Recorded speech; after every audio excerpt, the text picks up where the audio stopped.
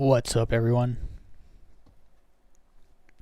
How is everyone doing? I hope everyone's good. I'm doing much better. Yesterday was a much needed day of rest. So, the Star Citizen 4.6 update has gone into Wave 1 PTU testing. And if you haven't seen it already, there's a lot of screenshots, videos going around, showing the night vision stuff. It looks pretty good. What I noticed is space. When you turn it on in space, the space backdrop actually looks really good. I've been saying for a while, like, the space backdrop's kind of bland, kind of fake in a way. Like, you can't see the Milky Way galaxy, even though we're in the Milky Way galaxy. I hope they update that at some point, because it doesn't look that good, and it's very like low contrast. But when you turn on the night vision, or the lamp, I guess it's called, it makes the space backdrop look really good. Something I haven't seen yet is what it's like when you turn it on, like on the light side of a planet, on the bright side. Because that I'm kind of interested in. I guess mostly because I'm wondering, could you just leave it on all the time, right? It's not like the night vision scopes. They're like way too bright. So any kind of light, you can't use them at all, or you're just looking at a white scope, a white out scope. But well, we'll see. It's not like super bright. It's just it's literally like somebody just added a color hue and then turned up the brightness a lot, which is actually really good. It's I like it more than the Elite Dangerous night vision, actually, which isn't bad either, but that's the only night vision comparison I really have from my own experience. Alright, so today I'm not gonna be like doing anything fancy. Just a bit of talking about the update. I'm gonna make some music. I'm gonna do some low fly practice for tomorrow. I haven't done much low flying this week, so I kind of want to get back in the groove for tomorrow's event, Friday afternoon, ground and pound event. I think it's still going. I don't know like how far he scheduled out the events for, but if he stops doing them, I'll host them if I have to. I think there's a few people that would host them too, so I don't think that's ever gonna stop.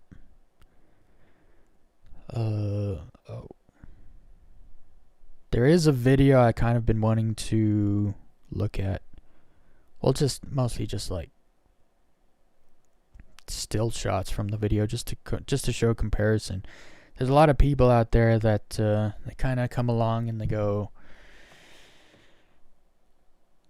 they spent $1 billion and have nothing to show for it, scam citizen. And it's like, okay, well, how about we let's look at the receipts on that, right? So we got this video here. This dude, Vinter, I don't know how to say that, but he's gone ahead and made basically like game trailers from each update. Not every update, but the main updates through the years, starting in 2013, when they released hangars. And I'm not gonna actually play anything here. We're just gonna go through. So first of all, this is like, I don't even think this is 720p, guys. It's like super blocky. Like these were the hangars in 2013, and people always go, oh, they promised to release the game in like 2015 or whatever. It's like, you wanted this game? You wanted it to look like this? Like, Star Citizen would have gone absolutely nowhere if they released it looking like this. So I'm so happy that they took their time. They took their sweet time and gave us something so much better than this, right? Because this is not... This might have been okay for 2015, but this wouldn't have... this would have aged like milk, right? So that's like an Avenger. Even the ships are like way better. I'm just gonna go like keep doing this. I don't want to play it because there's like music and I don't know what's copyright, not copyright.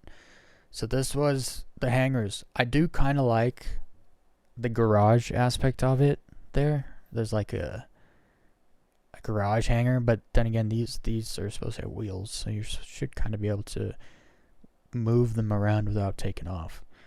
But I mean, this is just not this when you compare this to like now, you realize like, okay, so they spent $1 billion. Well, first of all, they didn't spend $1 billion. They made $1 billion. No company in the world spends their gross income on the product. So that's one thing people get wrong because they don't actually think.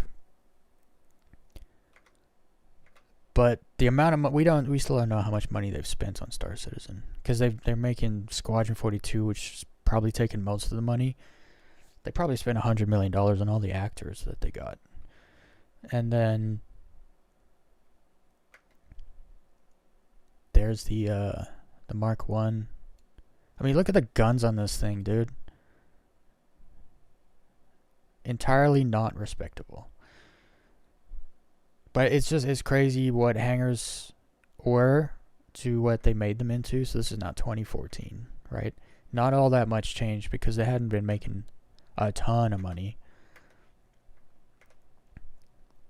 And this is like the game, right? This is what the game was when it was just hangars.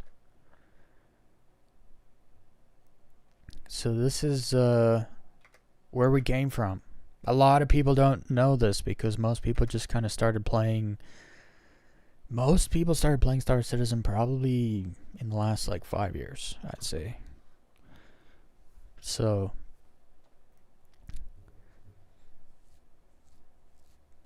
Hell yeah, Squirrel Lord.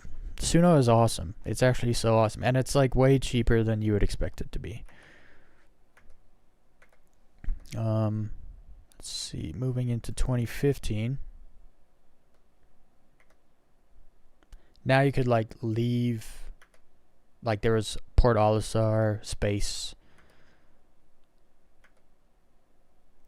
Right, so these are the... When I started playing Star Citizen, Port Olisar was still there. And I actually really like Port Olisar. I'm kind of sad they basically got rid of it. I thought they were bringing it back at some point. Maybe around Daymar or something, but I don't know if they will. The outside pads and then like running into the airlocks and stuff. I liked it. It's crazy. This reminds me, we're supposed to get an Aurora like gold pass or rework or something like pretty soon here. And I'm kind of hoping it happens before the wipe because the Aurora is the only ship I own. So this is the Constellation. This makes you realize the Constellation hasn't really gotten any updates. Not really.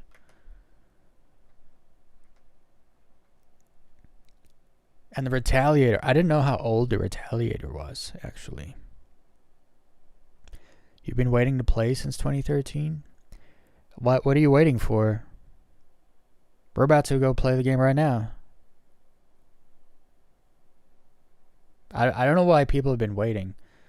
Like, since like 2019, the game's been like basically fully playable. And it's only getting better year over year over year. So it went from that to base. I'm just going to skip all the way ahead to like 2024. We started getting like way more ships, volumetric clouds, mining. The wormholes came in. What was that, 4.0 patch? Yeah, with Pyro. Which Jump in the game as soon as you can. The water's fine and the people are friendly. Exactly. Scorelord knows all about it. I seriously don't know why people are waiting for it to be completed. Dude, it is never going to be completed. That is a terrible excuse not to play the game. Like, most games that come out nowadays are not completed, but you buy those and play those. So I don't understand what you're waiting for. The game has a 1.0 release. That doesn't mean it's going to be complete, right? Like, if you're waiting for this game to be completed, okay, then you will be waiting until like 2040 or whatever. Because they're going to be developing this game for a long time. But that doesn't mean it's not playable. It's actually extremely enjoyable as it is in its alpha state with all its bugs. I still enjoy the hell out of it. Your 2011 PC can't handle the game now? Dude, you thinking like several years from now, when the game is complete in your eyes, you think your 2011 computer is going to be able to handle it then? Actually, 2011 computer, bro, you're probably not handling anything. You're either playing like games that are 10 years old or more, or you're not playing anything. Because that's, like, you do realize that's 15 years old, right? Waiting for stuff in the 2013 advertising to be completed. Name what is not completed in the 2013 advertising.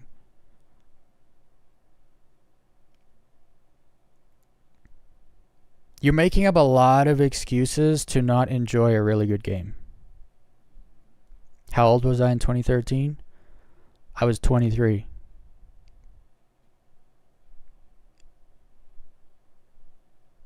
Dude, people think I'm in like my early 20s sometimes. It's kind of weird. But anyway, like, this is what the game is now. Like, I don't know what you're waiting for. There's multiple star systems. There's a ton of missions now. There is so much to do.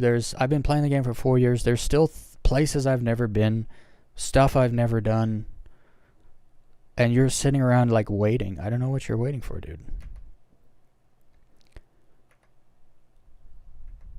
Like, this is now the game compared to like this.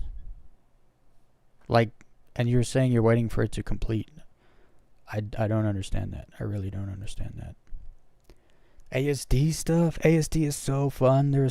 I could spend weeks just hanging out in ASD facilities. And that's like 2% of the game. Not even. It's wild to me that people have been following the game since like its early release with just hangers in 2013, and they still haven't played it because they think it's not complete enough. It's a terrible misunderstanding is what that is. Now we got Nyx. And in the next update, they're actually... So we always knew this year they're going to be building out Nyx. They've added a bunch of stations to Nyx, like rest and relax kind of stations. It's wild to me that people are waiting for this game to be complete. They don't understand it, actually, is what's going on there. Or they're haters and they're just making up excuses to not play the game and keep hating on it. But it's the people that haven't been playing the game that completely ignorant. They have no idea what's going on. They don't know what you can do in the game. It's wild to me that people won't play it. I'm one of the people waiting for it to be finished. You're going to be waiting another 10, 15 years. No games that come out nowadays, guys. No games. 0 games that come out nowadays that are like AAA or higher quality games that come out nowadays are finished or complete. But you run and buy those games and play those games. I don't understand the argument. I really don't. Here, how about this, guys? How about this? Let's just jump in the game. Let's jump in the game right now. Show you guys what you're missing. Let's see. Who should I join here? There's 700 people, like up to 700 people in a shard. Let's see. Let's join Equinox server. It's kind of big, but I'm not going to be doing much today. So there's over 650 people in this server. We're going to run into people all over the place. Yo, what's up? I don't know who you are. That's a long name. Mihailo Stankovic. Did I say it right? I gotta get some music going, guys. What am I doing? Let's get a little music going real quick. Also, I found a genre I think I've been looking for a long time. Winter Mista, of course. Dude, I hate the fact that they changed the names.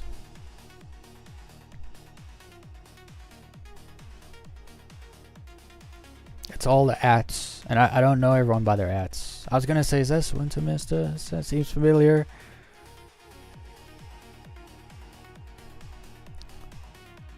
Still has so many bugs and many things are unfinished. Well, the game is in active development, so there are things that are not finished, but that doesn't mean it's not playable. And saying there's so many bugs, you don't play the game. You don't know how many bugs there are. I'm not saying there's no bugs. That's just like when you play the game enough, you know how to get, like, the bugs become like a nothing burger. The bugs are like,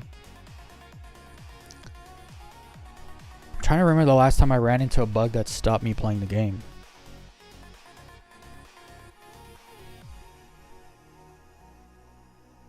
Nah, like the bugs, once you figure out like when bugs can occur, you can just like completely avoid them.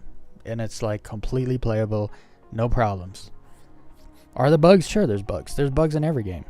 Literally. Do the bugs get fixed in this game? Yeah, all the time. But because you get an update every other month, or even like every 6 weeks, basically, you get an update.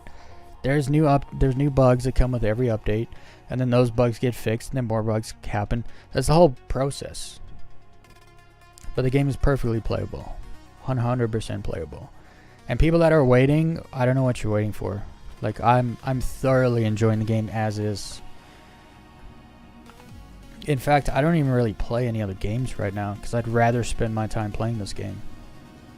But it's not complete. Yeah, it's not complete. It's not going to be complete for a long time, but it's complete enough that you can have a hell of a good time.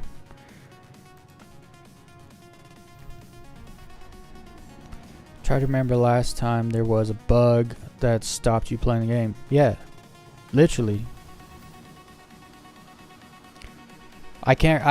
There's never been a bug that's like, oh, I gotta get off the game. I can't play it. The bug, like, I can't play it. That's like, I literally can't remember. Morphologist runs it. Morphologist, like, doesn't actually play the game that much. And so he doesn't actually know a lot of the bugs. And so he doesn't know how to get around them. That's a him problem.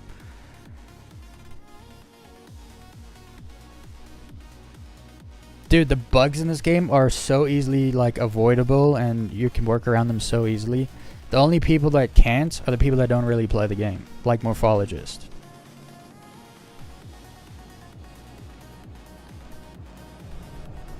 Dude's like a full-time architect. He doesn't have time to play the game.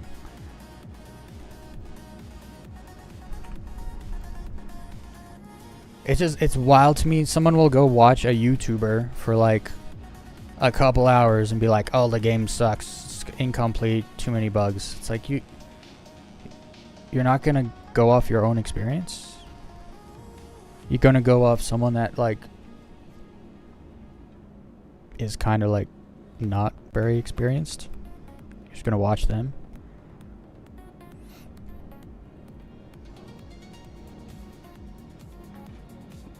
Morphologist runs into game-breaking bugs all the time. Dude, I can guarantee you I probably play like 5 times more Star Citizen than Morphologist at the least. And so I run into way more bugs than him. And I still play more than him because the bugs I run into are not game-breaking. It's that simple.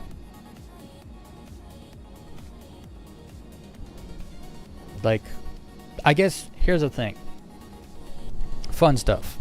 Maybe you should watch me for a little while. Maybe you should tune into my live streams and actually see what the game has to offer. Because I can guarantee you Morphologist doesn't do all the stuff, right? Like, have you seen him go through CZs? Have you seen him run Hathor with his crew? Have you seen him, like, do executive hangars or like, what were we doing the other night? Like, group space combat stuff. Have you seen him run through the ASD facilities? Dude, I've been running through the ASD facilities so much. There is, like, there's almost no bugs down there. Like, it's made so well. It's a little wild to me. People see, like, one little video from a YouTuber that doesn't even play the game that much and think they know all about it.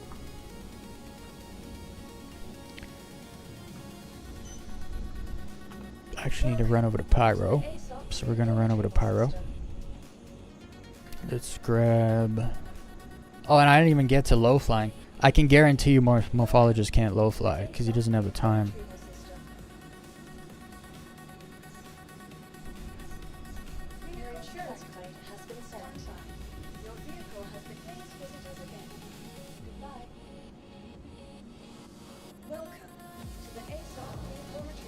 Honestly, like nowadays, especially because with server meshing, the game is so much smoother to play. The bugs you run into are like, oh, the wormhole spat me out back where the system I jumped from. Okay, so you just park at the station and you go back and you go through the wormhole. Like nothing happened. Like it's not. The thing is, someone like Morphologist, they'll run into something like that and it's like, oh, this is a game-breaking bug I can't get from one system to another. But he doesn't play the game enough to know that all you got to do is stop at the station and then go back through the wormhole and you go through to the next system. It's just something you learn. Like there's a learning curve to every game, and that's just part of it. It's also not going to be a thing forever, right? The start of last year, elevators were like so broken, and now they just freaking work for the most part, unless someone like runs into you and you can get like pushed through the elevator wall. Then you just log to menu, come back in the game, and everything's fine, right? That's like the worst elevator bug right now. And it's not even, it's like a 2-minute workaround. If every 1 to 2 videos of his contains a bug that forces him to reload, then I can understand why some people don't want to play the game. Okay, but reloading is like 2 minutes, bro. The worst bugs you're going to run into will cause you to have to reload, and it takes 2 minutes. It's not like a 10 to 15 minute thing. In actual fact, if the game, like we're in a contested zone, which is PvPvE, and my game crashes, I reload the game, I'm back in the game, no problems, and we just keep playing like nothing happened. I don't know. It's like, it's a super bad excuse because, oh, the game has a few bugs, so I'm not going to play it. It's like, there you go, look. So before, we used to get 30Ks, which means the server crashes. Right now, we just got a server error. Okay, so you wait 30 seconds or whatever, and it takes everybody from that server, puts them on the replicated layer. This is like a perfect example, just happening right now. Instead of like losing your progress if you have like cargo on your ship or you're busy doing a mission or something, well, the server replication just takes everything and moves it, and then everyone just keeps playing. You don't have to log out to the menu. Your game isn't gonna like fall apart or anything. As someone who doesn't play, Star says, and I only see that he tries to do stuff and everything explodes. Everything explodes?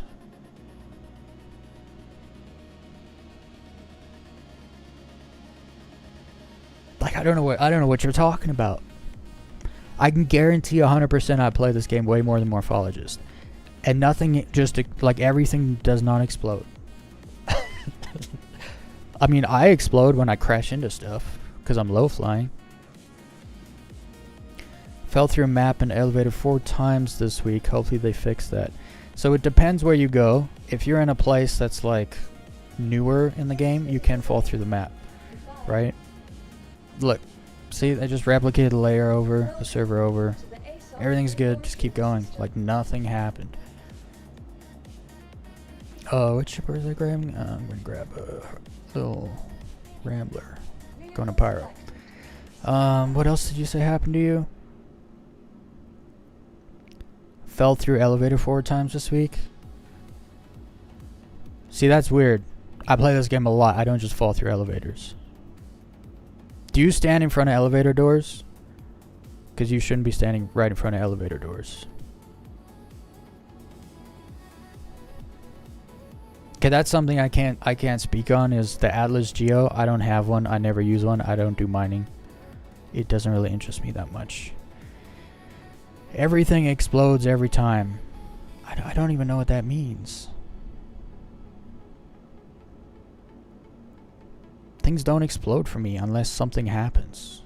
Like I make a mistake.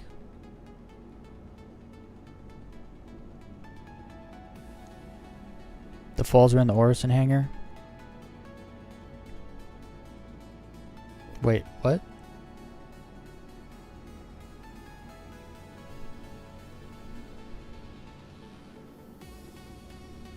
Yeah, no. So that is one thing with the elevators. Sometimes they like materialize before they're in the elevator shaft, because they don't just go up and down, right?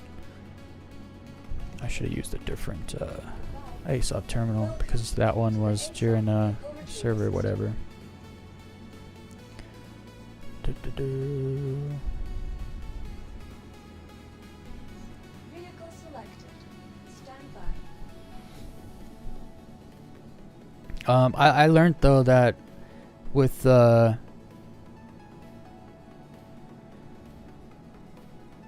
elevators, you just like stand to the side, like away from the doors, and then you never get sucked into the elevator or kicked out or anything like that. Like, there are bugs. I'm never gonna sit here and be like, oh, there's no bugs. Like right now, it doesn't want to give me a vehicle. It probably has something to do with the replication. That's fine. I'll just go to another server. It's like 2 minutes, guys.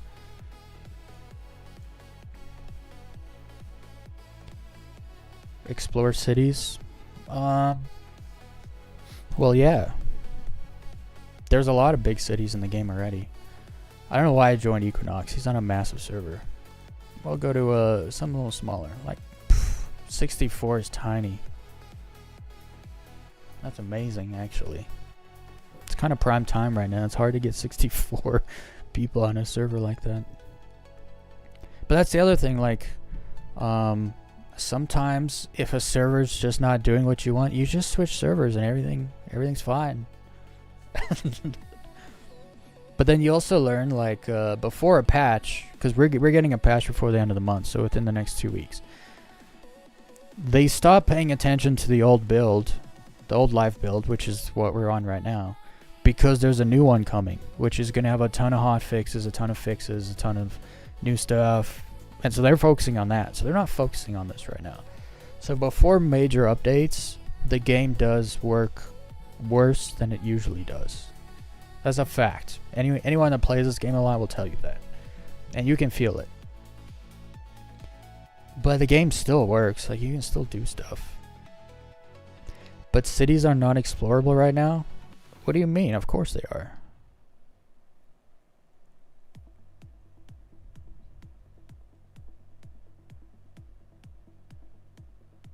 You can go to all the major cities and, like, go in all the areas that they have for you to go. Like, I don't understand that. There's like back alleys and stuff in ArcCorp where I find turtles, and I put turtles like in my hangar. I got a little zoo sometimes that I put in my personal hangar, because you can find like little alive creatures and critters around in the verse.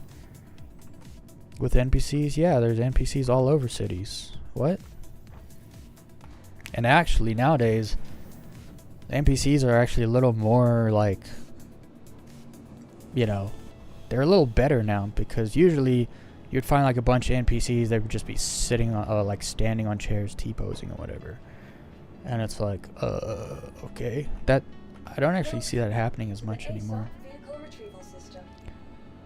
There's so much to explore now. They just added like new caves on Pyro 4. I was exploring those the other day. And they're different from the other ones. They're not copy and paste from like the Microtech caves or the Daymar sand caves. They're completely different.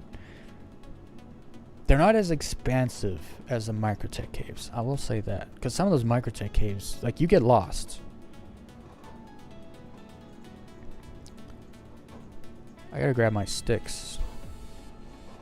Vehicle selected. Stand by. Your vehicle has been delivered to the following. See? So, for instance, whoa. See, if you need a backpack, you can just, you know... Someone dropped a lot of backpacks here.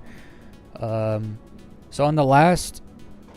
So, for instance, for someone that doesn't play the game a lot, on the last server I was on, the game was not putting my ship in the hangar because there was a server replication error and stuff like that. A lot of people be like, "Oh, the game is broken. I can't play," and then they get off. It's like, dude, just jump on another server like I did. I called my ship. It gave me my ship instantly. Like, there's things you gotta learn. Like, and if you don't think about it, if you don't think it through, then you're not gonna know what to do, right? Elevators are always broken. Elevators are not always broken. They're just fine.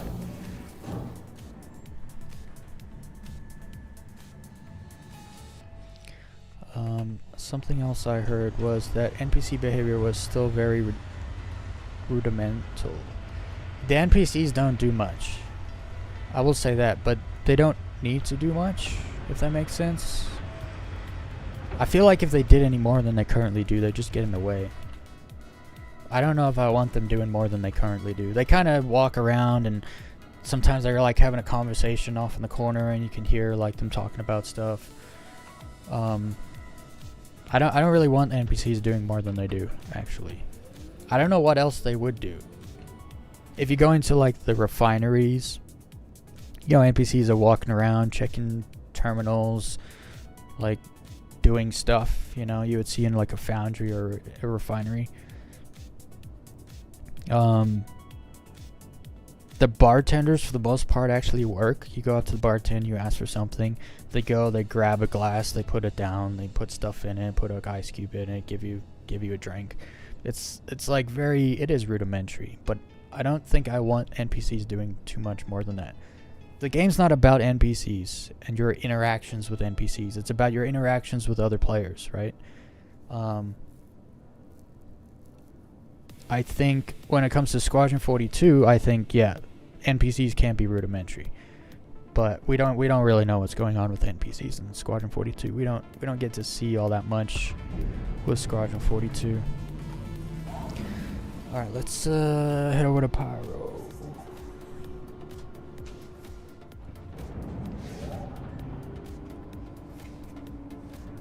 Also, it costs $45 to get a starter pack in the game, and because there's a wipe coming soon, you might want to get a starter pack on the other side of the wipe, because everyone's going to be starting fresh, new, and you can start with everyone else.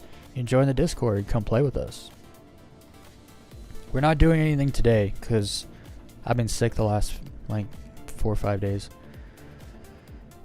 But actually on Monday and Tuesday we did some pretty cool stuff, actually.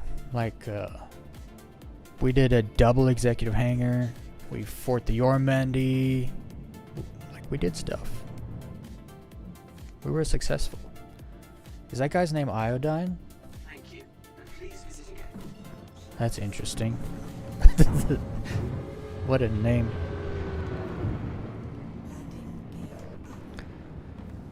Alright, where are we going? We're going to the gateway. Also, I can't wait for an update, because I don't like Orison. It's nice, it's pretty, I don't like it. It's not my cup of tea. I like R-Corp. That's my jam. Where is it? Here it is. Let's go to the gateway. See right now? Another bug? It won't let me jump there. Like, it's not drawing the line. That's fine. I don't need it to draw me a line. I'll just jump there on my own. Let's go. Okay, now this is dangerous because I'm going to OM1, which is kind of a PvP playground. So we're just going to go fast. Oh, someone got killed there. All their cargo's laying out in space. Oh, not the next gateway. We're going to... Not the Terra gateway. We're going to Pyro gateway. So right there was another bug there where it wouldn't... Actually, here, let's see if it'll let me do one now. I know with Obituary and Pyro, you have to kind of do one jump and then it'll let you set routes. I don't know if that's the same issue that's going on here. Is it? Oh yeah, so it is. But at the same time, you don't have to set a route, right? So like, if the game won't set a route for you, that doesn't mean the game's broken and you can't play it. It just means you can just find the marker in the sky yourself and then jump there. You don't have to set routes to go places.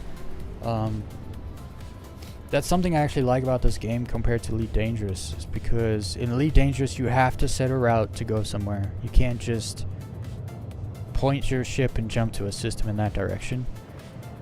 In this game you can kind of just, if you know where things are in the sky, you can just point your ship there, lock onto it, and just go. Hey, what's up, Haywood? Isn't Star Citizen effectively pay to win since you get better ships if you pay more? You can buy all the ships in the game. You can even get the Idris, which is like the biggest, baddest capital ship right now. You can get that in the game too. You don't have to buy anything. Also, I've seen people in like big bad ships get wrecked by people in like small ships because the game is mostly skill based. It's not really pay to win.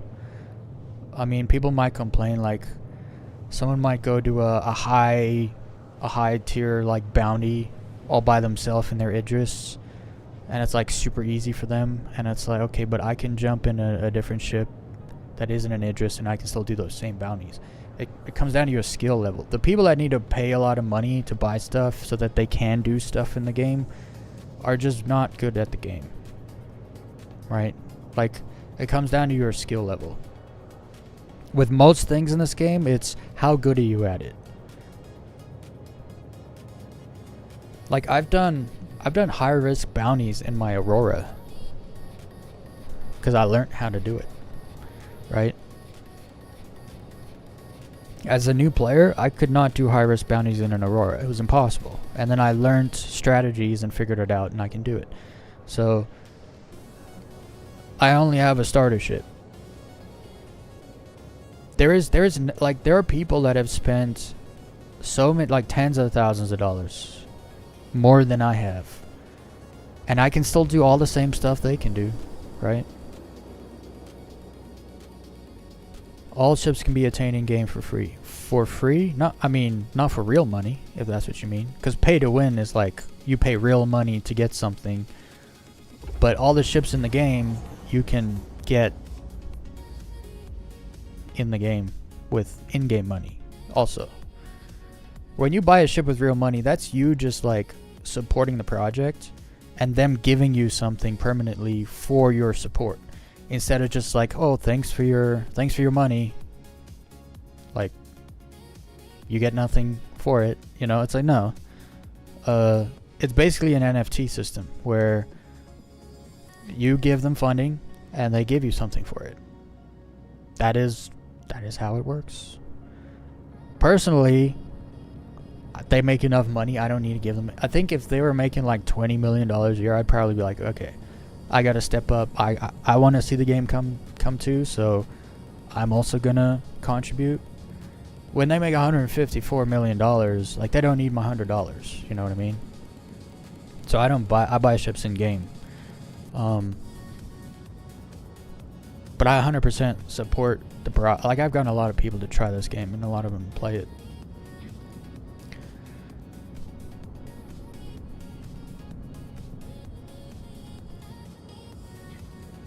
It's the game is mostly skill based. There really is, if there is pay to win in this game, it's like very minute, very minuscule. Because there are people that can buy stuff in the game and still get wrecked by people that don't have that stuff. So it's not pay to win. Because pay to win's like, oh, I paid this money, so now I'm going to win. It's like, no. You can buy all the stuff you want with real money. It doesn't guarantee you're winning anything. And that's just how it is. The only thing I would say, there's some like favoritism where if you buy a brand new ship that just got released, you get it first. And then later it's added to the game. That's like the only advantage people have. But even then, so there's so many ships in the game, you're not getting an upper hand or advantage because you bought a newer ship.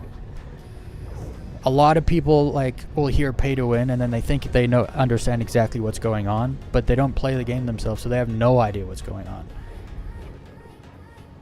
They also compare it to other games that are pay to win, and it's just not the same.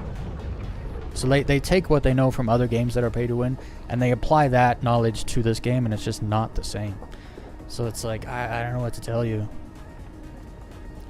I've been playing this game on a starter pack for 4 years, and not one time have I felt like, oh, they paid more money than me, so, you know, they have an advantage. Not one time have I ever felt that way.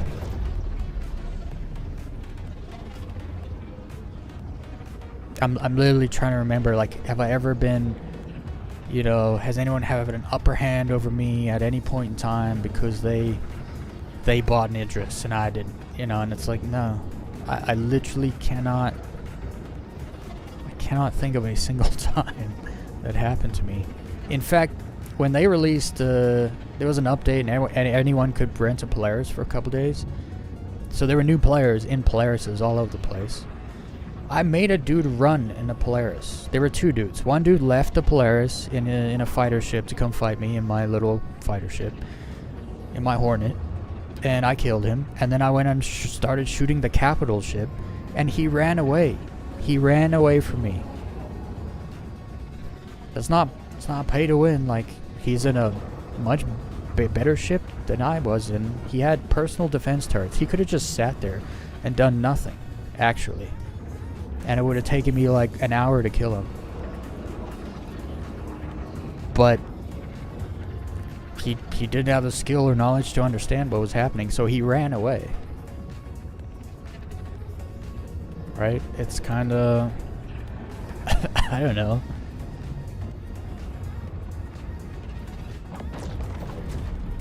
There's like...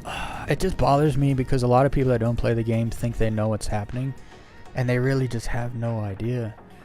And it's not because they're stupid or anything. It's just like... there's so much going on nowadays with the game. Like, they're making so much money and having so much development progress.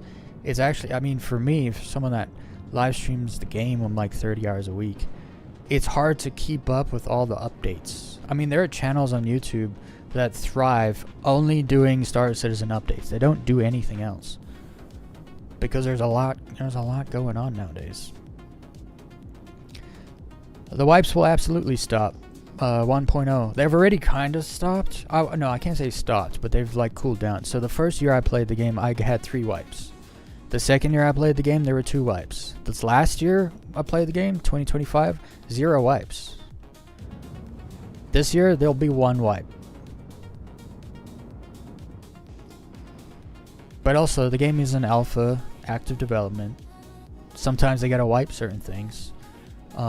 Because they bring in new things into the game that need a wipe.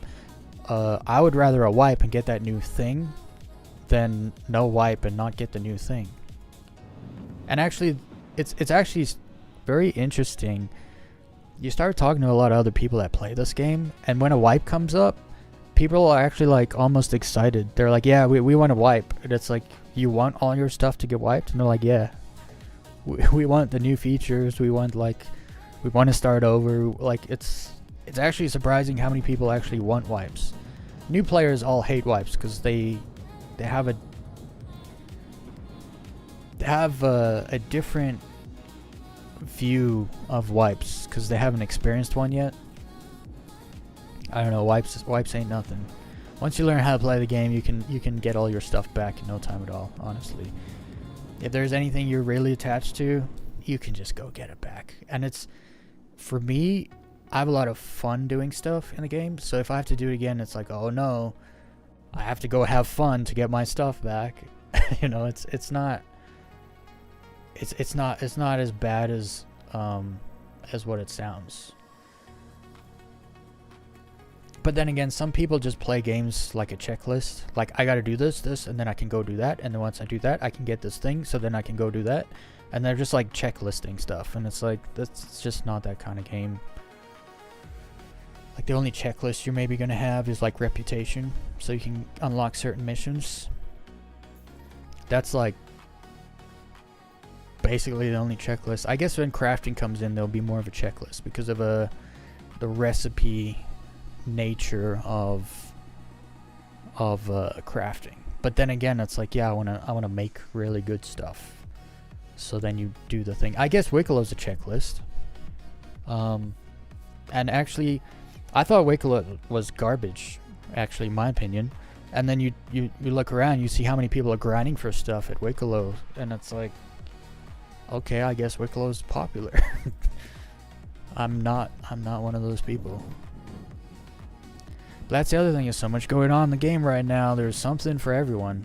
So, like, there's a lot of people that just love PvP, and so all they do is contested zones, and they hang out at Hathor mining facilities, and they get to it, and they have tons of fun. Weez, I was about to reference that and how the player seems pay to win, but if you know how to fight one, it is not. Exactly. Also, Equinox, I don't know if you saw in the next update, Polaris has a bunch of interior upgrades. So,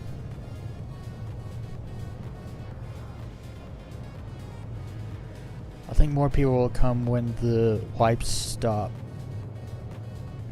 So that's what I used to think, but that's just not true, actually, because they had a 40% increase in players last year.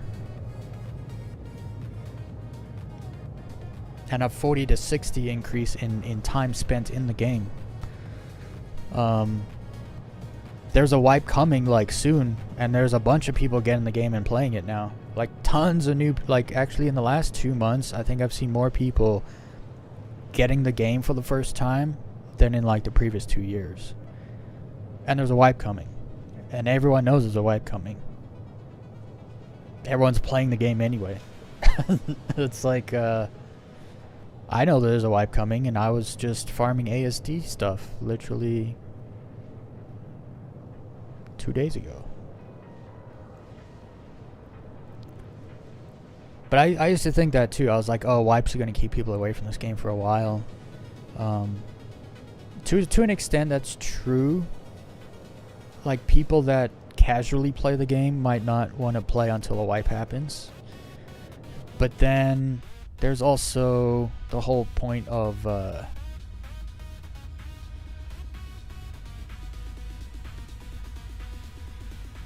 it comes down to how much you know. It really does. Because the devs have spoken about, they separated the wipes. They don't have to do full wipes anymore.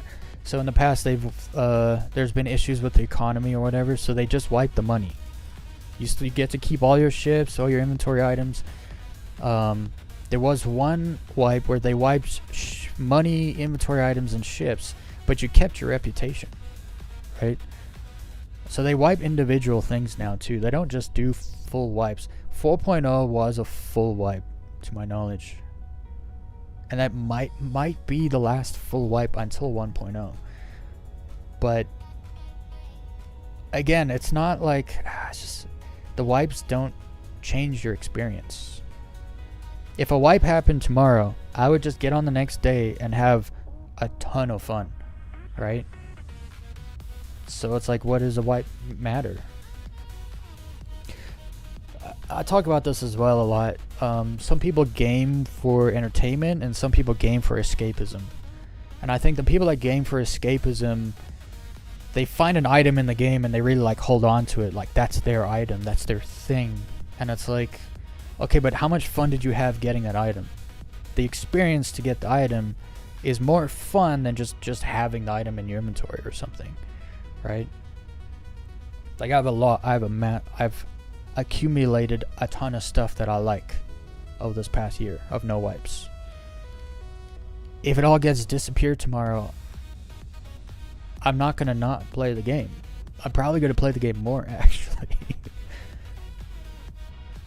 I don't know. You have to play the game for yourself to understand some of these things.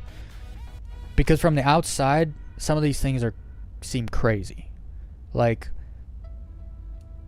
I mean, before I played this game, when I was playing Elite Dangerous, I was like, Star Citizen people are in a cult because all their stuff gets taken away from them every 6 months or whatever. Whenever the wipes were back then. And everyone just keeps playing the game. I didn't understand. Like, I had no understanding at all. And I thought the game was a scam and everything. And then somebody gifted me a game package, a starter pack. And I played the game and I was like, yo, this game is awesome. It's like, but there's bugs. I don't care. Like, I figure out ways around them and I keep playing, and it's hella fun. Once you play the game enough, you realize there's nothing else like it. Nothing else like it.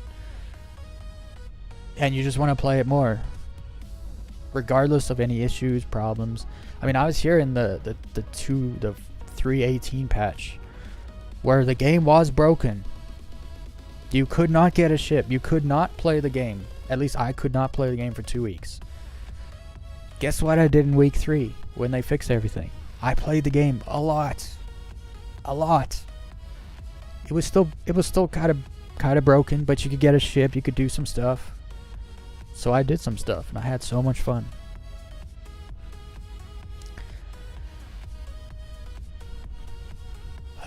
There is an insurance system to attain things back. That's true. When do you think 1.0 will happen?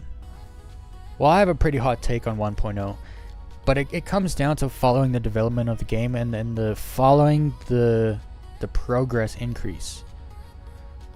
Like if you go like 2016 to 2017, well, not a whole lot happened because they weren't making over $100 million a year then, right? Since 2022, I believe they're making over $100 million a year. And when you start to look 2022 to 2023, what happened? 23 to 24, what happened? 24 to 25. So much more happens year over year now that if you asked me that question in 2020, I'd say like 2035 based on the progress. Now if you ask me that question, I'm thinking more so like end of 2028. And then people always got to remember they're also making Squadron 42, which is a whole nother game. A whole nother thing, honestly.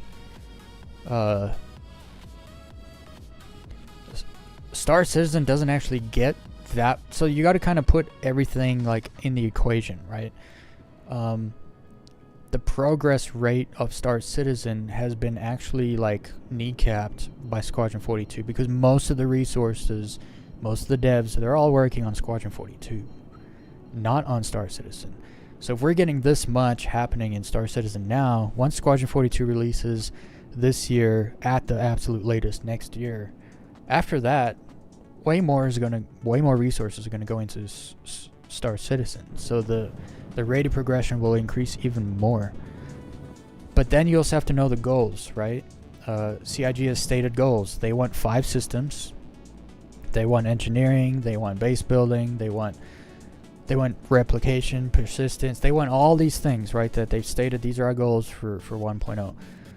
Well, in the last year, they did 2 systems. They did engineering. We got server meshing. We have persistence and different levels of persistence. They kind of turn persistence up and down, and they've been testing it.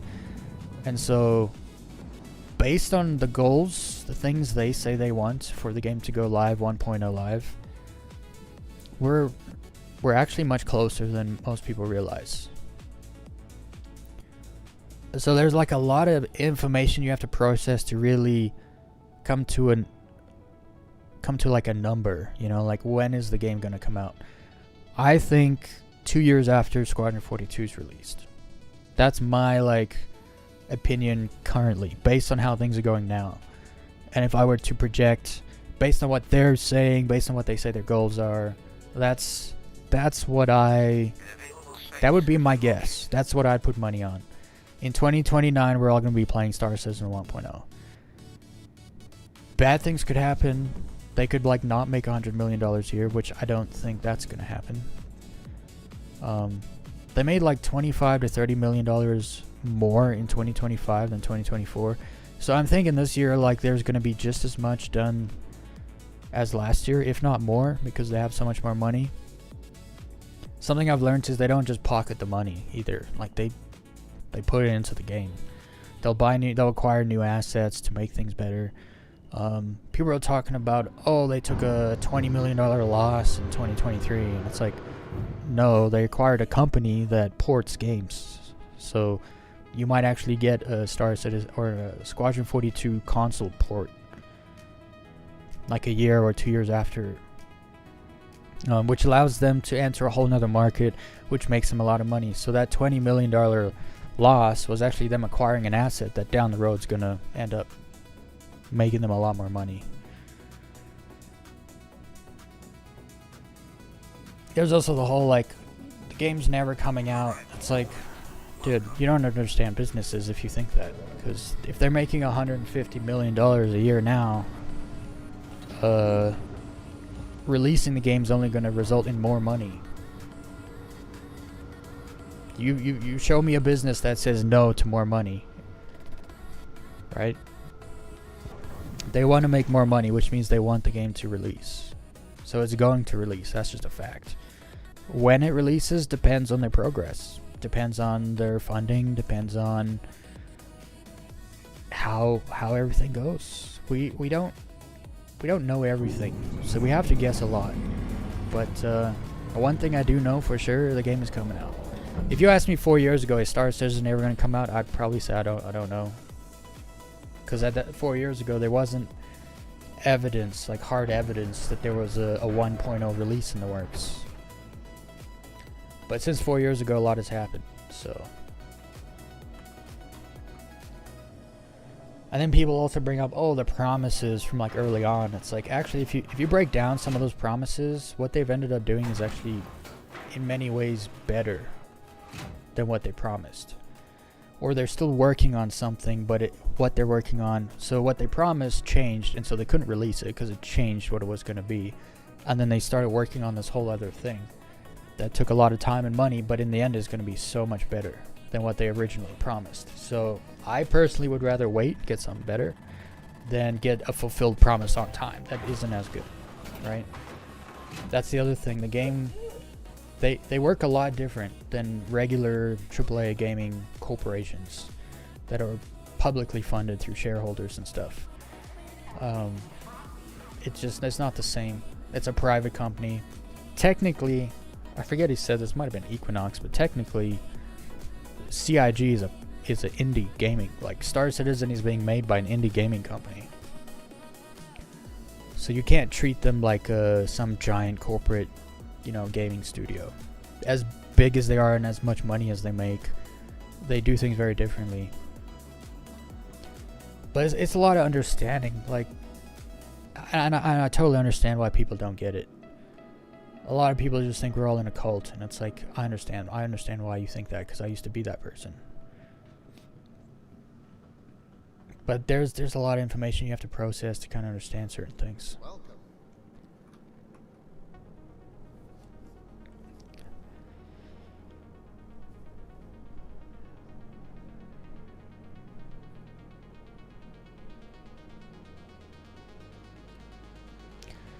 You see Weez playing, does it look like fun? Well, hold up, Haywood, I haven't done anything. Don't say that yet. I've not done anything.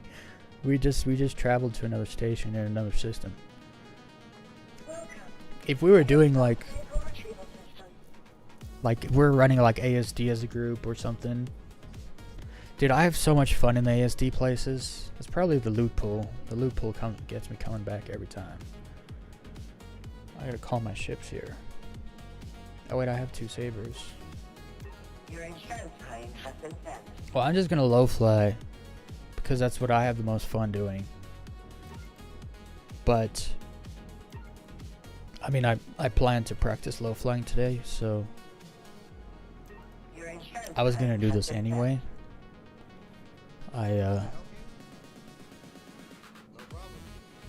didn't plan to do anything today. I wasn't sure if I was gonna stream today, actually, honestly. I was pretty sick yesterday.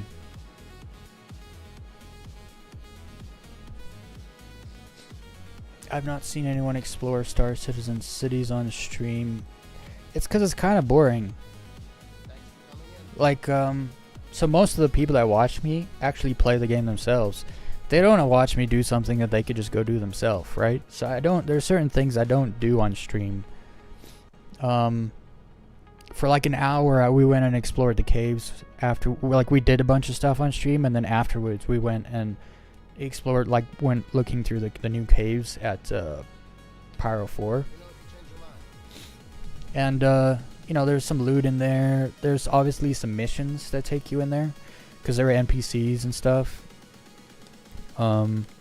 There's like a lot of places you can go explore because there's a lot of locations. I played the game for like 6 months and didn't even know about all the little settlements in Pyro. So Equinox told me about the maintenance missions. So I do some maintenance missions and they take you to all these little settlements that are everywhere. And then even at the settlements, there's like little nooks and crannies you can explore. You can get like underneath the buildings and stuff. It's I mean, hell, just last week, I think it was Monday actually, I found myself in a vent in a station in Pyro I didn't even know was there. It's like, yo, there's vents all under the station in here, like a maze of vents. We've gone through the contested zones a dozen times, and on just last week Saturday, Hayward was taking me into places in the contested zone I had never seen before because I had never properly explored them, right?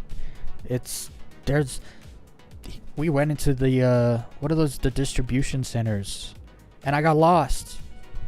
Those have been in the game for like 2 years. I got lost because those places are massive. There is a lot to explore. I've been playing the game for 4 years and I still get lost. I still have not been to places.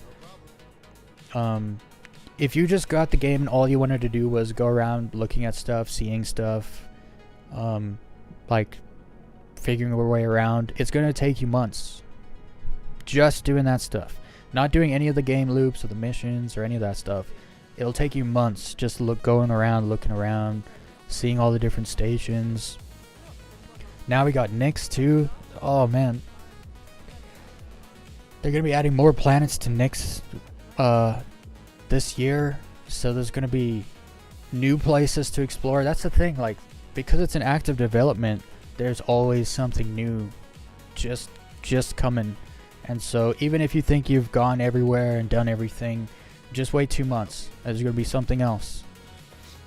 That's one of the cool things about this game. It's not stopping anytime soon. Land around cities and check it out. Oh yeah, I remember the first time someone was like, "Oh, you know, you could land at the outskirts of Hurston." I was like, "What are you talking about? You gotta land at the landing zone." They're like, no, you land on the planet on the outskirts, and then there's like a bunch of refineries and stuff, and then there's city entrances and trains that like take you around there. I was like, what? And then they're like, oh, and there's a racetrack next to the city. I was like, what? I didn't know that. A city I'd been to so many times, and then you find out things you didn't know about. It's way more expansive than people realize, but you have to play the game yourself to realize how expansive it's become.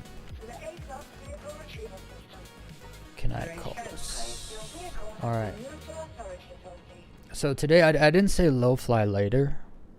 I said low fly practice because there's some maneuvers I gotta practice, which means I'm gonna die a lot. We're gonna die a lot. What am I wearing?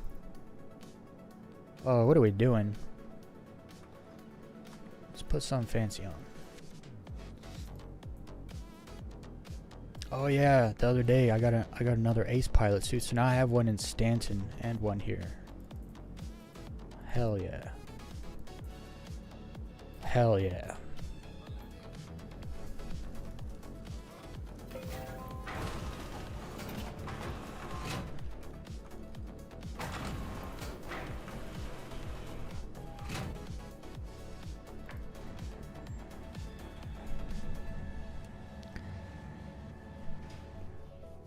I hope fun stuff you see more than what some of these other YouTubers are doing.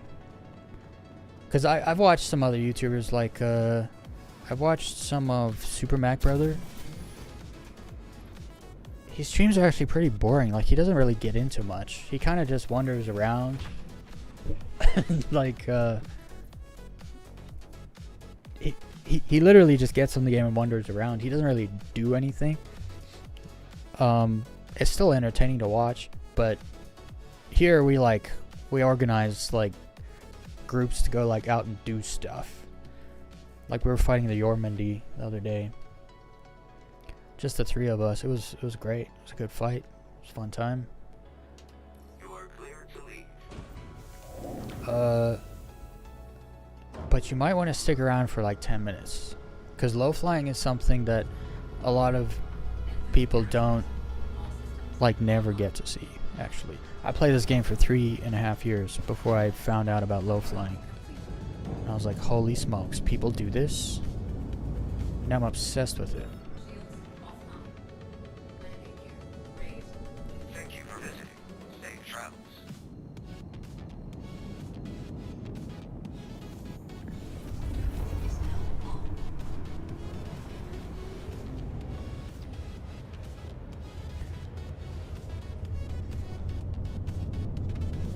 Also, fun stuff. It's $45. Go get a starter pack. You'll enjoy it. I promise you. Oh, but play with other people. Don't just get on the game and play by yourself.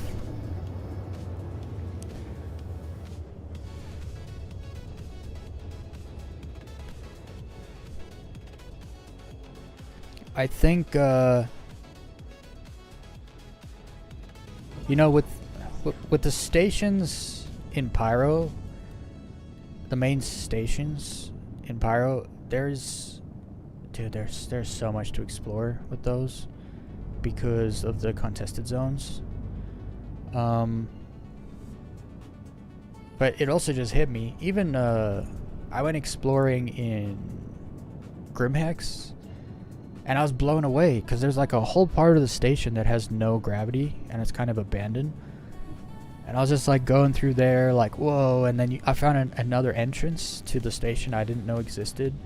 You can EVA into this abandoned part of the station and then through it to going into the station. You don't have to use the hangars or the pad.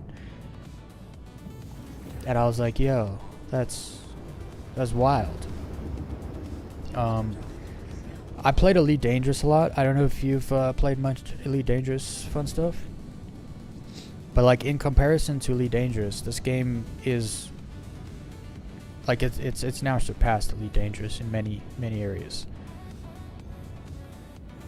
Especially when it comes to simulator element.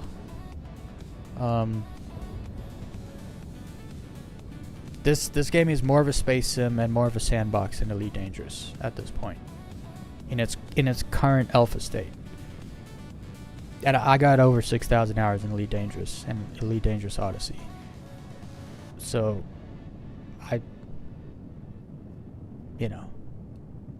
I like Elite Dangerous. It's no hate to Elite Dangerous.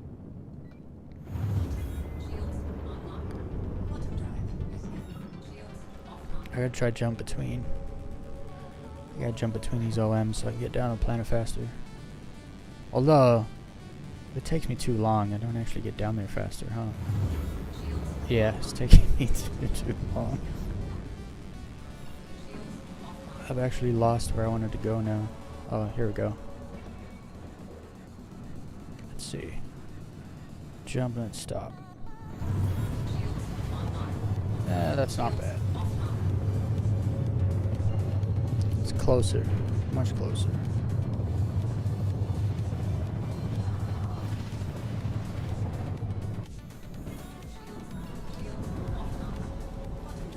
Also, I'm actually pretty stoked about the night vision cockpits, because I want to do dark side planet low flying. That's like gonna be an absolute jam. And third person filming that, like a bunch of ships just in the dark, literally just low flying, barely missing trees and rocks. That's gonna be a vibe right there. I can't wait for that. Would you say are your pros and cons of Elite Dangerous for Star Citizen? So honestly, the reason I gave Star Citizen a chance is because in Elite Dangerous, we kept asking the developers for things that we wanted, that we saw, because Elite Dangerous has a lot of potential. So we kept asking for them to fulfill the potential. So like for 7 years, we asked for space legs, which means, you know, being able to EVA outside your ship and do stuff. And they ended up giving us Odyssey, which is just ground legs. You still can't leave your ship in space and do stuff. One of my the thing that sold me the most, there's a Bed Bananas video where they went to do a bounty mission and their ship gets blown up, but then they're just in space, like stuck in space, and they EVA over to this freaking massive ship, the Hammerhead. And they break into the door and they get aboard and they kill the pilot and they take the ship. And I was like, bro, what I would do to be able to do that in Elite Dangerous. And so I was like, okay, I'm going to give this Star Citizen a chance, because it seems to have some of the things I've always wanted in Elite Dangerous. It seems to have some of that stuff. At first, when I started playing this game, there was things that were not in this game that were in Elite Dangerous. So like ship engineering, being able to like build a ship, like ship builds have kind of become more of a thing since I've started playing. Sorry, I'm gonna get distracted here. But so as time goes on, they kind of also I wanted aliens in Star Citizen. I was like, yo, I want some aliens, because one of my favorite things to do in Elite Dangerous was go fight Thargoids. Group Thargoid hunting is actually pretty fun. So I was like, I kind of want like aliens in the game. And when they added Nyx, we now have Vandal in the game. Very early on, there's going to be actual Vandal raids and much bigger missions, but they're actual aliens, not just alien ships, right? So in Elite Dangerous, it's just alien ships. You can't go like fight a bunch of little aliens or whatever. You can only fight their ships. And well, Star Citizen, the thing is, they have so much money, they get to do stuff that other games can't do, right? I mean, even with Starfield, like, the planets in Starfield don't actually exist. It's a PNG in the sky. You jump there, you fast travel, jump there. Then you fast travel down to the planet. When you're on the planet, it's just a flat plane with, like, terrain added.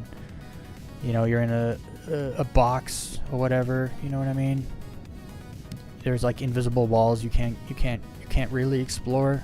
Like, you can't go on Starfield and do what I'm doing right now. You just can't do it. And you can do it on Elite, but it's extremely costly.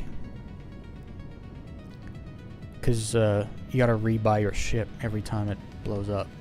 In this game, you don't rebuy. You just claim insurance claim. So there's just some stuff. So I admit, at first there were more pros with Elite for me than they are now, but that's because this game keeps its development up.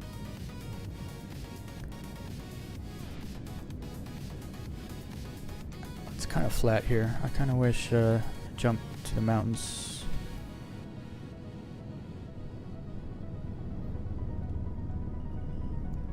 Oh, My head tracking's off.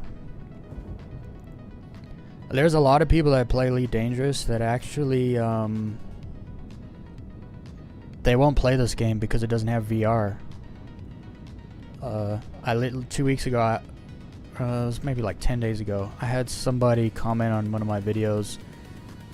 They're like, too bad Star Citizen doesn't have VR, and I was like, they got VR now, and it's more VR than. So Elite Dangerous has VR, but only in the ships. From what I know, I don't think they've updated it to where there's first-person VR. Star Citizen's gonna have full VR in and out of your ship. And so now a lot of those people can't use that excuse to not try the game anymore. And what's cool about it is they never really planned to do VR, like kind of down the road. They're like, probably, maybe. But one of the devs took it into his own hands, and on his own time, he developed VR for the game. And it came out last patch. And I thought they were just gonna test it last patch in the PTU, and that it wasn't gonna come out. But I guess it worked well enough that they just left it in the game. So you can now play this game in VR. Not full VR, like it doesn't have a hand, what's it called? Like hand motion tracking or whatever. Just head tracking.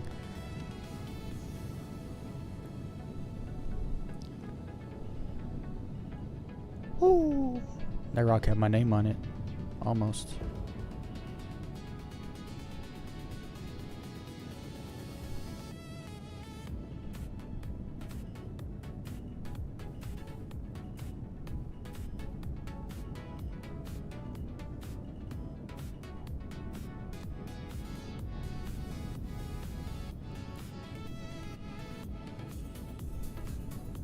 Also, I've been kind of wondering what they're going to do with the flight model. And it seems like they're going to be adding something to Arena Commander with the new flight model. So we're going to be able to actually test it, all of us. We're not going to have to be part of some special test group or something. They're just going to add it in. And we're all going to be able to test the new flight model stuff. Which is actually, it's good to see them utilize Arena Commander for testing. It's not something they've actually really done all that much. Because then you don't have to put it in the game in a live build. You can just throw it in Arena Commander and tweak it as you need, and then throw it in the live build. Which I kind of want to see them do more of that.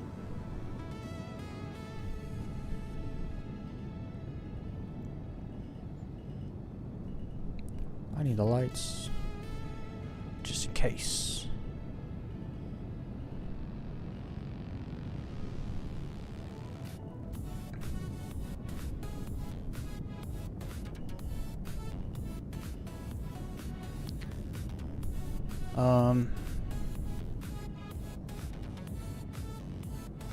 I'm trying to think of more pros and cons with the like Elite Dangerous and Star Citizen. There's actually so many. Like if you're into cargo running, in Elite Dangerous, you click a button to take a mission, and then like the cargo magically is on your ship. You don't get to see it or anything. In this game, you gotta go get the cargo. You gotta put it on your ship yourself. Or I guess you can use a freight elevators. I don't do cargo much, so I don't know exactly how it works, but I think you can like pay extra money and have it put on your ship. But then you can actually go down in your cargo bay and see all your cargo there. It's physicalized. It's one of the reasons things take so much time in this game. Freaking Chris Roberts wants everything to be physicalized, which is pretty awesome, but at the same time it's a lot of work to physicalize everything all the time. It's part of the reason like server meshing is so important, and that's something Elite Dangerous doesn't have and won't ever have. And then also Elite Dangerous, when you get on a ship in Elite Dangerous, you just become the ship. Like you are the ship. In this game, the ship's a real place. You know, it's a vehicle you actually get in and use. It's a home. It's a It's a method of transport. It's a place you can go. Not just, you don't just become the ship. You actually feel like you're piloting something. So that's and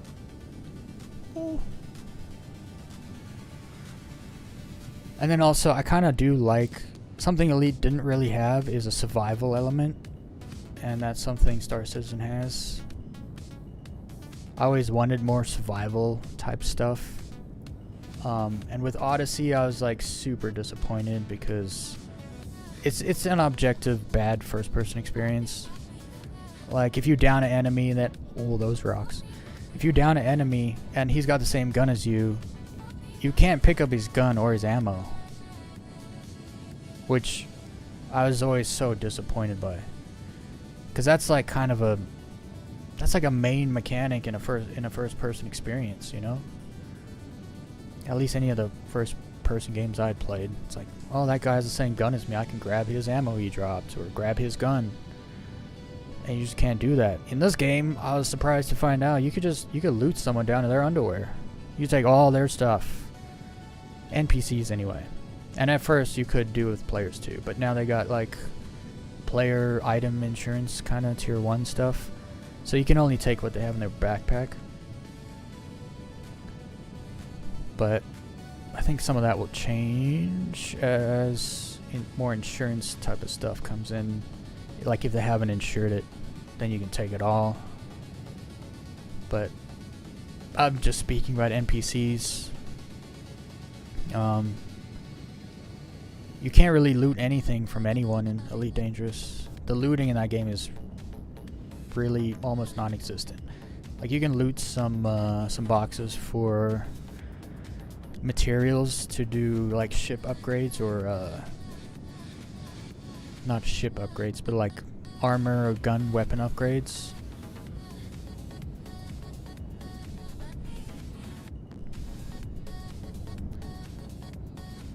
But as far as like looting armor and outfits and guns and all kinds of cool stuff, it just doesn't have that. And I've especially this year, I've really got into looting in Star Citizen, and it's like, I mean, I've been looting for months and months now, like hardcore looting with Haywood and the rest of the loot goblins out there. Shout out to loot goblins. And I mean, I'm finding stuff I've never seen before still, which is just wild. I'll see something and I'll just be like, yo, what in the world is that? I'm gonna take that just to see what it is. Sometimes stuff's cool. Like the glasses I'm wearing. Never seen them before. Found them. Now I'm wearing them. Yo, this warm-up run though, it's killing it like Tetris. I'd love to see morphologists do this. Straight up. I'm sure he's above this.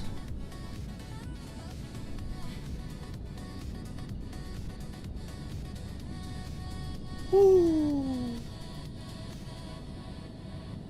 That sunset though. I see the chat going in my peripheral, but it's kind of, you know, if you put the chat and the slow flying on a scale, you can kind of guess which one's going to be heavier.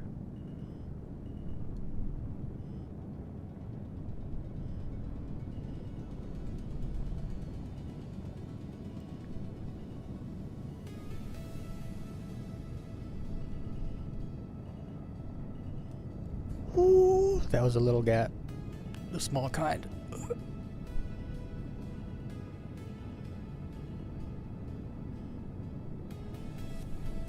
Oh, we're going for this one. Oh, that was a fake gap. Oh! It got me.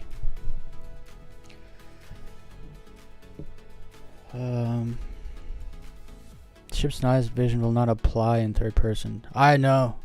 But that's why it could be cool, Haywood. Like filming dudes night flying in the dark side of a moon or a planet, because it'll look crazier from third person because you just see what's in their headlights, right? which looks crazy.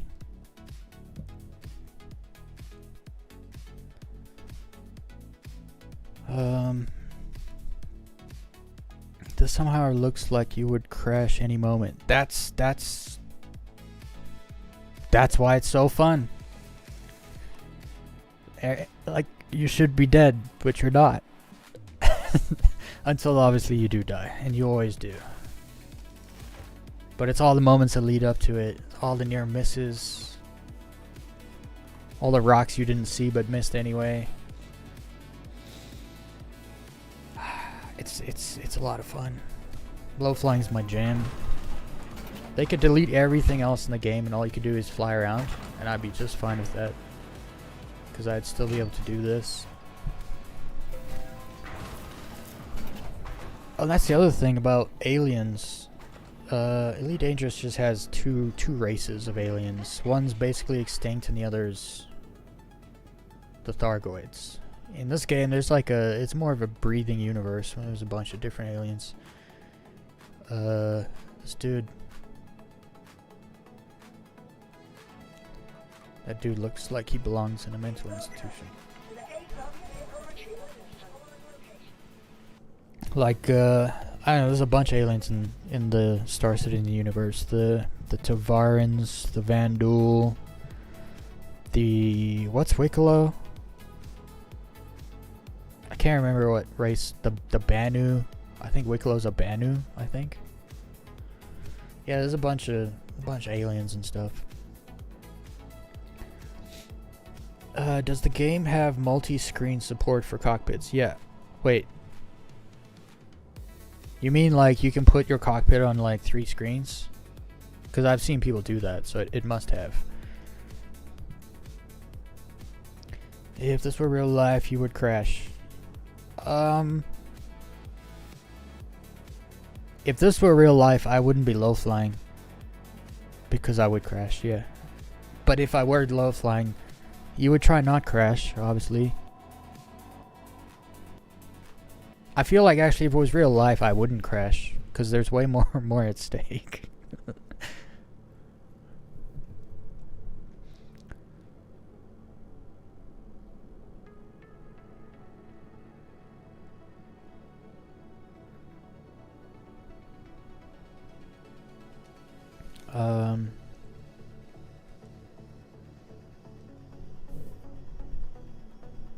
See, that's the other thing. I think there's a lot of bigger YouTubers, and I won't name them, but I'll name some of them. Like Morphologist is a bigger Star Citizen YouTuber.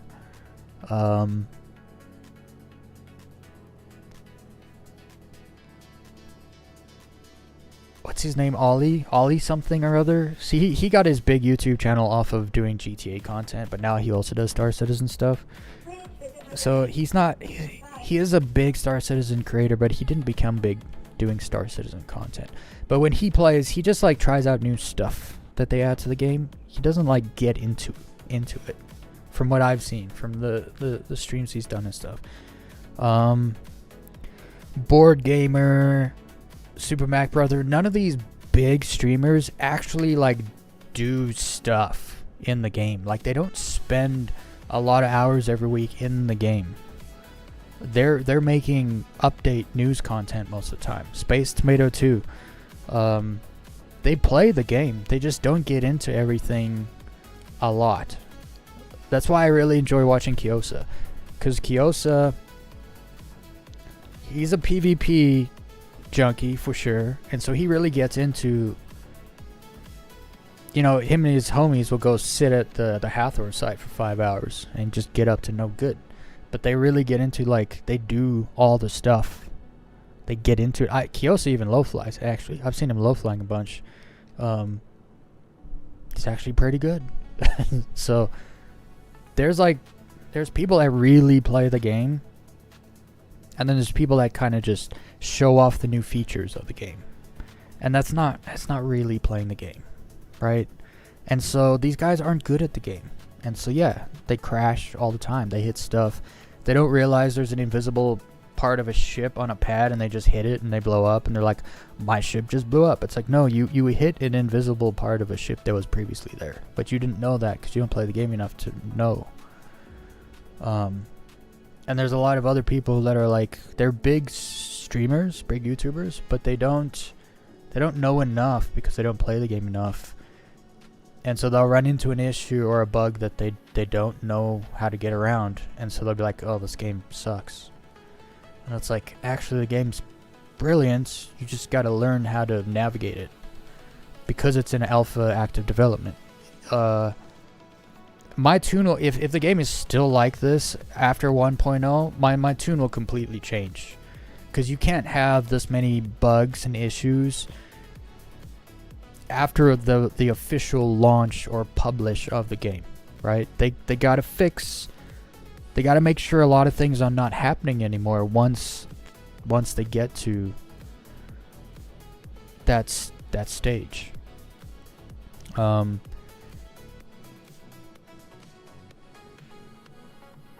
there can't be any pay to win. Like once the game is published fully, like you can buy it on Steam or whatever, you can't have any pay to win.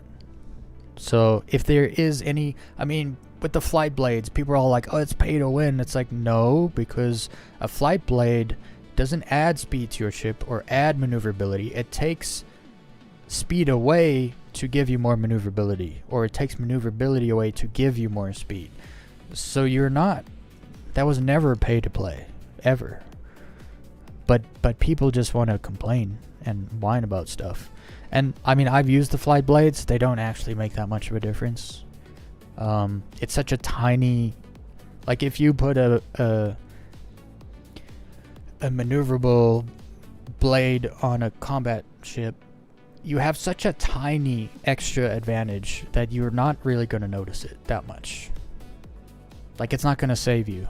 If you're not a very good skilled pilot already, that little advantage is not going to help you at all.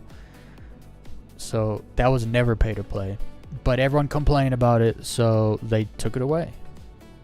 You can't buy those things straight up anymore. You can buy them in the game, so anyone can get them. One of the coolest Star Citizen videos I've seen was one where someone secretly went on board another person's ship. Yeah, that happened to me once. Yeah. I found him though. That used to be a thing because you could follow people to their hangars. So I've done it myself, but I also got found out. There was a dude, he was gonna go rock mining, so he had his rock vehicle on his cutlass, and he ran in the elevator. When you run in an elevator, you're looking into it, and then you turn this way to look at the screen to click on your hangar. And so I followed him in and then went behind him.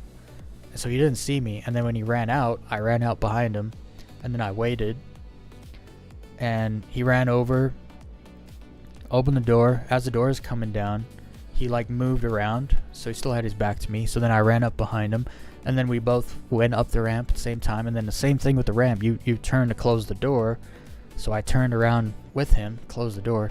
I ran around his rock, and then I went prone and I crawled under his rock, and I was just like hoping he didn't see me. And at some point he must have seen me, because he went prone and was like turning his flashlight on me. And I was like, oh man, he caught me.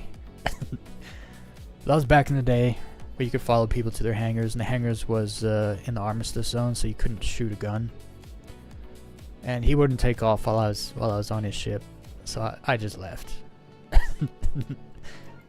But you can't be bored. I know Haywood's probably got some crazy stories, because he's done a lot of pirating where he sneaks aboard people's ships and stuff. I haven't done all that much pirating. I used to pirate NPC ships, but that's different. Okay, now that I'm warmed up, I gotta start practicing some maneuvers, some spread eagles, and some right side flying. I gotta be able to do both sides if I want to like progress with the other tricks. Also, another thing that kind of shocked me with Elite Dangerous, they have like 40 ships or something like that. maybe 43 at this point. They've added a few in the last couple years. But it's a spaceship like simulator game, and there's only 43 ships. Star Citizen has like well over 100 ships. It's probably like 200 plus vehicles. They have a lot of ground vehicles. Elite Dangerous has 2 ground vehicles. This game probably has a couple dozen ground vehicles. Because the Star Citizen marketing team is just better. And that's the thing, right? If you're going to play a game, you want that game to be the best it can, which means you need the marketing team for that game to be good. They need to be able to generate money so that the game can build into something better. And the Elite Dangerous marketing team basically didn't exist for a few years. They didn't release a single ship. Now they're trying to actually build up some funds to do more with the game. So they're selling ships early for real money. They wanted to sell stations early for real money, but the player base complained, which is like, dude, let them sell stuff for real money, because then you start getting all the things you've wanted for so long, because they can fund the develop. Like all Elite Dangerous players, like 99% of them, they all want ship interiors, but they aren't willing to let the developers sell stuff for real money to get the funds to rebuild all the ships so that they have interiors. It's self-sabotaging, and I wish more of them could see that, because that's something I want for that game, like really badly.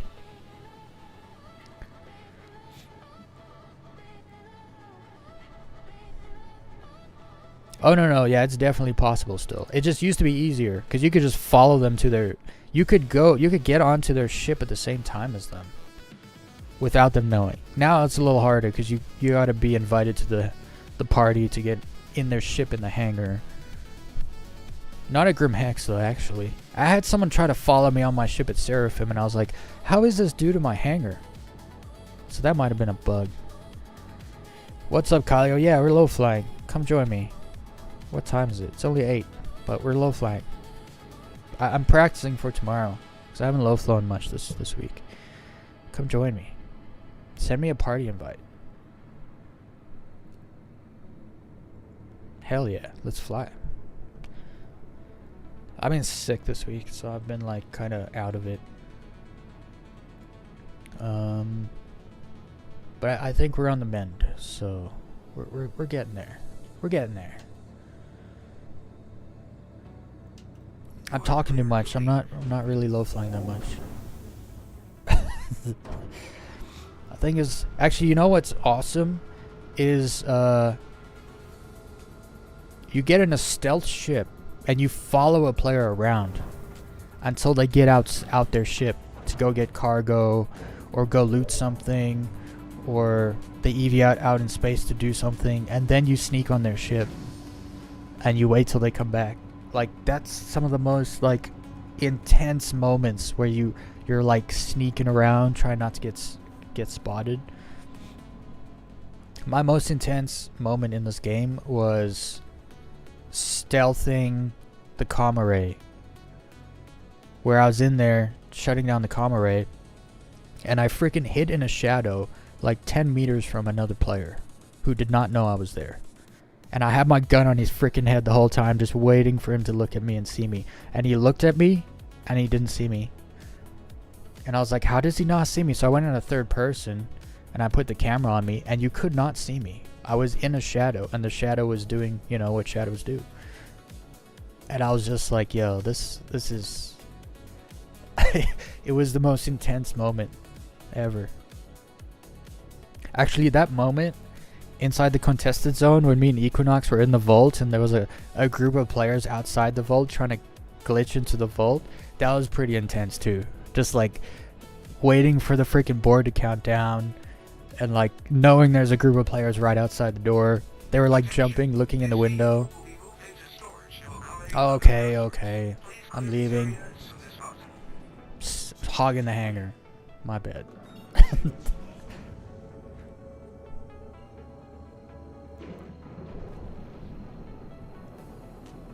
That was actually a really intense moment too. We were just sitting there waiting, like, are they gonna open that door before we can get the board?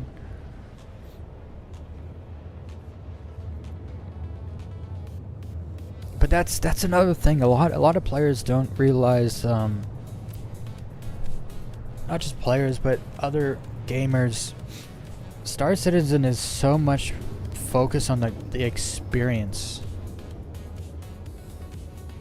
Because certain moments will happen to you, and it's. I mean, the one time I was in the warehouse, and I was waiting for other people to join me, and someone else, another player, randomly came into the warehouse, and I just hid there, and I just let him do his thing, and then I thought he left, but then when I came out of the elevator, he was still trying to move ship components, and I had a gun in my hand, and he didn't, so.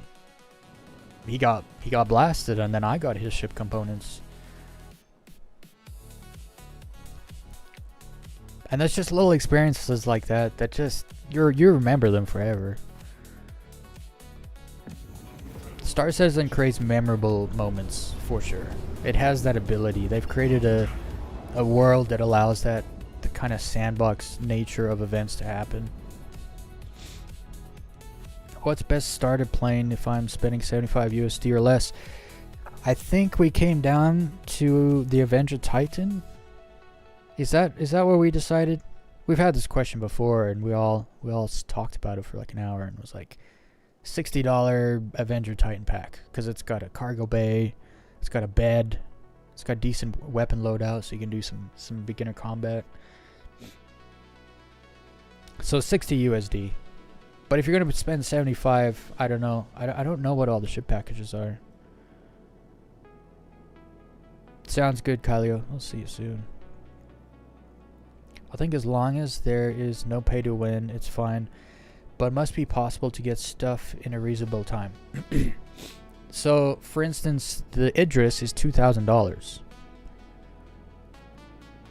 Depending on your job, how many hours you have to work to make $2,000 compared to how many hours it takes you to grind to get the stuff in game to get it from Wicklow, it's probably actually comparable.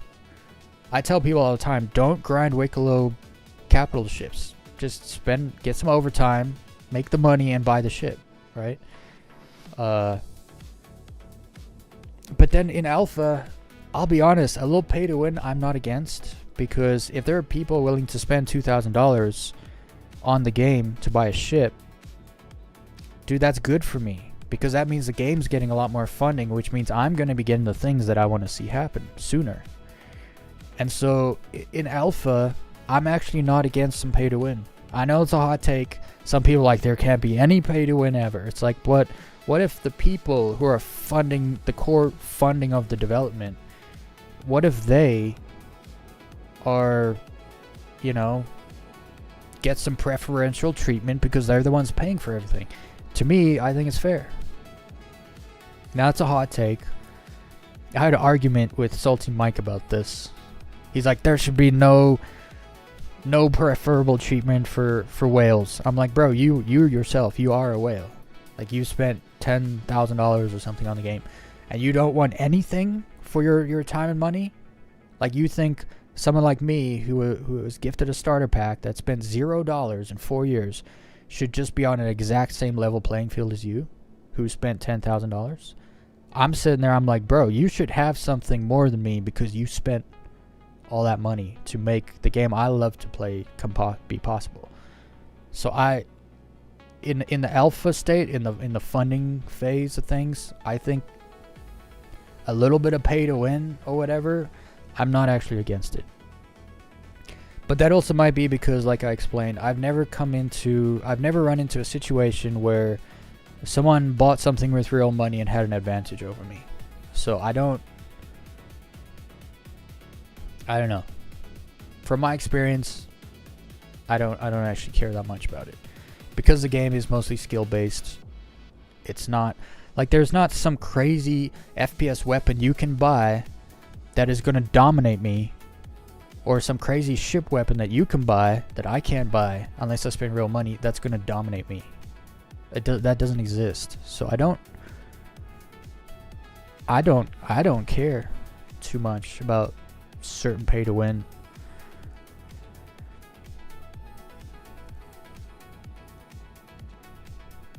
But like, what is pay to win though? right? Like, if someone can buy a ship that I have to wait 3 months to buy because they can get it early, like, there's other ships in the game. I'm not missing out. They don't have an advantage. Because pay to win means you're paying real money to get an advantage over other players. If someone can point out an exact scenario currently in Star Citizen where that's like the thing, someone can pay money to get advantage over other people that don't pay real money. Like, can you put it in the chat? Because I can't think of one right now.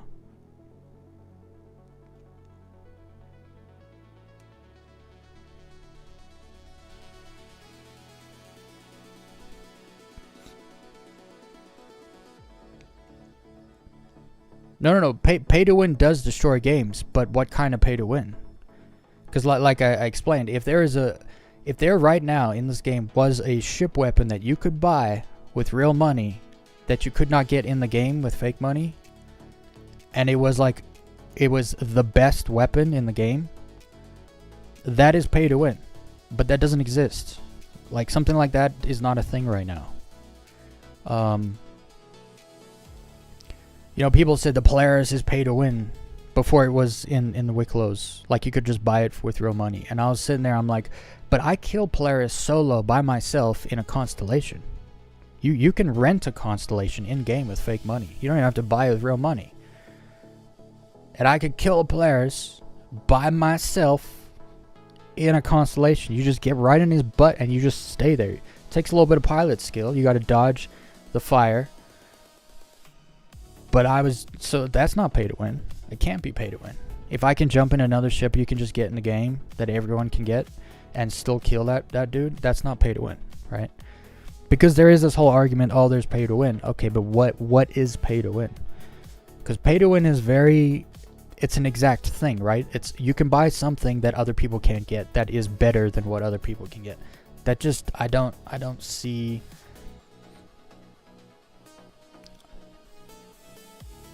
Yeah, and then there's also pay to win in early access. If some people want to buy things that others can't get, but it funds the game, I don't care. Like, I just don't care.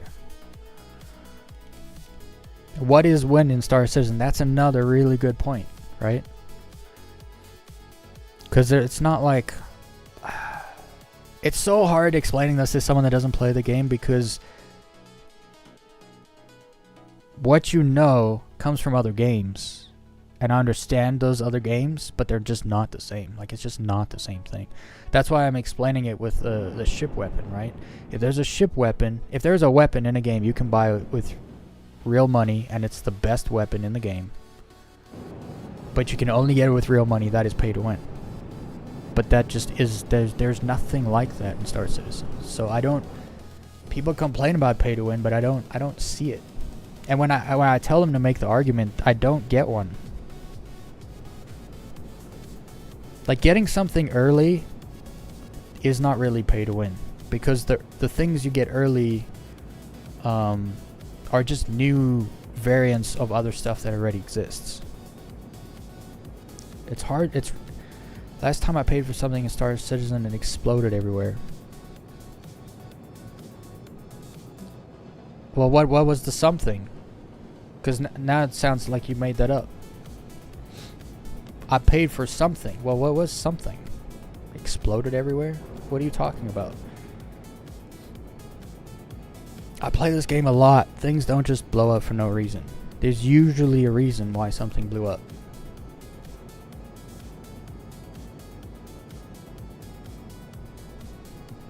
I would say pay to win is if people who bought stuff are more likely to win battles than those without. Okay, well then there's absolutely no pay to win in Star Citizen. Because there's nothing you can buy that's going to make you win a battle against someone else because they didn't buy that thing. Like with real money. There's a lot of orgs literally within 24 hours of the Idris coming into the game for not real money. Like, you could get an Idris in-game for not real money. There were orgs that were getting them. And there's orgs that have Idrises that they did not spend real money on. So as far as like capital ships, there's not pay to win anymore. The orgs just went and got them in like 24 hours. Now they're having org battles and winning against players that bought Idrises with real money. So that's not pay to win. And then there's no special weapons you can buy with real money you can't buy without real money. There's no skill buff you can buy with real money. Perfectly said, Kylio. Perfectly said. And that's... I know Kylio is a whale.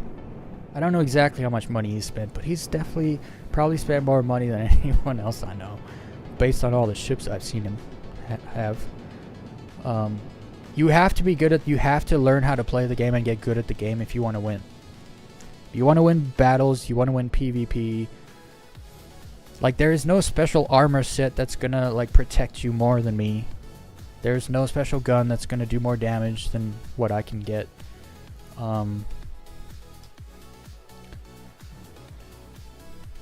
Like, there's more of an argument that there's, like, streamer privilege than, like, pay to win.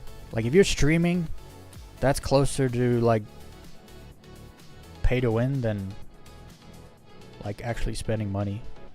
Like, I've found, like, streaming, like, things happen to me that, like, don't happen to other people. Not at an arrow.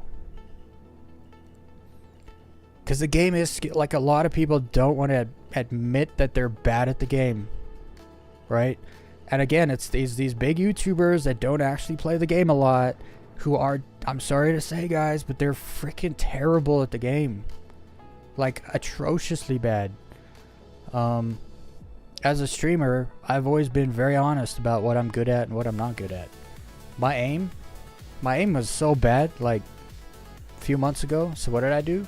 I played the game more. I did more FPS gameplay, and my aim has gotten much better. I've actually gone up against players now and actually killed some players that were shooting me first, and I shot back, and I killed them because I play the game more, and so I'm getting better at certain things. There's just, I've been playing the game for 4 years, never ran into an instance where somebody beat me because they bought something that I didn't buy. So, I mean, I'm waiting for the argument. Like, someone's got to have a good argument for pay to win. Because there's other YouTubers that say Star Citizen's completely pay to win. It's like, okay, saying it is one thing. Make the argument for it. Right? You gotta, I mean, like, WebDriver, he says, last time I paid for something in Star Citizen, it exploded everywhere. Okay, what is something? What is something? I can't believe I was just flying coupled. Holy smokes, I was actually doing pretty good, considering. Like, what is that something you bought? Like, you're just being, like, tongue-in-cheek, like, you know, kind of trolling, and I respect it. Or it's like you're making it up. Because the thing is, when people actually experience something, like if you actually bought something and all it did was explode, you would say, I bought this ship and all it does is explode. Or I bought this thing and all it does is explode.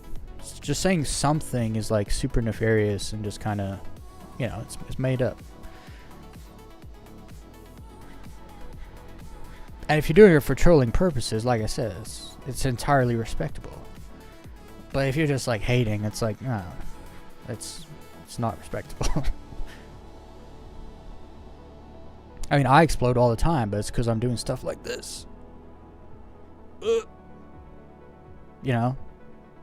I should have exploded back there, but I didn't. Why? Because after low flying for like 1,000 hours, you get good. Your skill improves, and you know how close you can go to something before you hit it.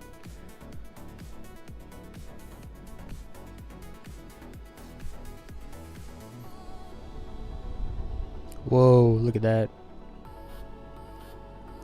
So this is a new phenomena, and I'm hoping once they bring in the Genesis system, these so I'm pretty sure this is a tile. You know, like planets have tiles, and I think this is where two tiles merge and you get these weird anomalies. But that only just started happening, so I don't know.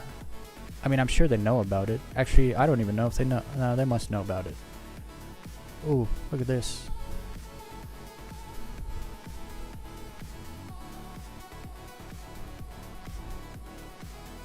I also have a lot of people be like, the Star Citizen's flight model sucks. It's like, I don't know what you're talking about, dude. Like, this sucks. I can do this, which means the flight model's fun. It has to be fun. It's not complete. Like, this is not the final flight model, right? But it's good enough that I am thoroughly enjoying it.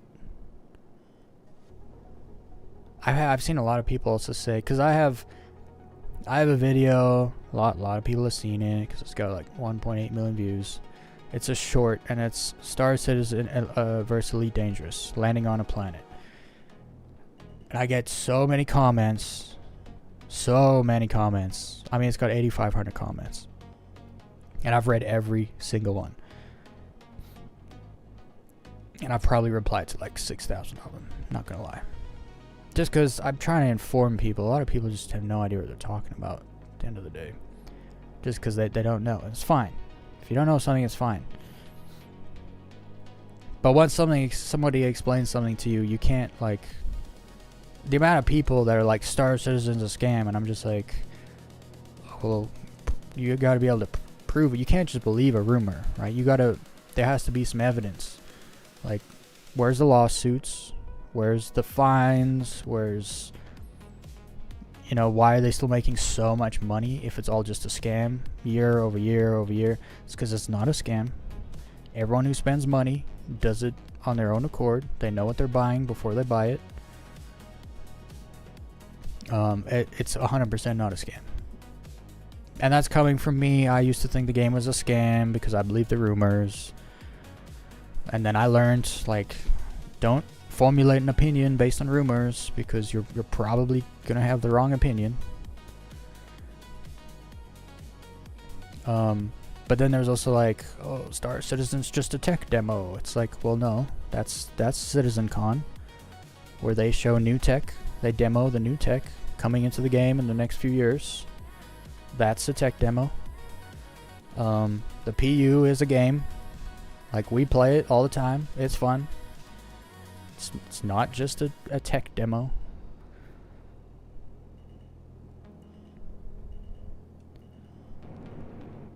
It really bothers me when people say it's not a game. It's like, well, what do I play for 30 hours a week? Like, if it's not a game, what am I doing and why is it so fun? And when people say that, I always just say, you don't play the game, do you? And literally 95% of the time, it's, no, I've never played it. Or I tried it 6 years ago in a free fly event. It sucks. It's like, yeah. And you don't like it, so you don't pay attention to its development. So you don't know what's happening. And so it's ignorance. And that's fine. I wouldn't follow the development of a game I hated also. I don't know anything about what's happening in Starfield. I don't know nothing. I hear the mods are fantastic. Made the game good. Cool. I don't know anything about that. I don't like the game. I don't pay attention to it. So I'm ignorant when it comes to Starfield. All I know is the planets are fake. And they lied, and they lied a lot about the game to get people to buy it. But it's I always encourage people to try the game themselves. If you don't like it, that's fine. It's $45 freaking dollars. Like, there's gonna be a lot of games you buy for $45 and play a couple times and never play again. And you might even like those games. Ooh, a little bump. We nicked. Well, I'm good. Everything's good. Nothing happened.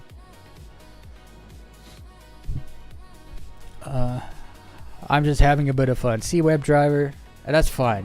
There's nothing wrong with that. Although what does bother me is people will come into my comment section recently and they'll say like they'll say something they know is not true, and then I'll explain, like, because like some people they just don't know, and that's fine. I'll explain it to them, and they can either take it or leave it. It's up to them. But like, I'll explain like, no, Star Citizen is not a tech demo anymore. It's a game. I play it all the time. Come check it out. And they'll be like, I'm just kidding, bro. I know it's not a tech demo. It's like, I don't know you're kidding, right? But that's fine. People like to have fun. People like to do a little trolling, and that's fine. It's respectable in many senses.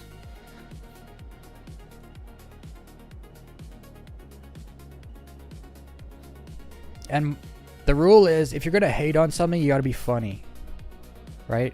Else you're just a dick. You're just an asshole. If you're gonna hate on someone or something, you gotta get the room to laugh with you, or you're just a hater, right? So always tell people that. I've had a few haters in here, but they're funny, so I it's fine. Like, I was doing this one day, and a dude came in here. He's like, this game sucks. All you're doing is intergalactic lawn mowing. And I was like, you know what? That's pretty funny, dude. Intergalactic lawn mowing.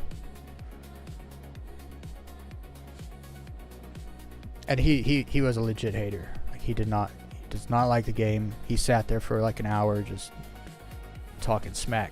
That's fine. But he was funny, so it's, everyone was laughing with him while he hated on the game that we love. So it's fine.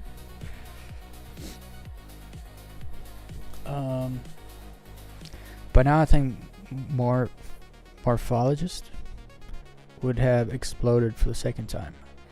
Yeah, no, trust me, when I first started low flying, I died every 5 minutes. Sometimes every 2 minutes. Sometimes you don't slow down fast enough coming down to the planet. You just smack into the planet. You don't even get to low fly.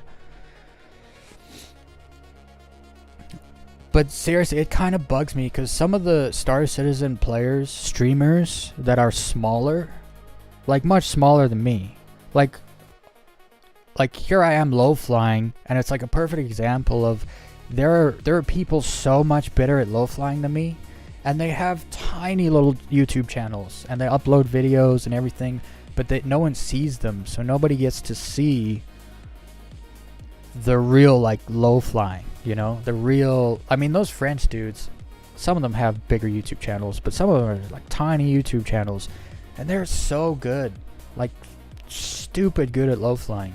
They do things that will just make you like scratch your brain, just like, how did he just do that? And it's like, it's really annoying where the biggest YouTubers tend to spend most of their time on their YouTube channel and not in the game, and so they're really just not good at the game. And so their knowledge base, like Haywood. I've learned so much more from Haywood than I have from YouTube videos, because the dude plays the game a lot. He does everything. He does a lot of stuff in the game, and so he knows a lot about what's going on in the game. These big YouTube channels, they'll tell you stuff that's like not even true. Literally. And then it becomes like a fact, because everyone hears it from them, and now that's what everyone knows, even though it's just not true. They're also just, they don't play the game much. I like playing. The reason I started streaming is because I was like, I need to spend more time on my channel, but I want to play the game more. Like, just play it. I don't want to be sit here like filming certain things, filming segments for a video, or I want to play the game. So I was like, anytime I play the game, I'm gonna live stream it. And I was like, that way I can do both at the same time. And since I started live streaming, I've learned so much more about this game, because I started doing things I otherwise wouldn't have done. Started playing with more people, so you start doing things that are more group activity oriented. Like 6 months ago, I could never do an ASD facility by myself. Zero chance. Not even halfway through. And now I like get through there 80% of the time by myself.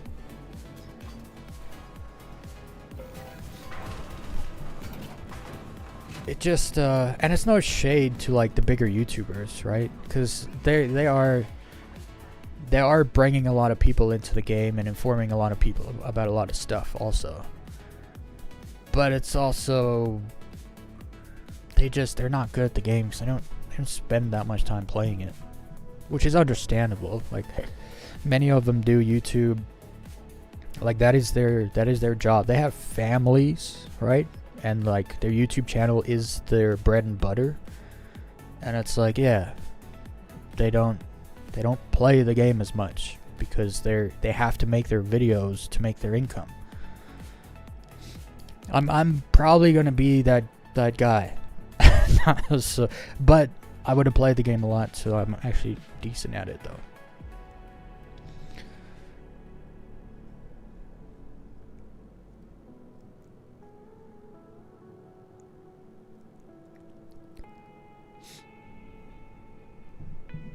It also comes, fun stuff, it also comes down to definitions, right? What is a tech demo? It's a demonstration of new tech. That is a tech demo. And I think the game used to be a tech demo, indeed. It was just them putting a bunch of tech stuff into a playground where people could kind of go and check out. But it's just not the case anymore, especially after last year. The year of playability, they gave us server meshing, which made the game way more smoother. Way more people and more, because in 2024 the biggest server you could get into was 100 people. At the start of the year it was only 50 people. By the end of 2025 we now have 700 people in a server, and the game runs smoother. So they've done a lot of work, and so it's more playable in that sense. But then it's also more playable in the fact that last year they added so many more events and gameplay stuff into the game that it is now a game. Like, it's Hathor, Lazarus, ASD Onyx, contested zones. Like, it's a game now. There's stuff you can go do and play. You can get together with your friends and go do. You're not just like hauling cargo from one station to another and being like, that's cool technology. You can pick up the cargo and put it on the ship and fly to the other station and take it off your ship and put it in the cargo elevator and get paid. It's like, that's like a demonstration of the tech. But that's like, now there's events and stuff that surround the tech, and so it's more of a game now than it is a tech demo. CitizenCon is the tech demo. That's where it's like a 2 to 4 hour event where they show you the new tech that they've been working on, that they're going to add to the game, and they demonstrate it for you. That's a tech demo. A lot of people get definitions mixed up though, like scam. People say the game's a scam, and it's like, I don't think you and I have the same definition of scam, right? Like,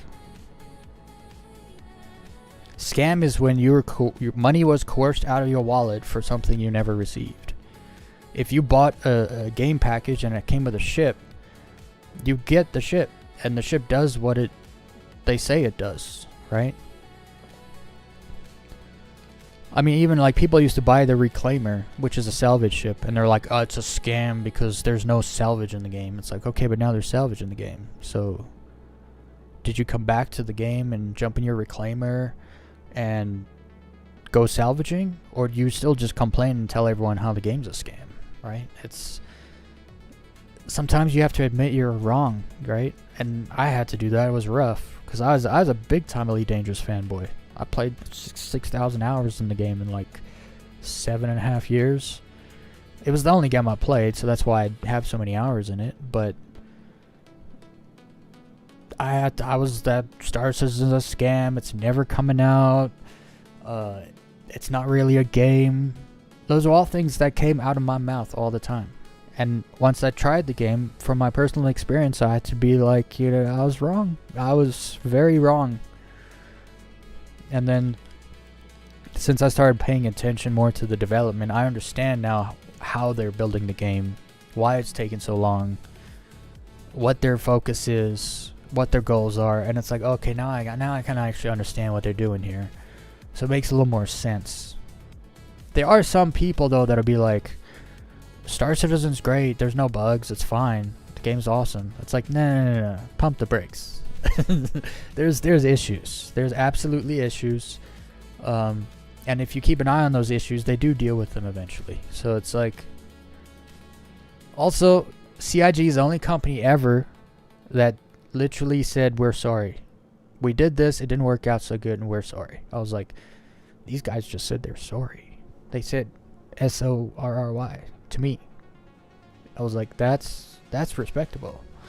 When they mess up, they actually apologize. And so but they don't just say, oh, you guys don't understand, that's how it's always supposed going to be, or it's like, no, they say sorry, or they say we need to change these things because they weren't going to work out the way we promised they would, or the way we thought they would. And it's like, okay, at least they explain themselves and they apologize. New org name. Damn, dude, I don't know. That was you doing the Elite versus Star Citizen landing on a planet. See? Everyone's seen that video. And it's like, I did it because at the time I was playing both games. And I was just like, I want everyone to see the difference between one game and the other. Because they do very similar things. Elite does very similar things to Star Citizen and vice versa. They're not the same game, right? They're very different games. But there are things that are the same. And so I wanted to compare some of those things. And holy hell, did Elite Dangerous fans like come at me. Like, just wild. And out of the 8,500 comments, there's not one Star Citizen fanboy that's like comes into the comments and just lies about Elite Dangerous. Like, oh, it's bad because, and then they just make up nonsense. But there's so many Elite Dangerous fans in the comment section just making up complete. There was a dude a few weeks ago, he said there's only one planet in Star Citizen. The game sucks. And I was like, dude, that was like 2015. There was one planet. A lot has happened in 10 years, dude.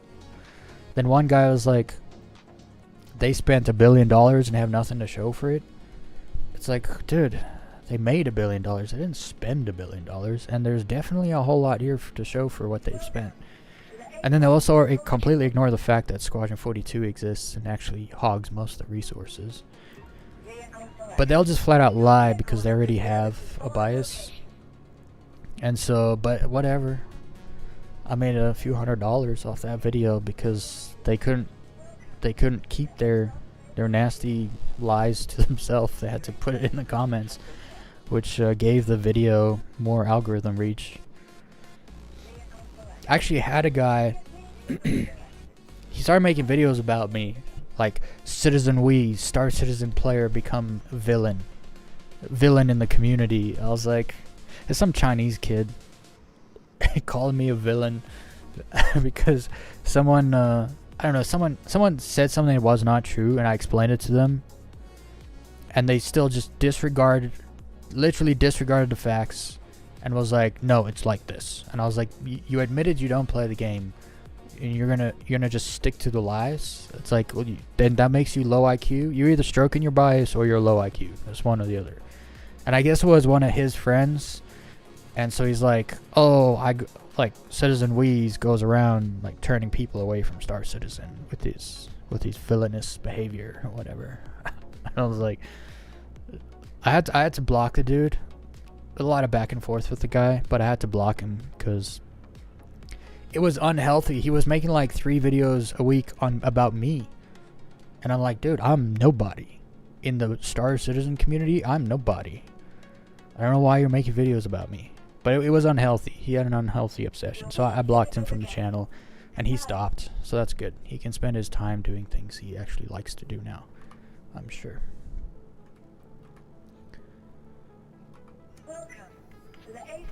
He also claimed I was being paid by CIG, and then also claimed I wasn't making any money off the video that has 1.8 million views. I was like, it's monetized.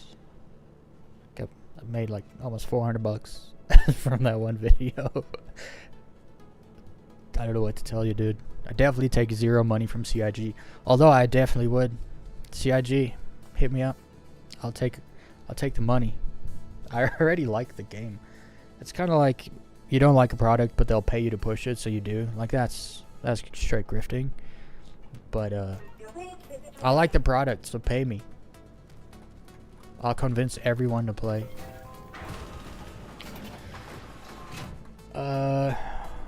Was that when you started taking off? Oh, no. I still haven't really started taking off, if we're being honest. Like, I have a very small channel. I just hit 3,000 subscribers. I've had this channel for over 2 years. Like, no, I've had this channel for, I think it'd be 4 years in like 6 months or something. Well, eight months. I would have had my channel for 4 years. I started my channel turning Assassin's Creed games into TV shows, guys. So it's not even... And that's when I uploaded that video. I wasn't making Star Citizen content. I was just playing Elite Dangerous, playing Star Citizen, and making Assassin's Creed. I play the games in a way and to make it like a TV show. So that's like that's what I started doing on my channel. I built up over 1,500 subscribers just doing Assassin's Creed content with a couple Star Citizen videos here and there. And that video just exploded because it's really controversial. It's comparing two games where one player base hates the other game, right? So if you go through the comments on that video, the Elite Dangerous players, like, they came out. And one guy, he commented, he says, "I hate Star Citizen. I don't know why the algorithm keeps showing me this video." And it's like, dude, you commented on it. You don't interact with stuff on YouTube if you don't want to see it. Because if you comment or like something, the algorithm is gonna, or if you watch a video all the way through, YouTube's like, oh, they like this thing, and so they start funneling that content to you.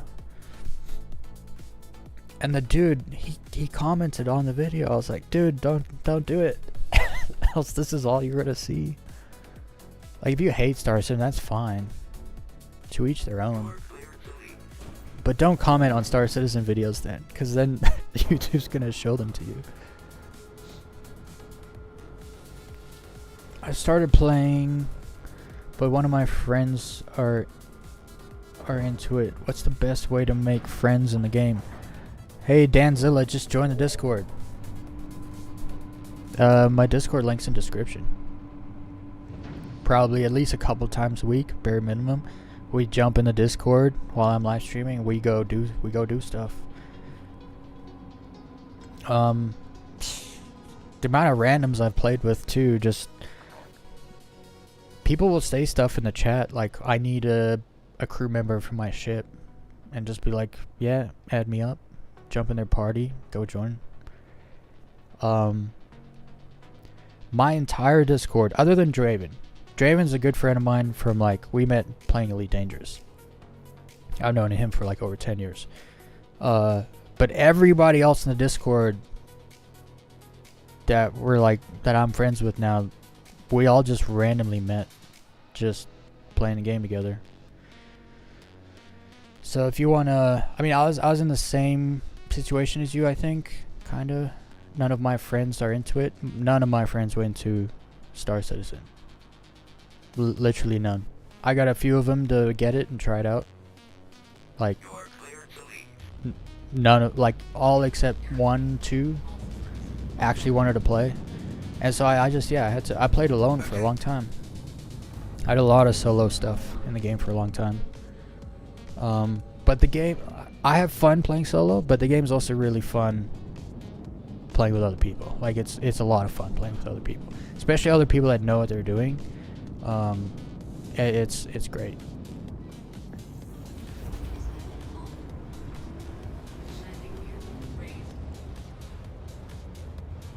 I can't remember. Was I the first person who jumped in and worked with you on stream? Yeah, you were, Equinox.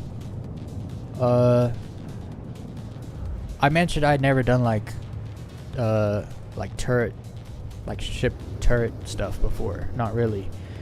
And so you jumped in, and we went and did some like bounties in a Scorpius, and I jumped in the turret, and that was like the first time I did legit like turret gunner gameplay stuff. And I was like, oh, this is actually fun. And then Scorelord introduced me to the Hurricane, which is a ship I never flew. I played the game for 3+ years. Never tried flying the Hurricane. Well, had no interest in it.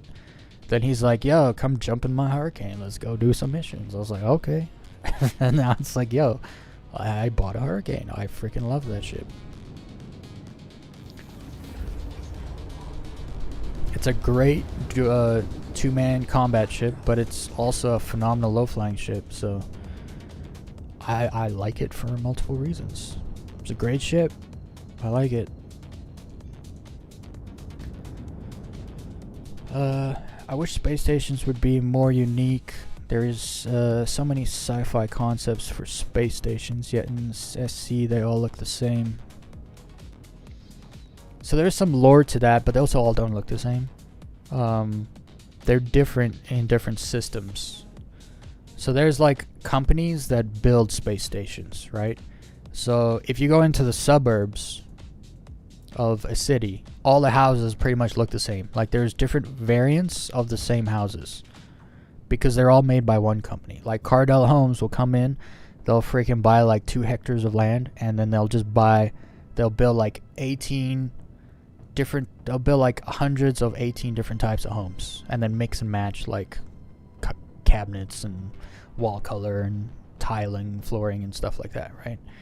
And so it's kind of the same thing in Star Citizen, where in Stanton all the space stations are built by like the same like company, and so they all look very similar. They all have different layouts, but they all look very similar. If you go to Pyro, however, those stations are built by a different company, and those stations look extremely different, much different. But all the stations in Pyro look the same with different variations of layouts. So they're just built by the same company. If you go to Nyx, you go to Levski, there's nothing like Levski anywhere in the game, right? It's a space station that's been built out of an asteroid base. Even though like in Stanton, Grim Hex is in an asteroid base, nothing else like it. It's a completely different station than Levski. Even though they're both asteroid base stations, they're completely different, built by different people. So there is a reason why stations look very similar or much the same. I do agree with you though that in other systems, like the new systems Terra and what's Castro or something, in all Vega, all these other systems better have different stations. I agree with you. They can't all just look the same. Like in Elite Dangerous, it's there's like 5 variants of stations, and it's just copy and paste to hell. Like, and it's not cool.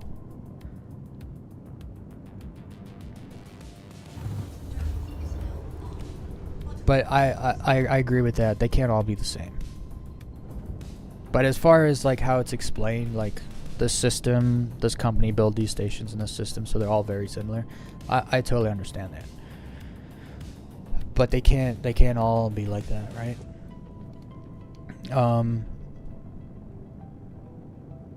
I was actually expecting the stations on the outside in Nyx, like the warehouse, the smuggler stations, those kind of look the same on the outside as the stations in Pyro. So I was like, oh, they're just gonna copy and paste them all. But actually on the inside they're much different, like way different. In many cases, quite a bit different. So it's like, the layout's similar, but they look so different you wouldn't even recognize the layout is different. Oh, Sans is gonna join also. Hell yeah. The more the merrier. Dust Bucket. I don't really play much. I popped in a few times with Weez and his friends to Lowfly, and it was amazing. But really I stream Star Citizen when I play No Hesi. I don't know what that is. What's No Hesi?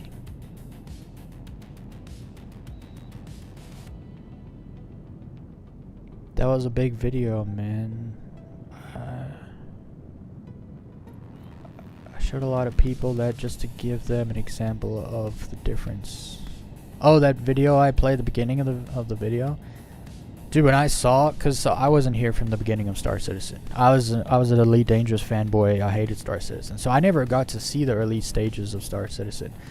And that video shows you like where the games come from, and I was shocked. I was like, I can't believe they come from that's where they used to be to where they are now. It's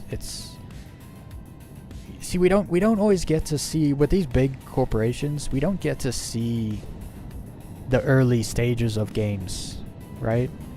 And so what CIG is doing is pretty unique in that we get to see, like, you know, how the meat's made.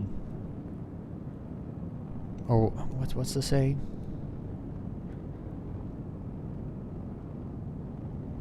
I forget what the saying is, but we get to see how everything's kind of done from scratch. That's a cool thing about Nix. They put a system in the game, and it has one station, and none of its stuff, right? But now slowly we're starting to see it get built out from nothing to something, which I didn't get to see with Stanton, because when I started playing Star Citizen, Stanton had everything. It had like Microtech was there, Hurston, ArcCorp, Crusader. It was all built out. I guess I saw like the Wicklow stuff come in and the mining bases come in, those locations, but other than that, everything was like already there when I started playing the game, so I never got to see a system get developed. It's honestly, we've actually spoken about this, but like once the game is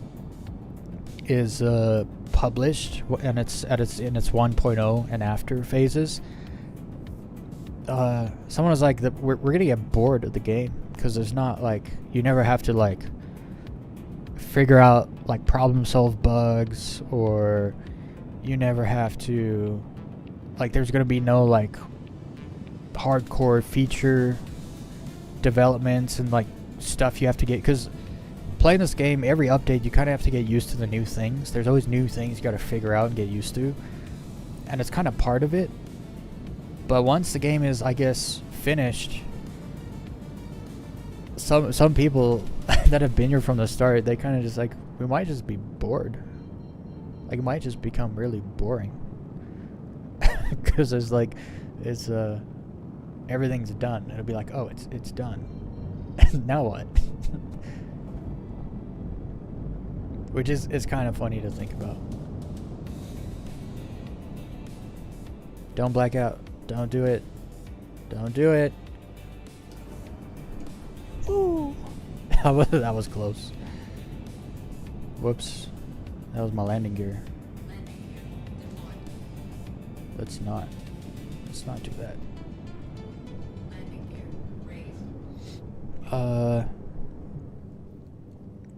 As someone who has worked as a thumbnail artist, you gotta improve your thumbnails to get more views. Oh, absolutely. I don't, I make my thumbnails in 5 minutes, guys. I'll take an image, and then I just AI generate text for the image, and then that's it. Like, when you stream every day, you gotta make a new thumbnail every day. You don't put that much effort into it. When my channel gets bigger, I'll probably hire someone to make thumbnails for me, because absolutely the thumbnail is probably the most important thing. But for now, I'm doing just fine. I mean, there's cute girls that play this game that get like 5 times less viewers than me, and they got like cleavage and everything. So I'm doing all right. I'm doing just fine for now. But absolutely, I need to get better thumbnails to get more reach. That is a fact.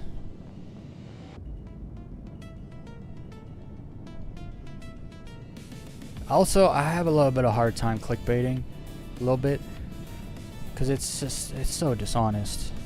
And I see all the bigger YouTubers, like, they all do the thing where like Star Citizen is struggling, and it's like, people just like, what? It's struggling? So they click on the video, and it's like, oh, it's not actually struggling. They're just like bringing up a certain thing about how if this happens, the game might struggle. You know, it's like, okay, there's a little clickbait, but it's, it's tasteful. I don't I've done a little clickbait before though with like ships, concept ships. And it's gotten me like a few thousand views more. What are we doing here? Invite Cinzy? Oh, wait, you made me party lead? Hold on. Docking contact. Did you make me? Hold on, this is not my song. I don't want copyright.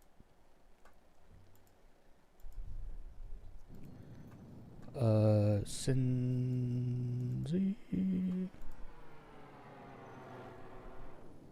Invite Cinzy. Oh, I didn't see that. Okay, Cinzy. Now you guys are gonna see the actual good low flyers. Kylio and Cinzy. Invite to party. Sans was in here. Kylio, is he still want to be in here?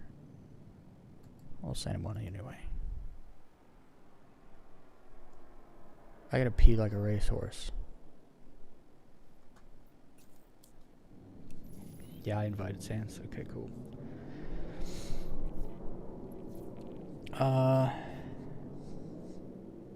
There is incongruence between the outside and inside Lico space stations. Yeah, everything is physically there. Hey! Hey! Little love tap.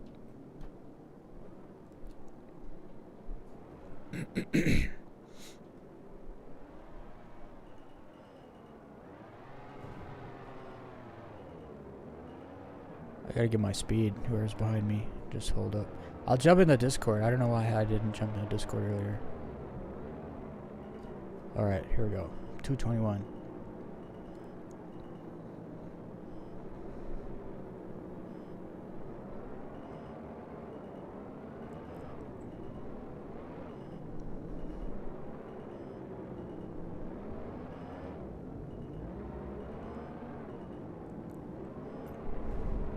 Oh, I don't have head tracking on. That's not good.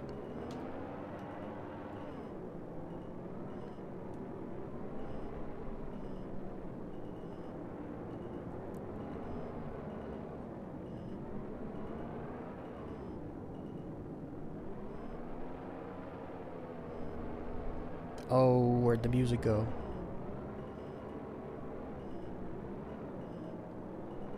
I need music. Give me a second, whoever's behind me.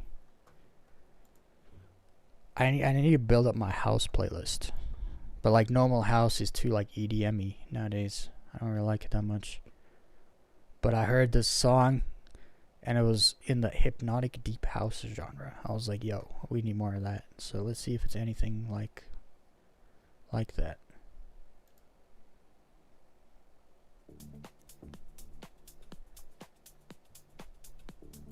Seems a little more old school already. Hell yeah. Okay. Where is... Yo, is there party markers? Party issues? I see Kylio's party marker, but I see two people over here very close together, and do not have party markers. Who goes there?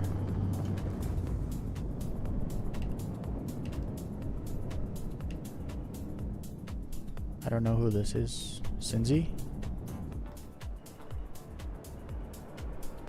Sans? Oh.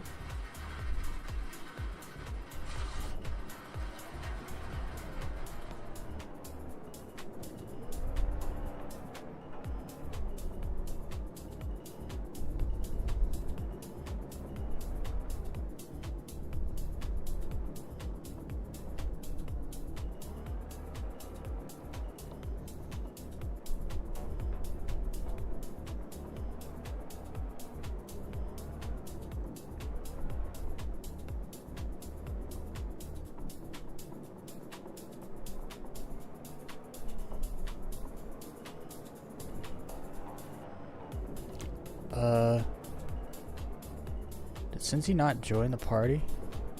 He must have not joined the party. I'm gonna have to send him another invite.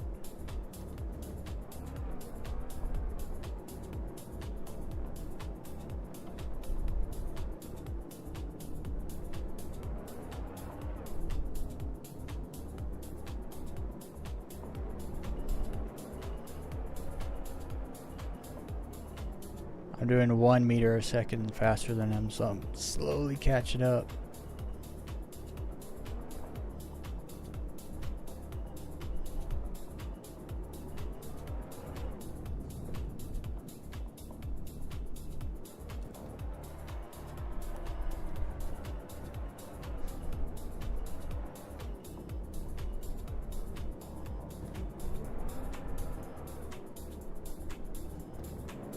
Oh boy.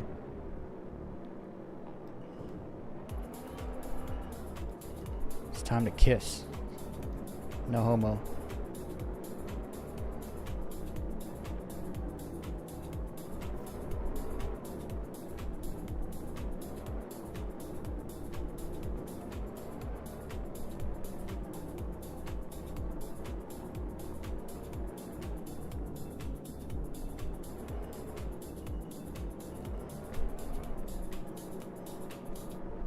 Oh, that was slick.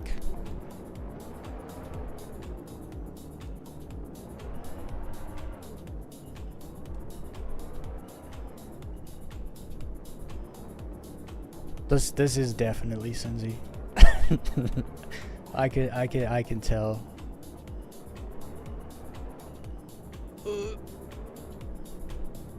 I know he's flying style now.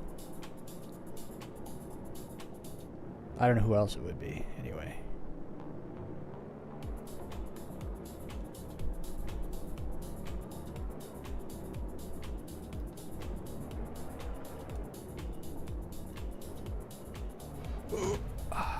It got me.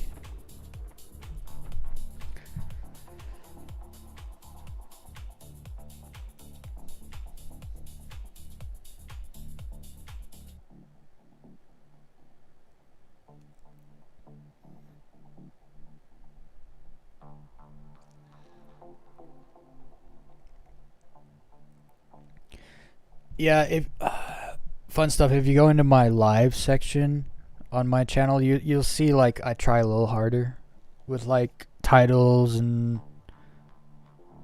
thumbnails. Today I've been sick the last 2 days, so today I was like, just grab an old photo, an old image. I literally generated one generation of text on there, and I just like done. I was like done. I even went live like an hour and a half later today. It was a lazy day today. I usually try a little harder, but also I could try even harder, and I don't. We'll get there though.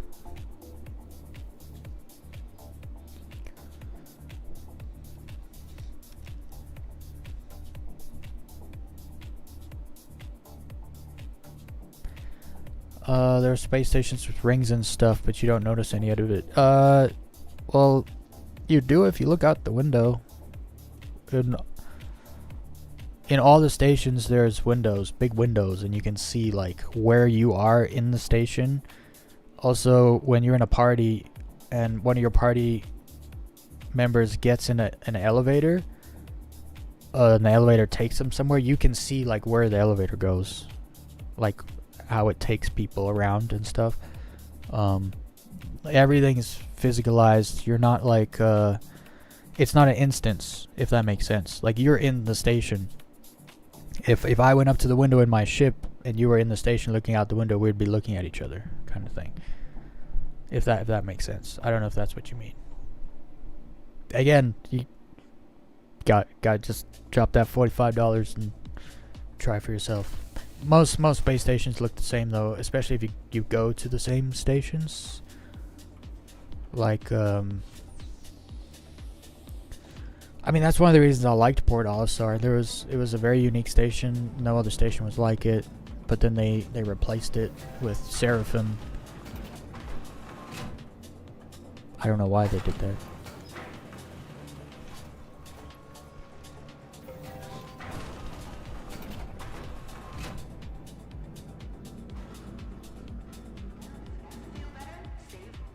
But then there's also like they just added the freight elevators. So like when you get in when you're outside the station, join Cinzy's party? What are we doing?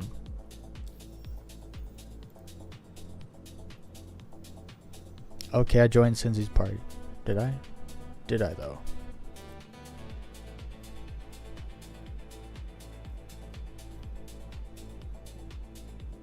I joined Cinzy's party. Did it work? Now I'm not in a party.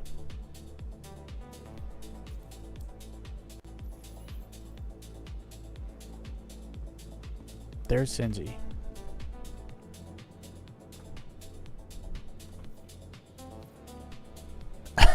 we sent each other a party invite at the exact same time.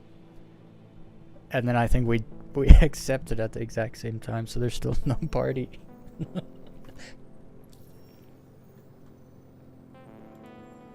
Oh no, there we go. I'm in the party.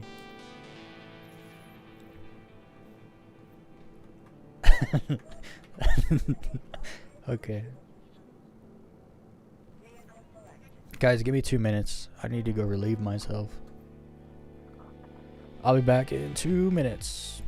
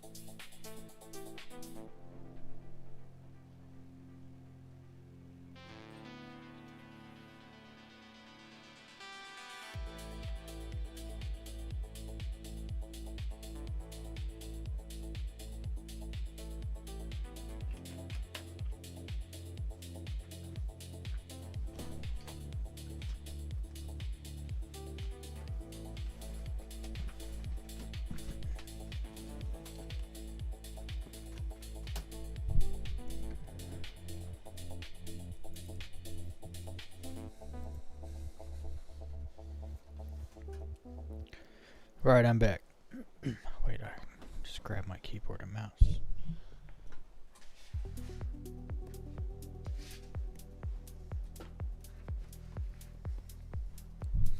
There we go.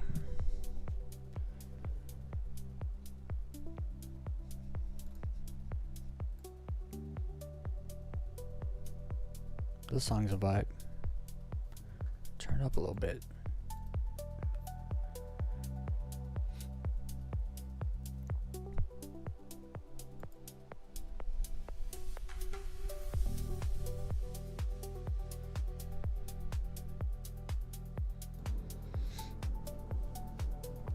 All this hour is based off Levski and was too small scale for the player counts we have in game. That makes sense now, actually. You're right. There was no hangers, so you could not instance hangers. And I guess they probably had formulated like, hey, down the line we're going to instance the hangers, and you can't instance pads. So we got to get rid of all this R. I do like Olisar though. I hope they put it back in the game somewhere, just not as a main home station.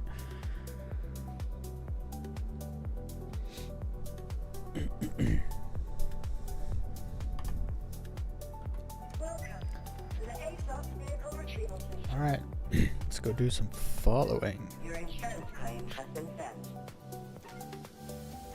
Your insurance claim has been sent. Your insurance claim has been Oh. sent. Wait, did I claim that one already?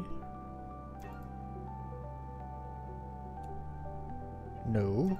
Your insurance claim There has we go. been sent. Vehicle selected. Your Oh, vehicle boy. has been delivered to the following location.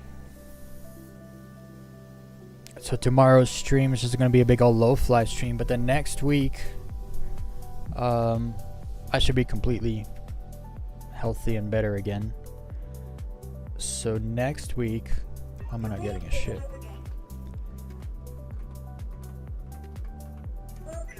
Next week, I'm gonna schedule what we do or what I'm gonna do in streams. Oh, it did give me a shit. So like, there's an event page on the Discord. It's currently empty. You can look out on that to see what we're gonna be doing and when we're gonna be doing it from next week onward. It should be a good time.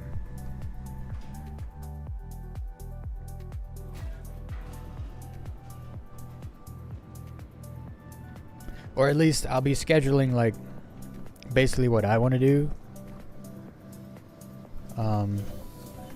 And then, you know, people can come join me if they feel so inclined.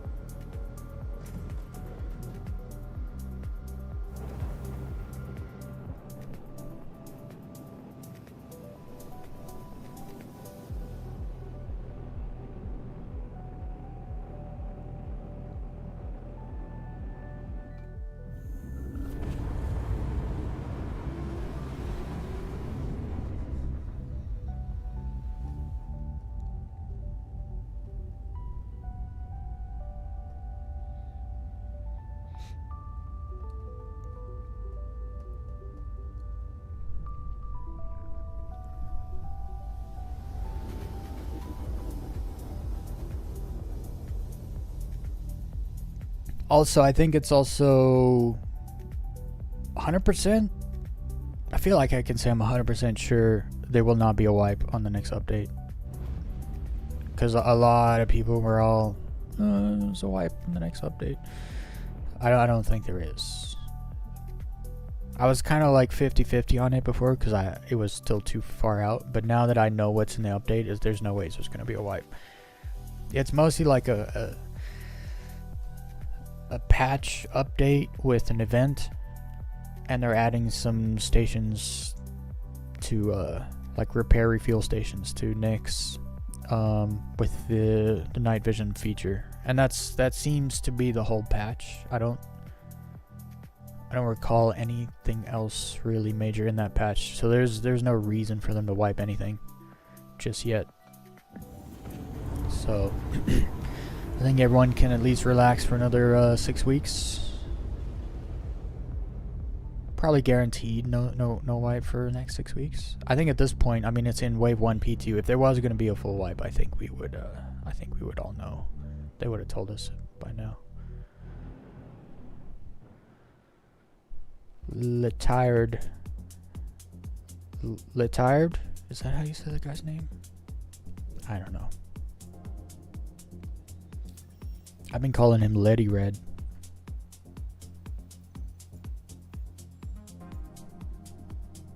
That might be wrong.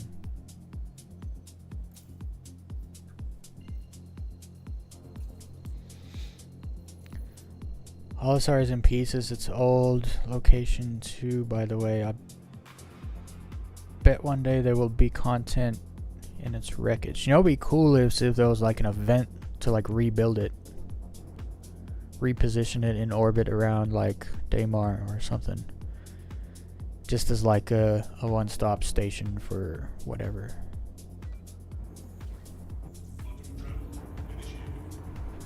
But you say it's in pieces. Where is it? Where is this location right now? I've never actually looked for it. I thought they just took it out the game and replaced it.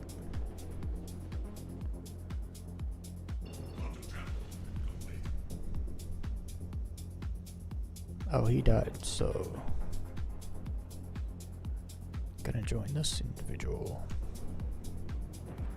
Who goes there? Sans.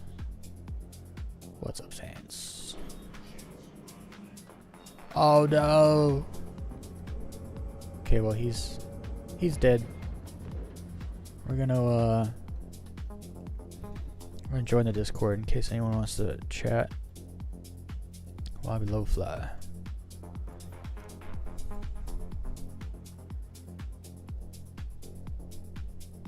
Oh, they're in a chat. Wait, who is that? Oh, I don't know what that is. I don't know who that is.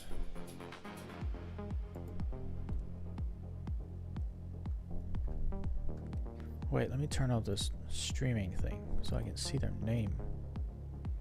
That was Truroni. We'll see. If people jump in that chat, I'll jump in that chat. Is he in our party? I don't even know. He's flying with us.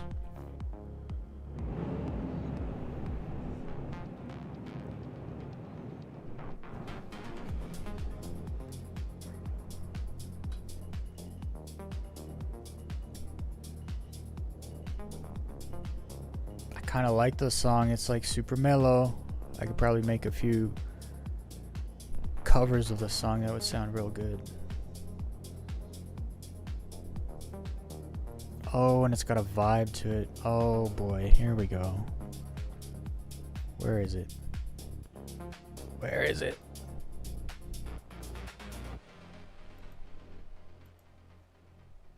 I like the song. Play it again. It's quiet too. The song's not a very like rambunctious song. Very nice. Look around for it. It's not hard to spot when you're looking for it. Well, I don't know where it is. Where do I look for it? Is it like still just hanging out around Crusader?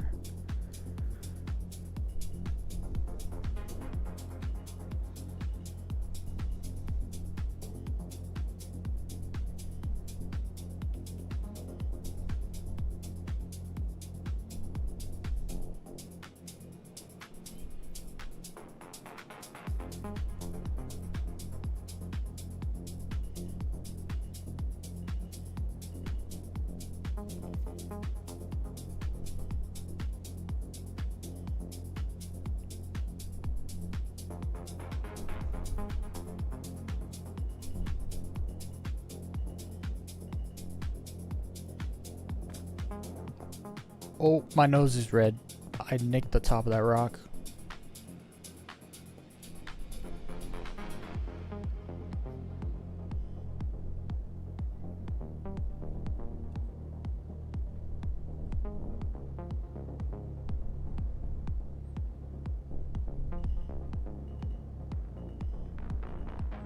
Oh, somebody's behind me.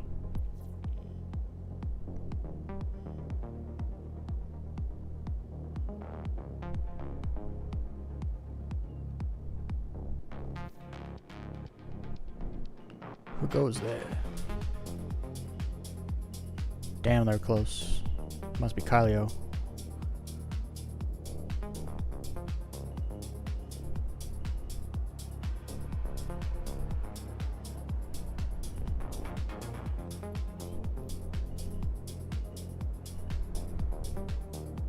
Oh, my head tracking's off. Is that the right button? Oh, I lost a wing. There we go, that's the right button.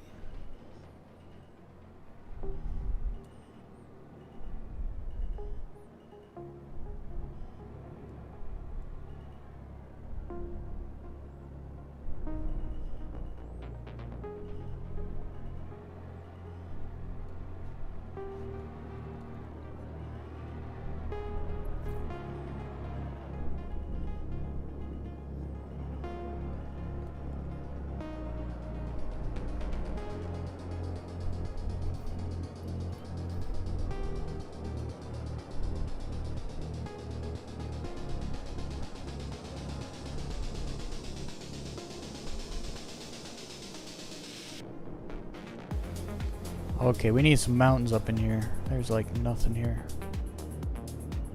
Not even good rocks. I don't mind the flats, but there's gotta be rocks. Else this is boring as hell.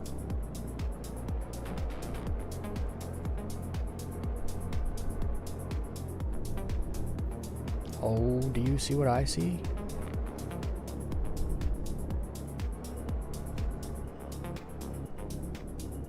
Oh!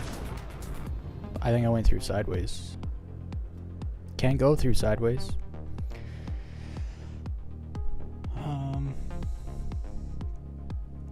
Okay, so it's a Crusader. People said that big ships are still not fully mannable by a big crew.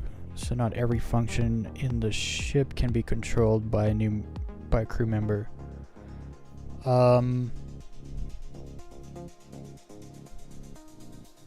I don't think that's true, especially since we just got engineering last patch. Like an engineer can go on the engineering screen and like, you know, they can see like, oh, the power plant's lost some health. They can run over to the power plant, get out a multi-tool and fix it. So the engineers can like do stuff. Turret gunners, from what I know, they can all get on the turrets and use them like normal. Can you buy Benmos or pass lead? Oh, why am I lead?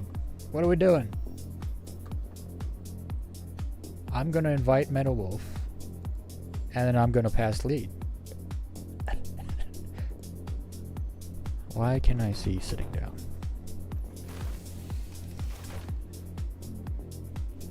All the people I know that want to low fly are already in the party, so I'm just going to give you the lead, Cinzy. Merry Christmas. Our dear Lord Cinzy, leader of the group. There we go.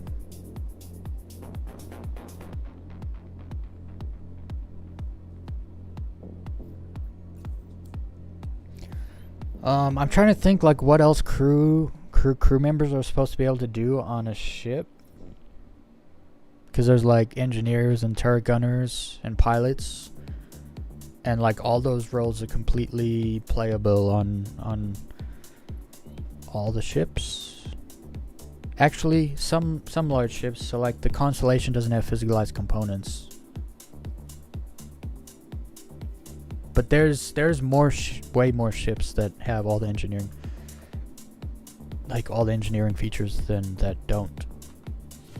So I don't know what those people were talking about or how long ago that was, because. And then like salvage ships, you got people down in the salvage compartment, like taking the boxes out and stacking them and stuff. There's definitely stuff for crew to do on large ships, 100%.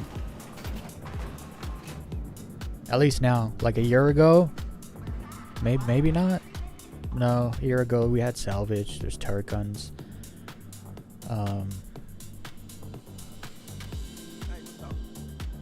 I think some ships still don't have physicalized components. Some of the older ships, so that's probably partially true when it comes to engineering. But even the old ships, like if you're a turret gunner, crew member, like you can get on all the turrets and use them. They all work. Welcome to the A-Block vehicle retrieval system.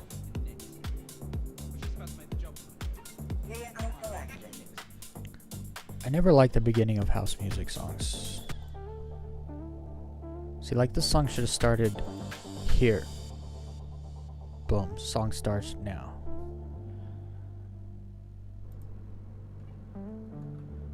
Your weed visitor again.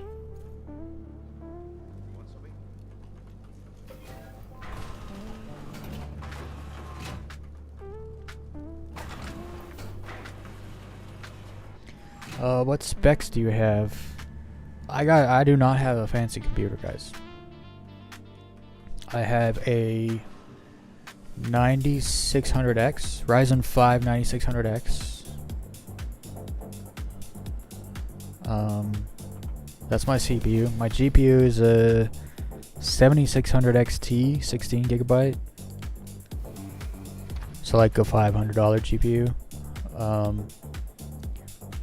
You know, a NVMe, 1 terabyte NVMe, like, and my RAM is 5500 the speed, I think, and I got 32 gigabytes.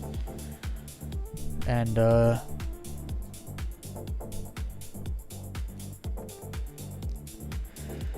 OBS is using 26% of my CPU. Let's try to make that less.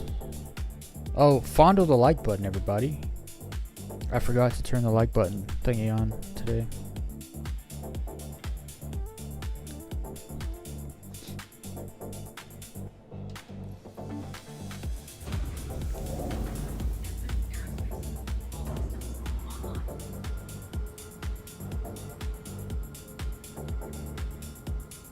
I don't like this song.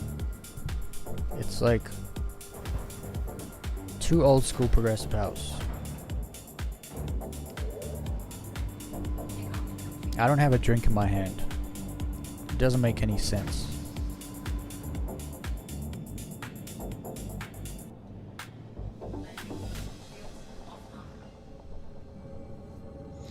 Does base building work now where you can create your own bases? That is coming this year, probably end of year, because they want to do crafting first.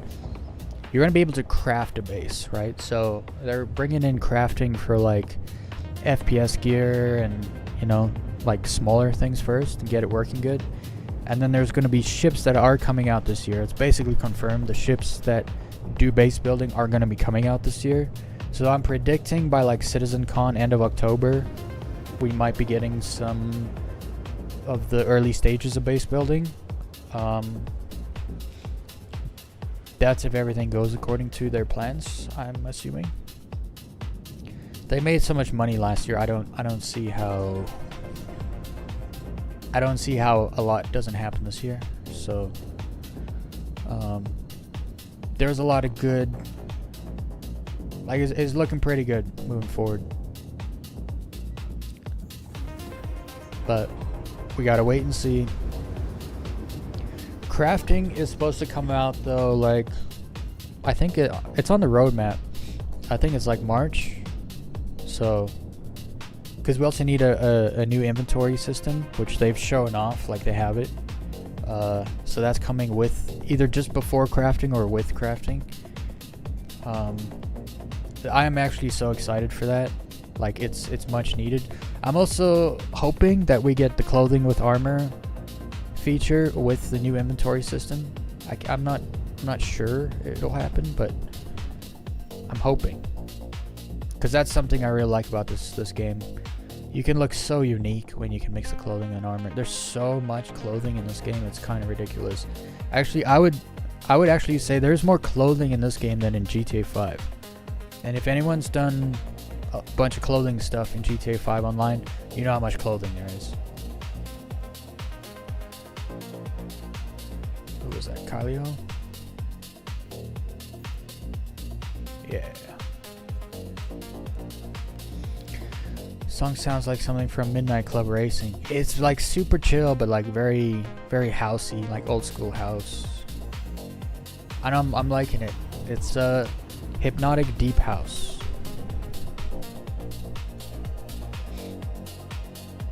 I just auto-generated a prompt though. I haven't played any of those songs yet. Cause I have a good like kind of general electronic electronic music playlist, and then I have like a dubstep playlist that's kind of coming together. It's only 20 songs, but it's coming together. Then I have a really good synthwave playlist. I want a good house playlist, but I don't want like the EDM house, you know, like it like super happy and sounds like it should be on the radio. I don't like that kind of music that much. Wait, it's just Kalio? We are all dying a lot right now.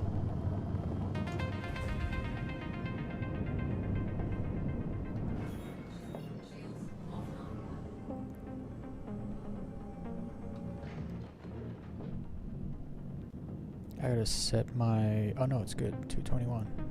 Let's go.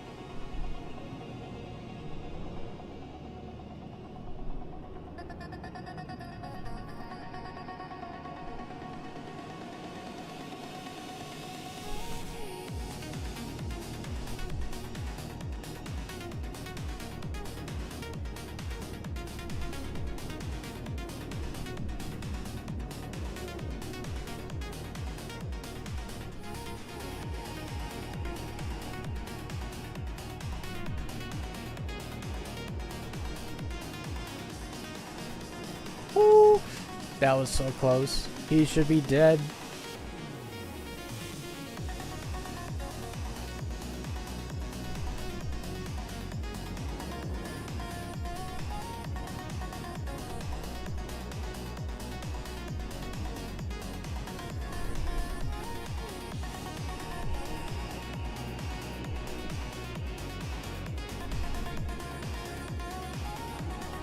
Oh, my head tracking's off.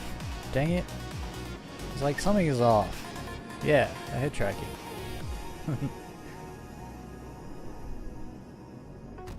Oh no! Oh, don't! Ah. He got me. his ship carcass got me. That was kind of an epic crash, though. Oh yeah, base building. I was robbed. Was it a little desync?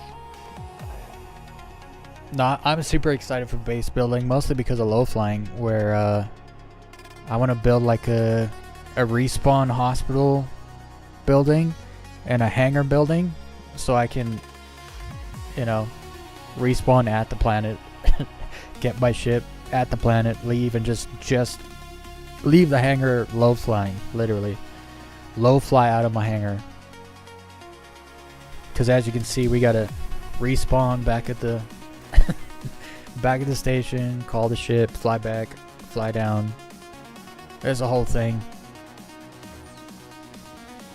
But no, there's some beautiful places in this game already where building a base would just be awesome. Like there's some islands on Pyro 4 that are just magical.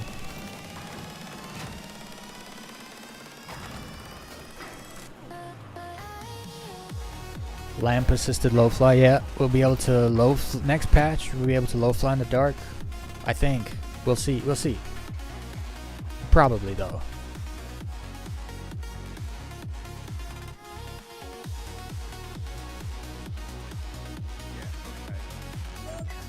I do believe the arrow is coming with the lamp tech, like right off the bat. There's gonna be quite a few ships I think that won't have it yet.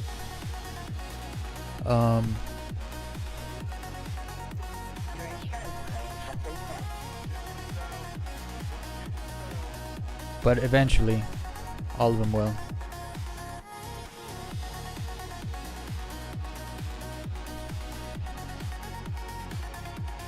Did that claim? What are we doing? There we go. See, now this song is much louder. It's not as quiet as that other song. Turn down a little bit again. There we go. Oh wait, these are the old songs. Okay, now we can go back. See what this prompted.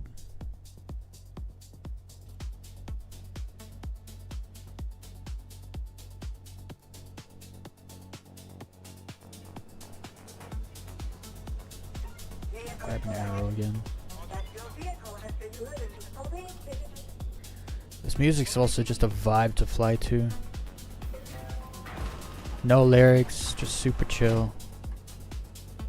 Background mostly. Oh yeah, well, see that's the thing, when Genesis drops, it's not gonna be all planets. Well, I'm assuming anyway, I don't know.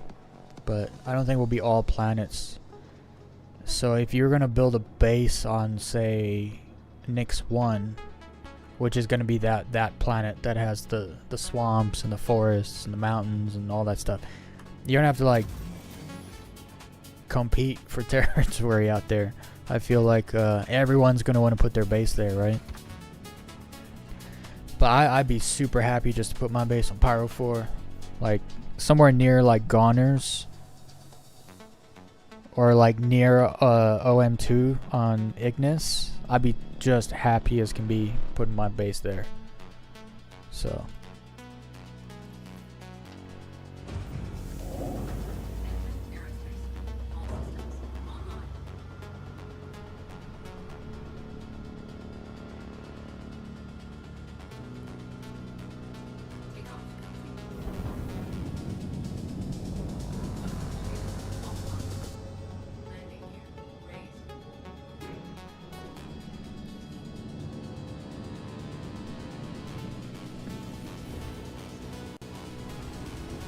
This song has potential.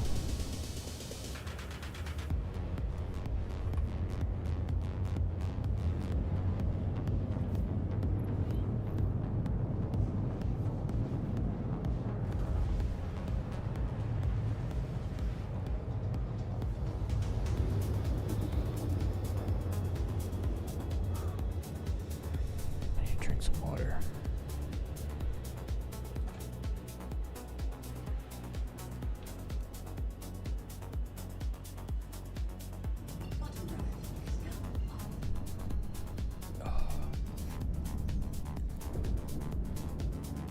And some electrolytes.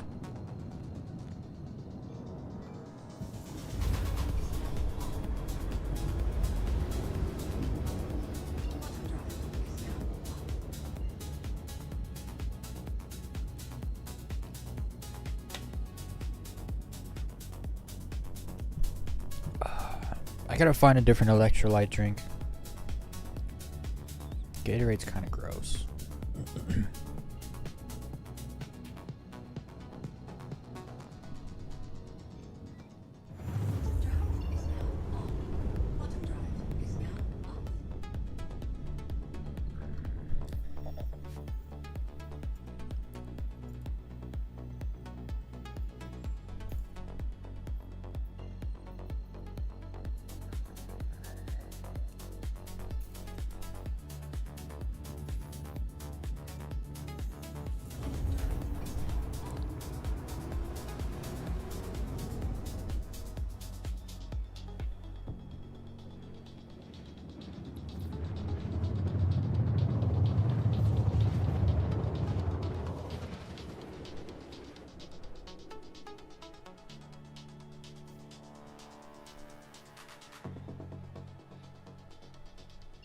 drive is now off.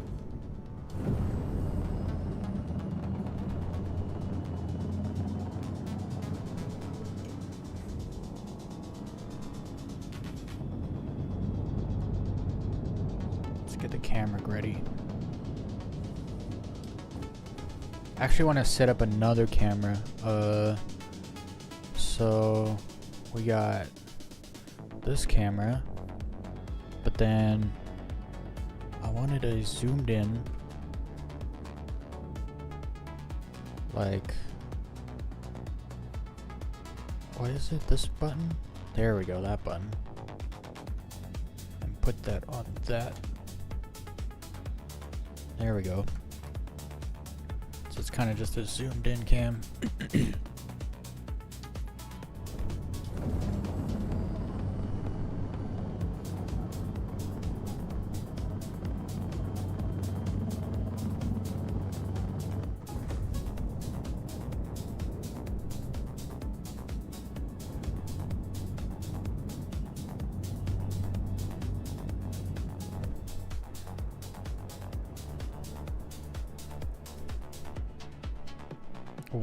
What is Cincy flying?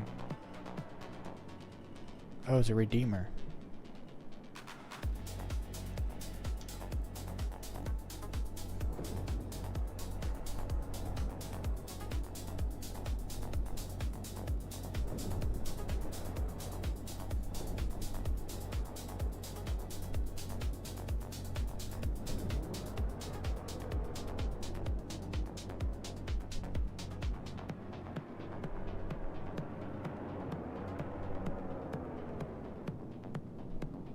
There's Kylio coming in with a tornado.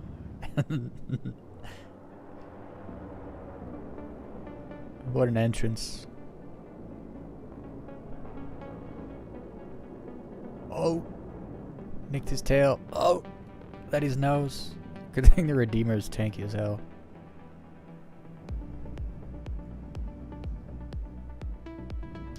Where's everyone?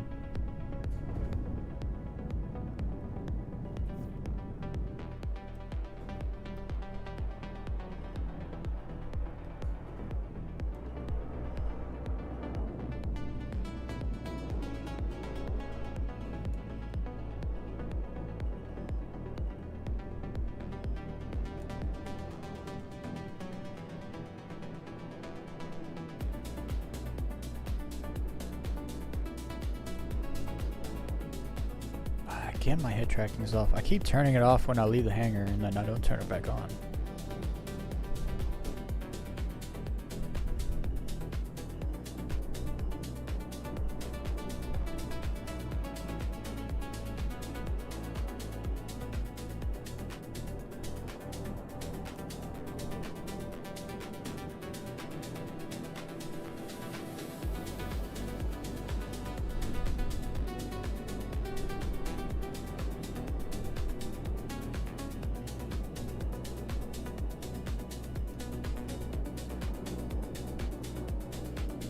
Oh boy. A little too close.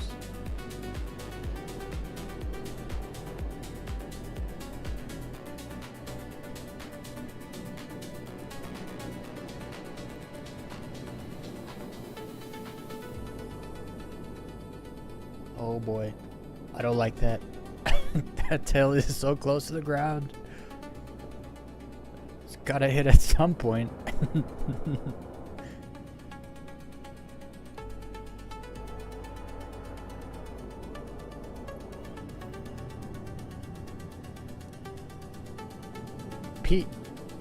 Pete's asking for invite.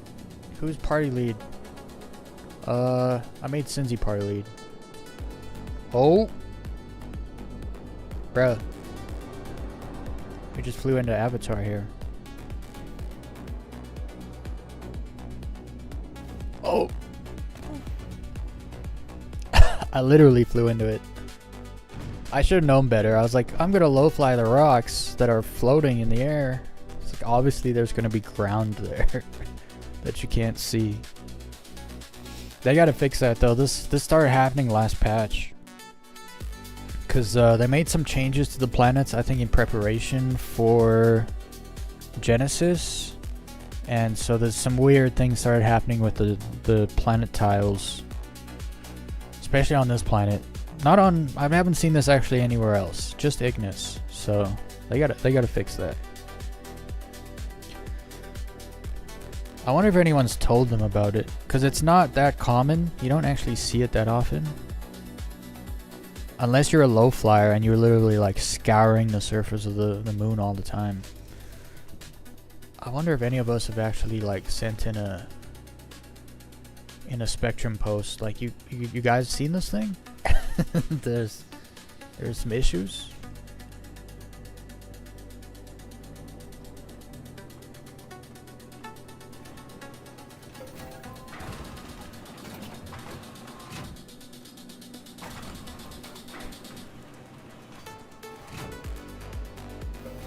I actually really like this song. Super chill. I feel like I'm driving a McLaren in Need for Speed. Taking the shortcut.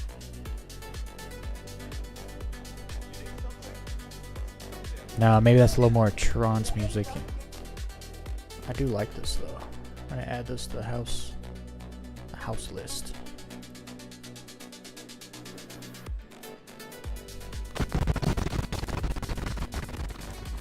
I want a low fly. Where is it? The lightning. Call that for next run.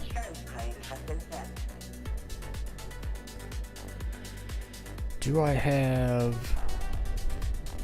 Whoa. Somebody is too close. Where's my hurricane? A Anvil Hurricane. Vehicle selected. Stand by. Your vehicle has been delivered to the following location. It pops the textures back in? I might have to try that. I've never tried that. Hey, it's Pete. Am I party lead? What in the world? I can't invite him. Hold on, Pete.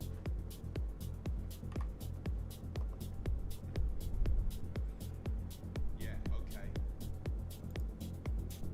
What can I get you?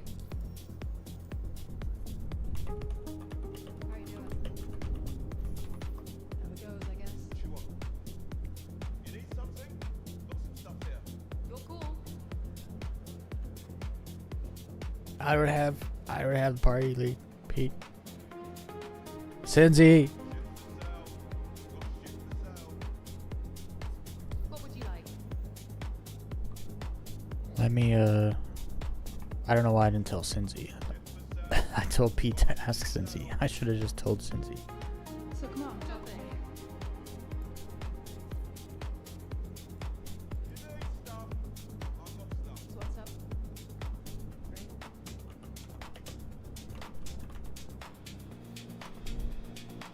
There we go. What can I get you? Whatever. Okay.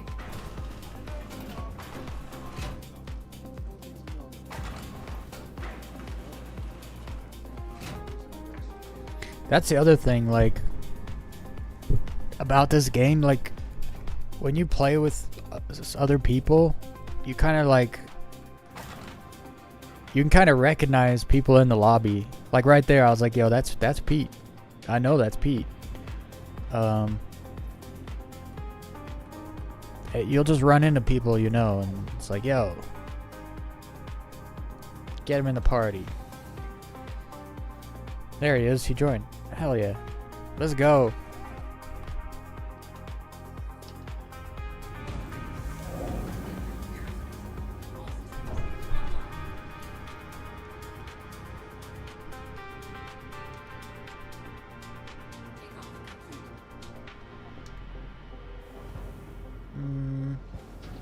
We can fit. Yeah, we can fit. Shields offline.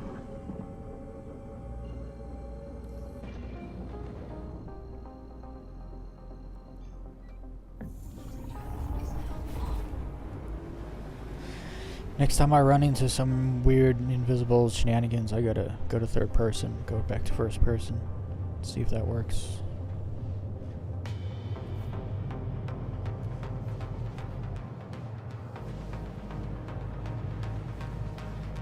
I just realized my knees are kind of in the MFDs. You know, like...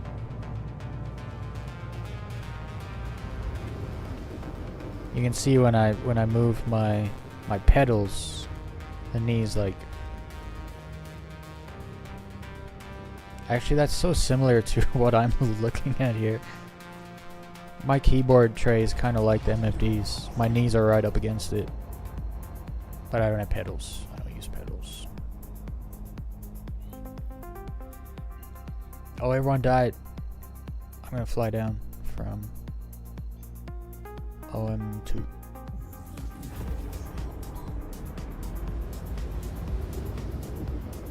Yeah, they're all at the station, I think.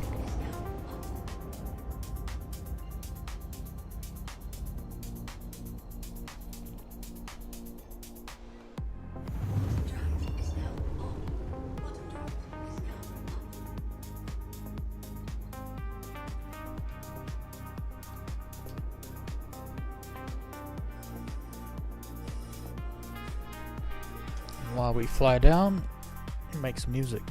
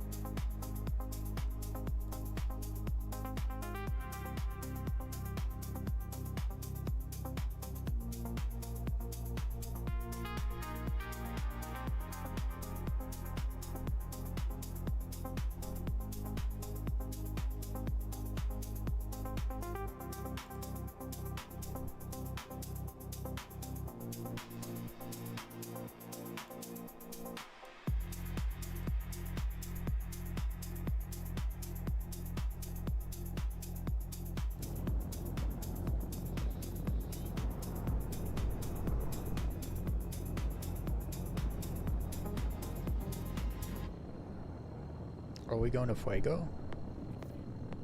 No.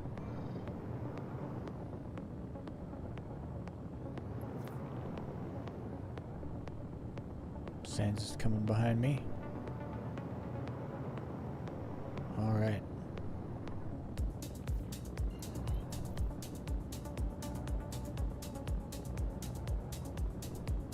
I want to go this way. Go over here.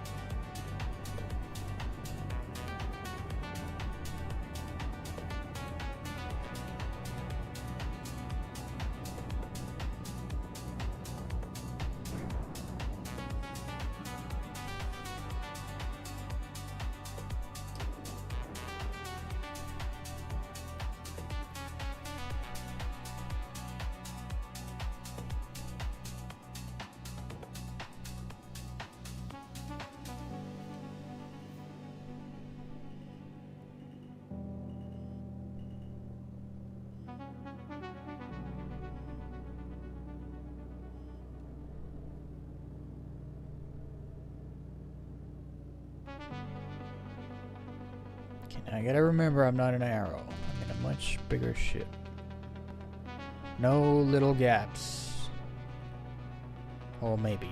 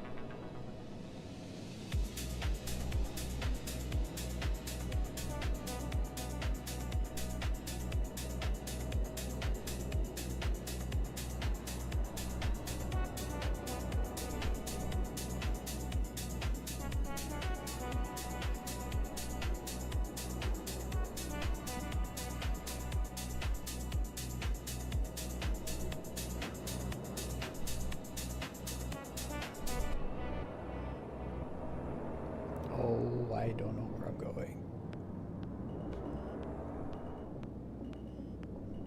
Who goes there? Oh, everyone's there. Let's go.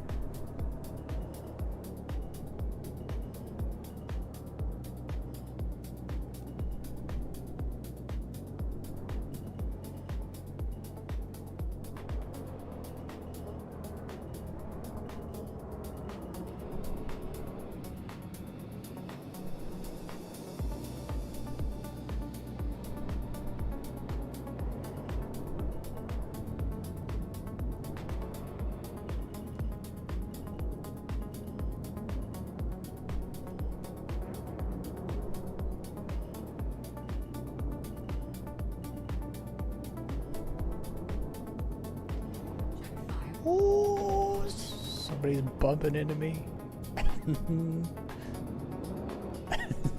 Dude, somebody's so close. They're in front of my reverse cam. I think that's Pete.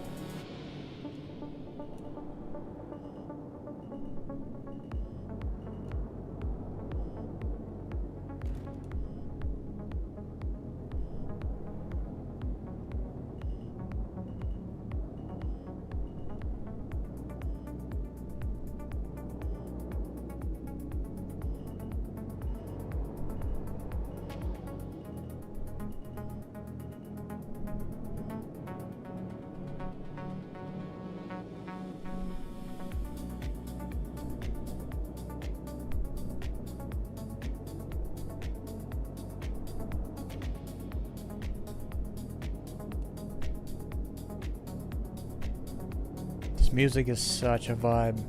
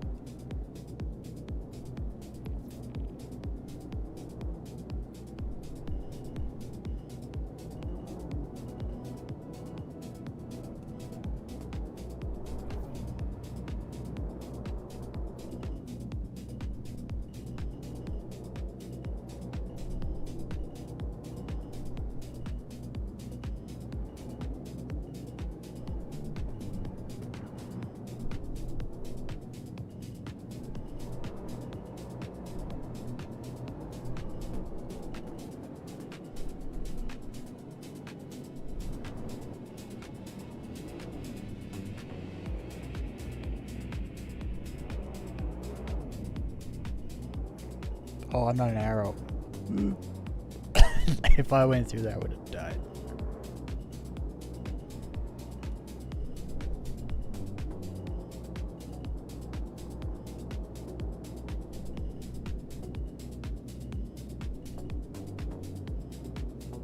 Oh, that's a rock. Ooh.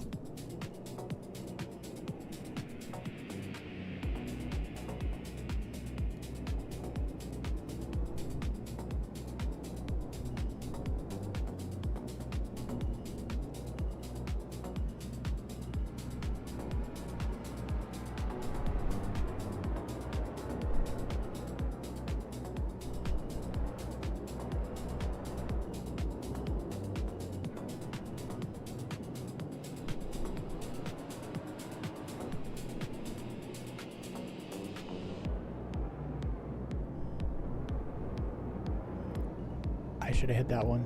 I should have hit that one.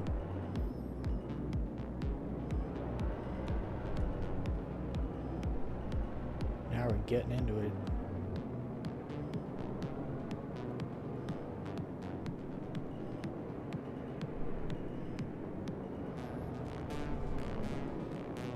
Ugh.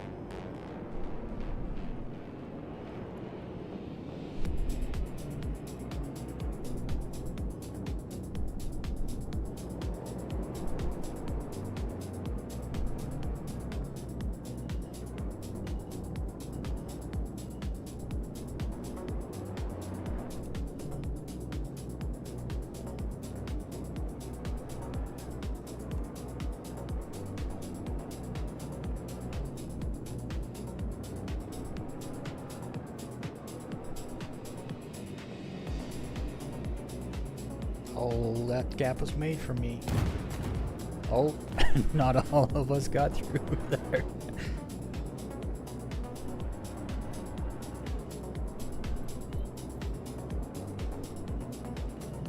Blue Dream. Wait. Make me a party leader again?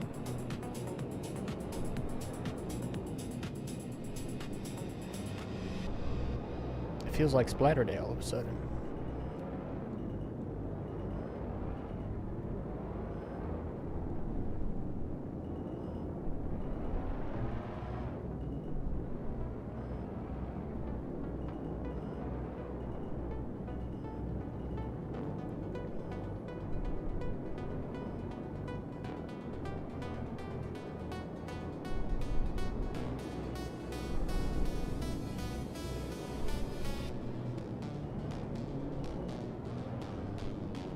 Yikes.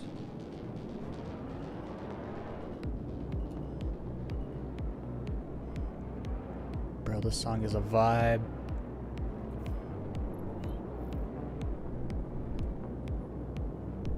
I wish I could turn it up. My wingtip is red. How did that happen?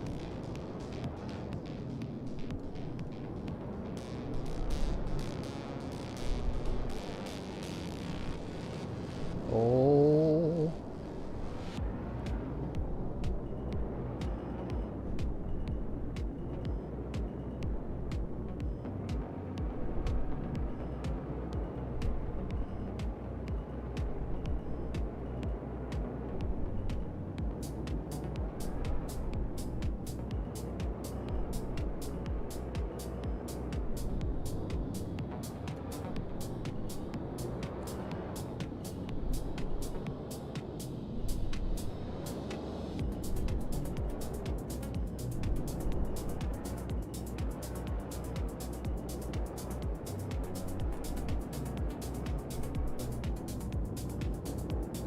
What a run this is.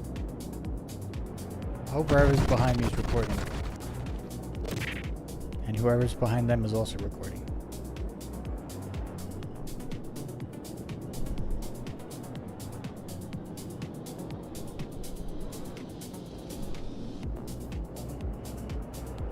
This is magical.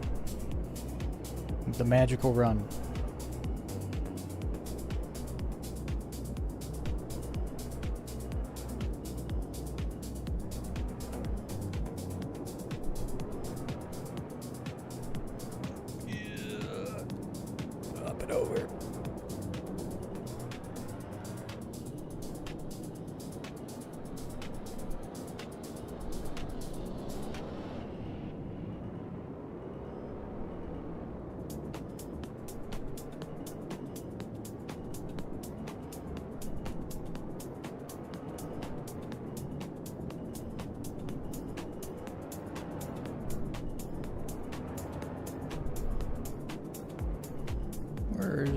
this way.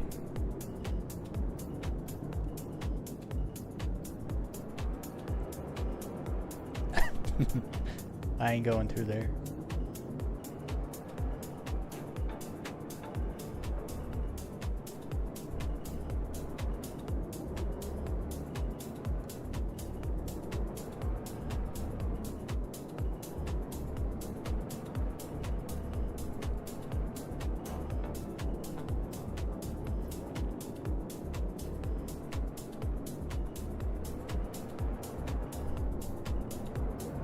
We're gonna try this real quick. Let's see if this works. Nope. Not with that stuff.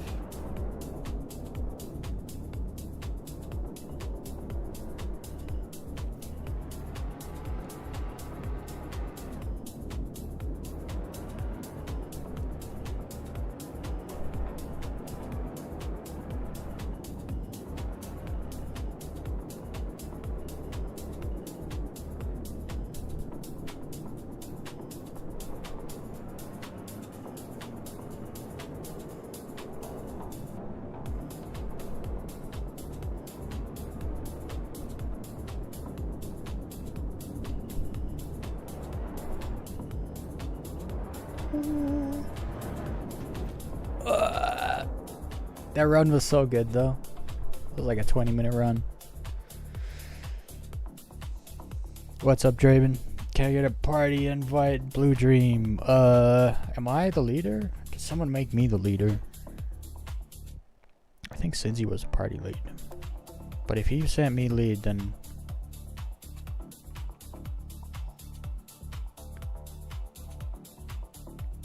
what's up, Pally Mandius? What's going on? That was wild, right? What ship is this? That was the Hurricane, the Anvil Hurricane. It's a such a smooth ship. You got to kind of anticipate movements a little bit because it's super smooth, so it's a little slow, but man, is it awesome to fly. Okay, I'm gonna do maybe one run and then I gotta get some food in me. Hostess. $30 webcam head tracking and VKB Omni and regular.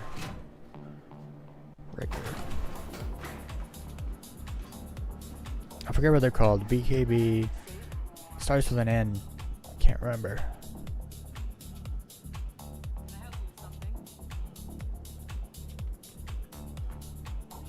Welcome to the A-Plus Vehicle Retrieval System.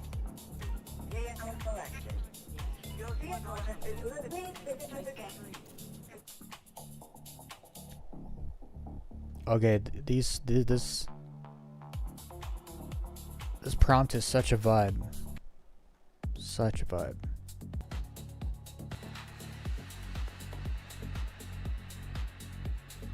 Why can't I use my mouse?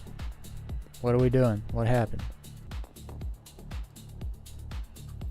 Okay, that was weird.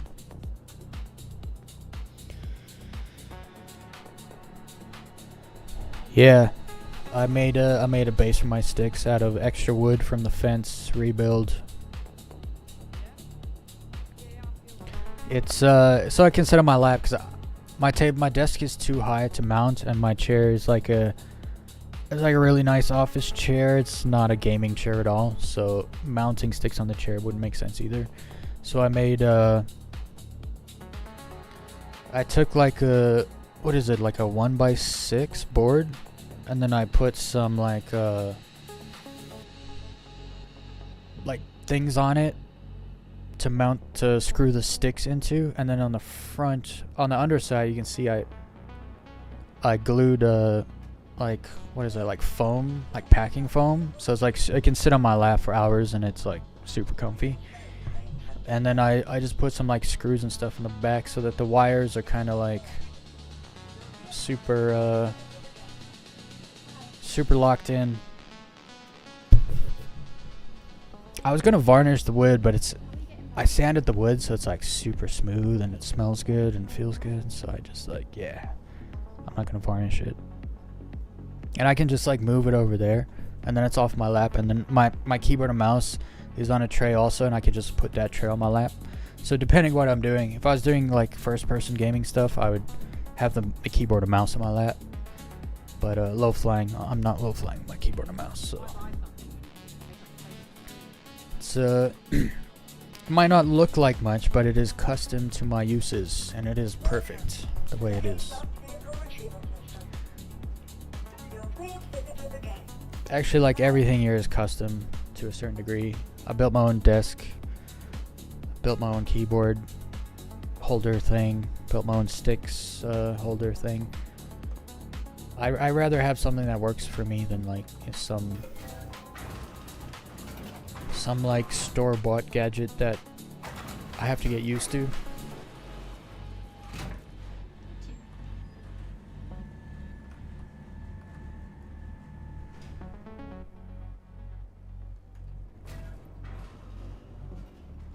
I also built it sitting here. So like I sanded it, I cut everything, sanded everything, then I put it on my lap, and then I put the sticks on my lap. I was like, where do I want my hands? Like, where do my hands just sit, right?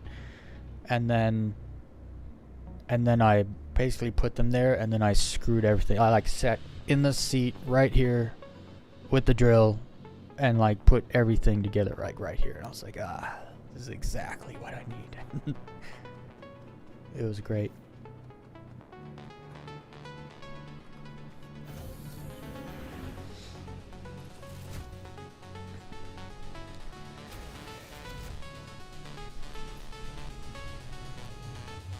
It's also like it comes down to what do you need? What you get used to something, right? And so it needs to be in the same place every time. If that makes sense.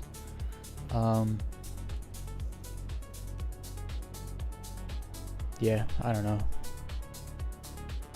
They're in the same place every time. That's all that matters at the end of the day. Alright, maybe I can do some following now. Enough of those leading nonsense. Everyone's behind me doing tricks. I can't see none of it.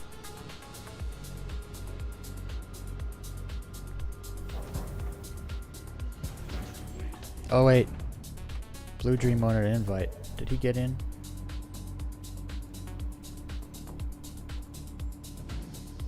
I'm not the leader, right? Who's the leader? Pete's the lead. Oh, Blue's in. Oh, look at this party we got here. Lordy's here, medals. It's like a splatter day. Where's Cats? Oh, Cats is in bed.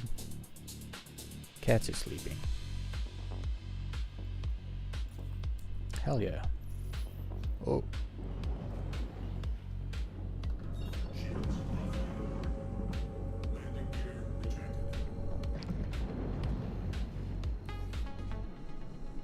Rub it down with some cedar oil or some Johnson mineral wax. I don't know, it's... I sanded it with like super fine sandpaper, so it's like...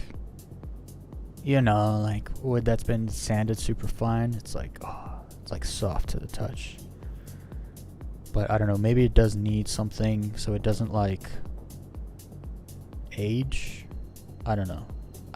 It's fine right now. I can always build another one, right? I got my wood out back.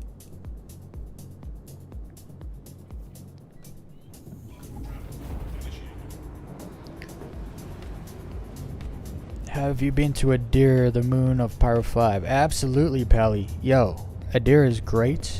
It has rock forests. Well, what I call rock forests, where it's just like a lot of these tall rocks and a lot of them.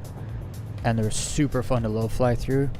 Adir also has like the volcanic rock mountains by Prophet's Peak, I think it's called.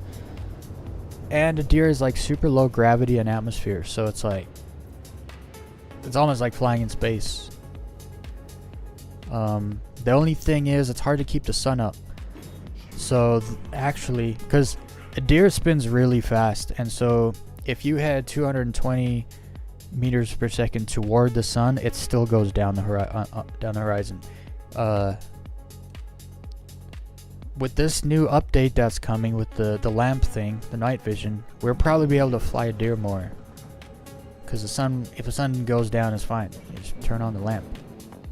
Keep going.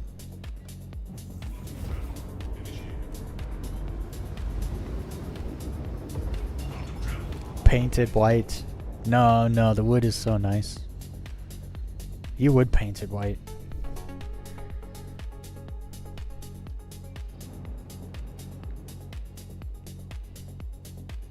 Who's here? Is that 4th Street Pete? Is he here? Ignis.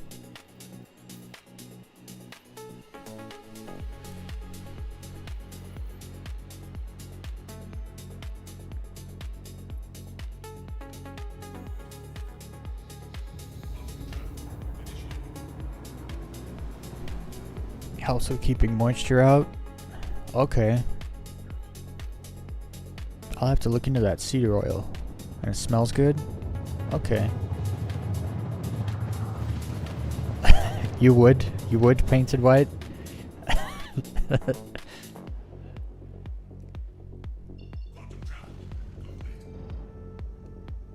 I mean, my desktop is white. Like, the top of my desk, I mean. Actually, my desktop is also white. Half my desk is whiteboard, and the other half is just like white tabletop. So I write stuff down all the time. Like right now, I have Hypnotic Deep House. I'm not gonna read that because that's ideas for a video coming. Taxes. I wrote taxes on there because, you know, gotta do your taxes. It's a new year.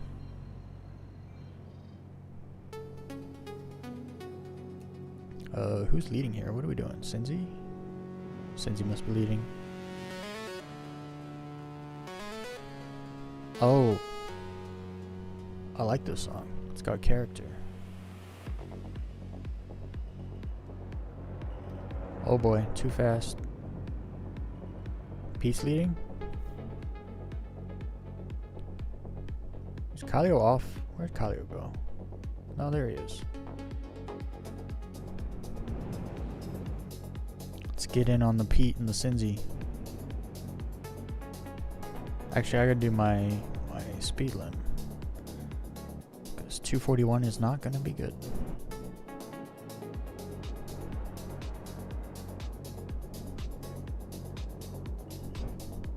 Come on, give me 221. 220 will do. Wait, let's see how fast. How fast is he going? 220. Okay, we're good. Sorry, Sans. Gonna cut you off.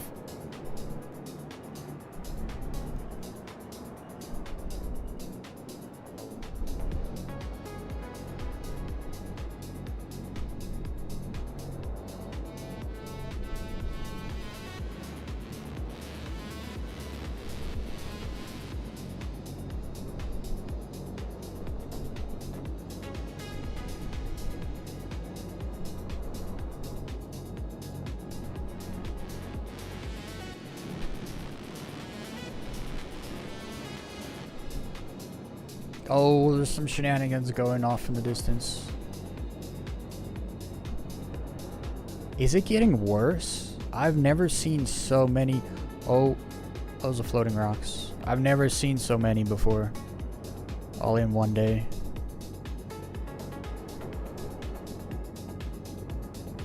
Oh, it's the ground is disappearing. Yo, this planet tile is broken. 100% broken.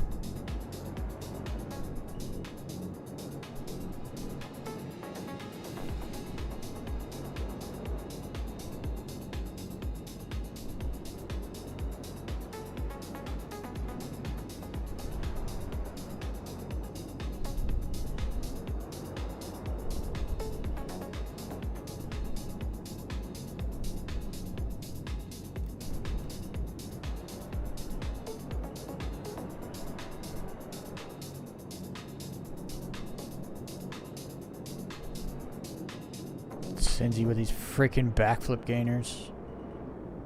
One day I'll be able to do that. One day.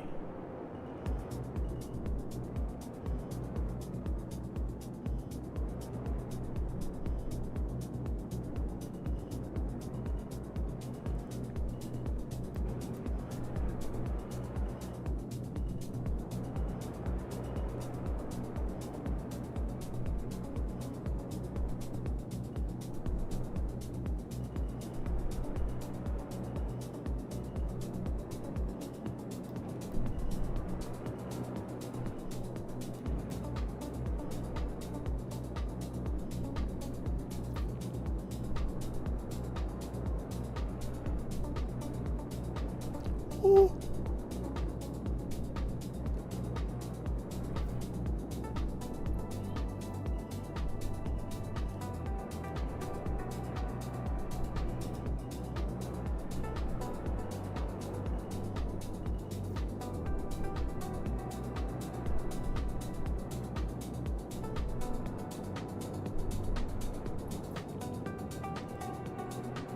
In case you guys were wondering what was happening behind me the whole time of that last run, this is more or less what happens.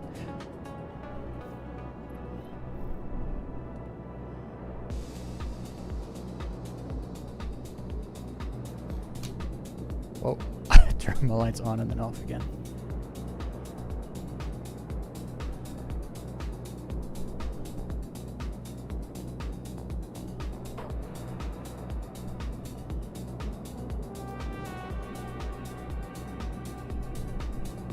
Oh, dude. Ugh. Everyone's locked in.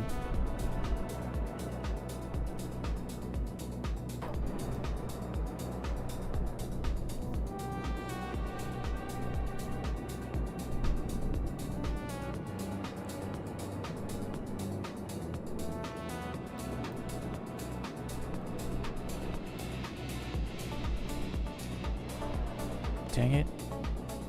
I gotta do this while concentrating.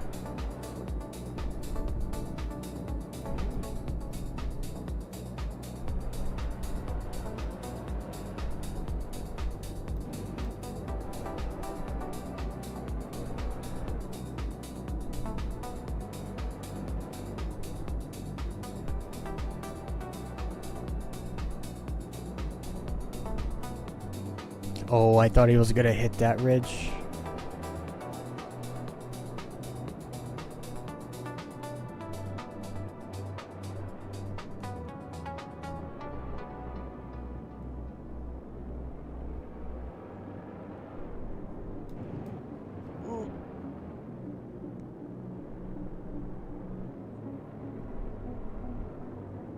Little nose tap.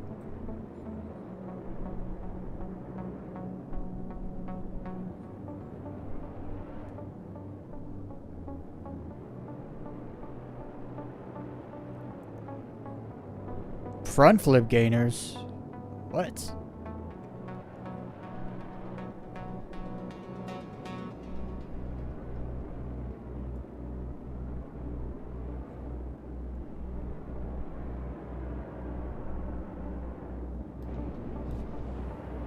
Oh boy.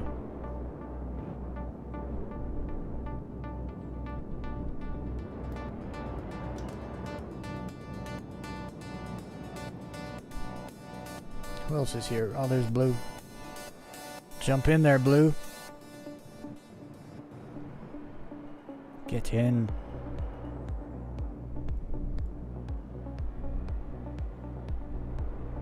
Yeah, there we go.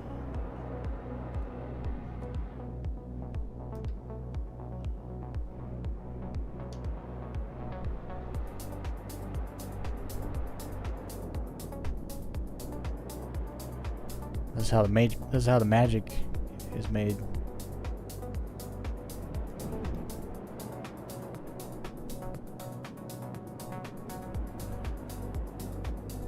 Scam Citizen. If you think Star Citizen's a scam, you're doing it wrong. That's all I can say.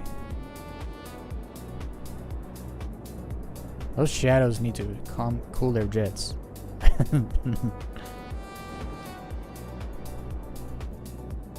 Okay, so everybody, just so everyone knows, this guy right in front of me here, or where'd he go?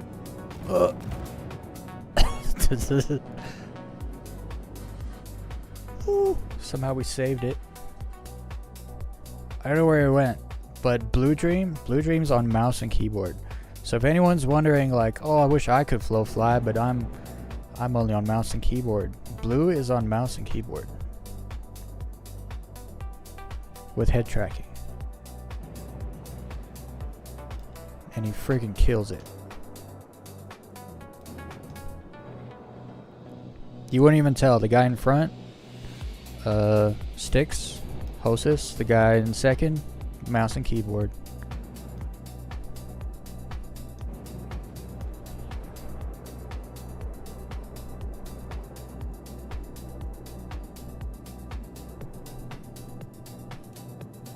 Actually, I should save some of that, huh?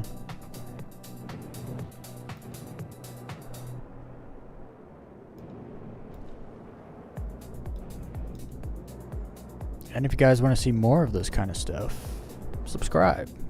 Join me tomorrow afternoon. There's a low fly event, and this a whole lot of this sort of thing goes down.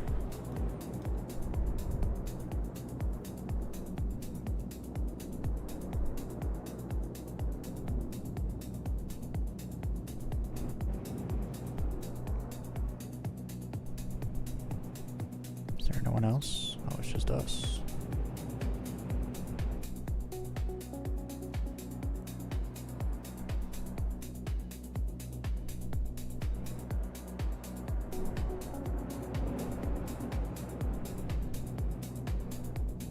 Pete's getting his gainers. Am I unlimbed? I think I'm unlimbed. There we go. Yeah, I was unlimbed.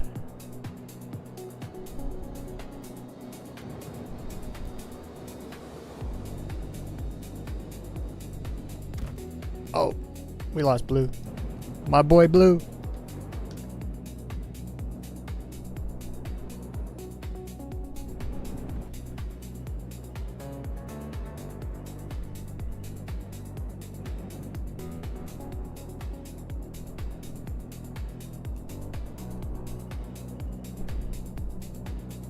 Oh, don't go up there, Pete. The mountain wants to kill you.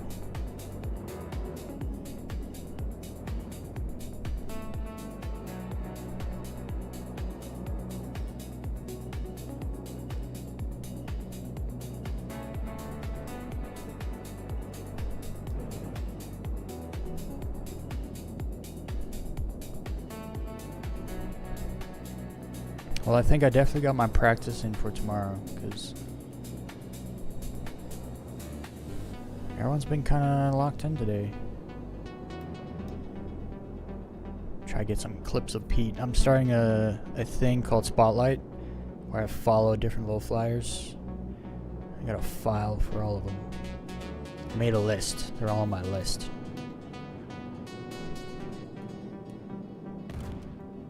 Oh, what was that? Was that so? Oh, who was behind me? I still have all my stuff, my things, my ship bits.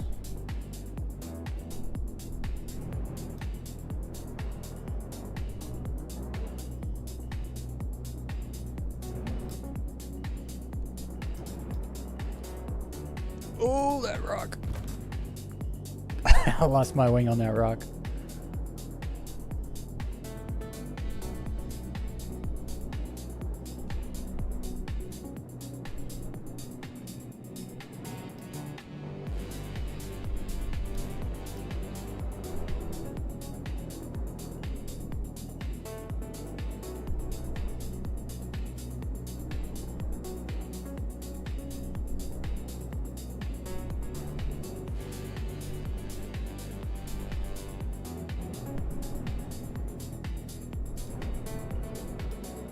Oh, there's someone else here. I gotta save that clip. Very nice little run there.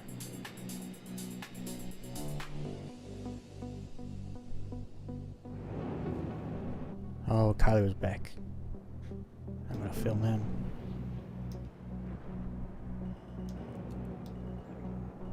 Oh, he's in a Talon.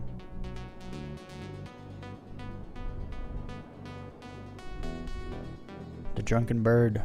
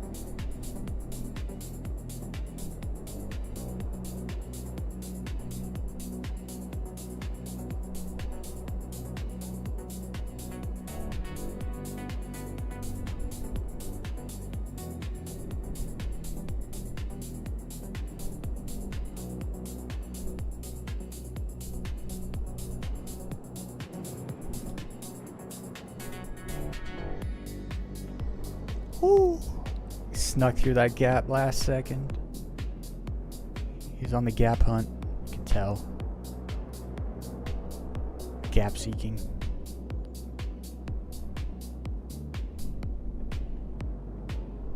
Little nose bump. Turns it into a trick. Right back down.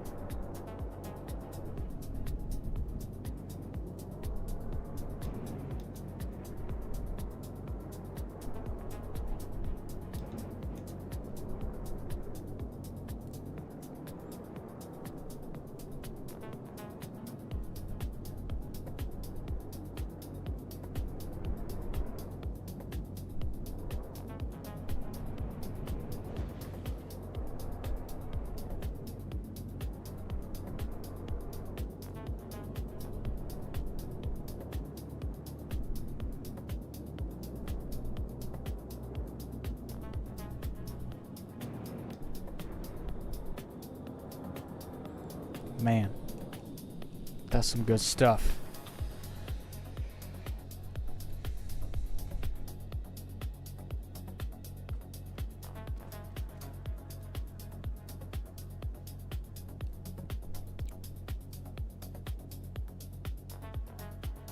That's what I'm saying, Pally. It's just low flying is worth the $45. I'm lucky. I got gifted the $45 starter pack.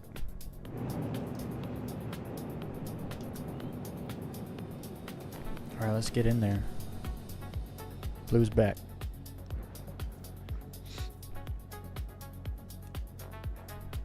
Dust in the wind. My boy Blue.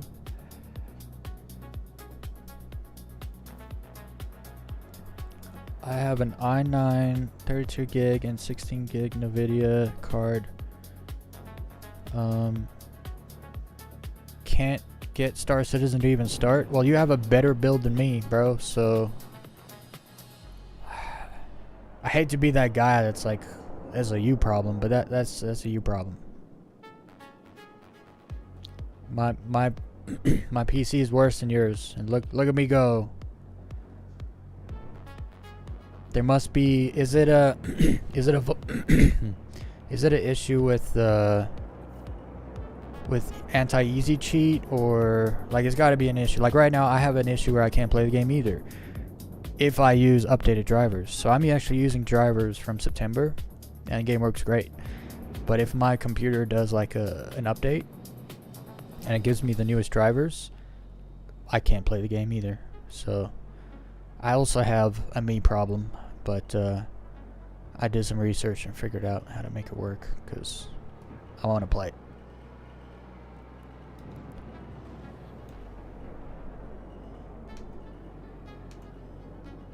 I have an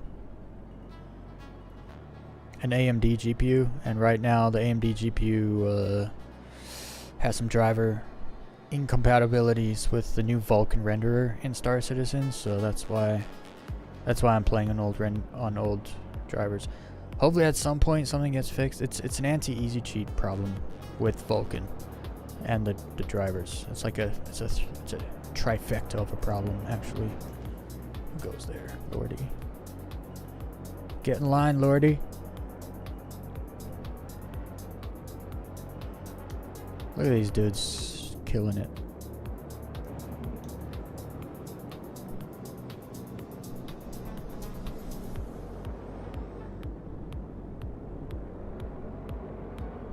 Oh, there's gaps. I'm in an arrow. No, I'm not. I'm in a... Say, ooh, when I'm led into a rock. They're all probably watching me like, why'd he do that?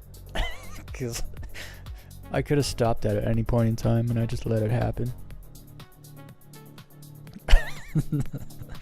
Oh boy. What time is it? Okay, I'll do one more run. That's what I said half an hour ago.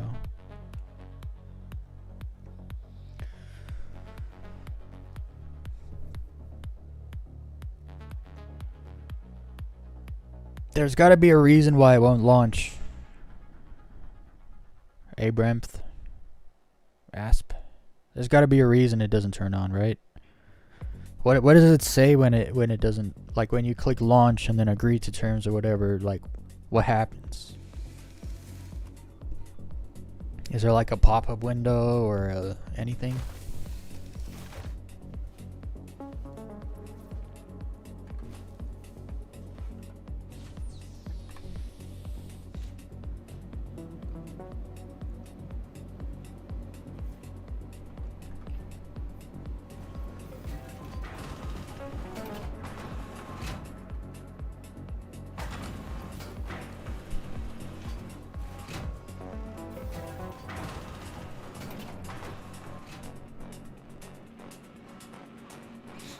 That's the thing, sometimes you just gotta like tweak something, one thing. Like that's the thing with PC stuff, is not everyone's on the same So come on. hardware, and so it's hard to optimize for all the different combinations of hardware. But I mean, you have an i9 32 gigs, a 16 gig GPU, you have more than enough to play this game like smoothly. So whatever is the matter, it's something minuscule, something little that you could probably fix so that you could get in the game. Vehicle selected. Your vehicle has been reinstated again.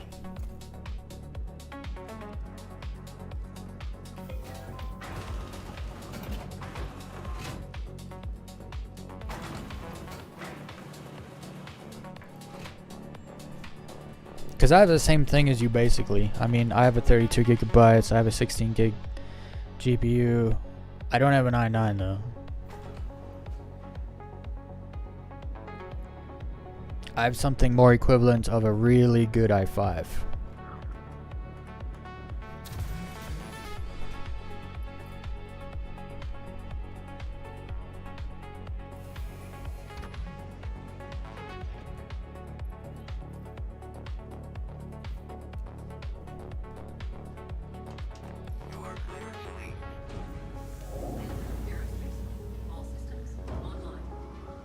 Okay, I gotta make this a short run. I'm getting really hungry.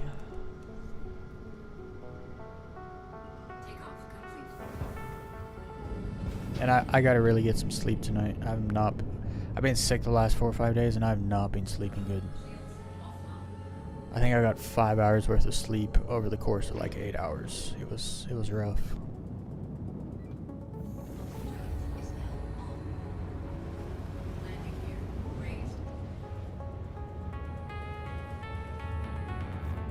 Because tomorrow I start streaming.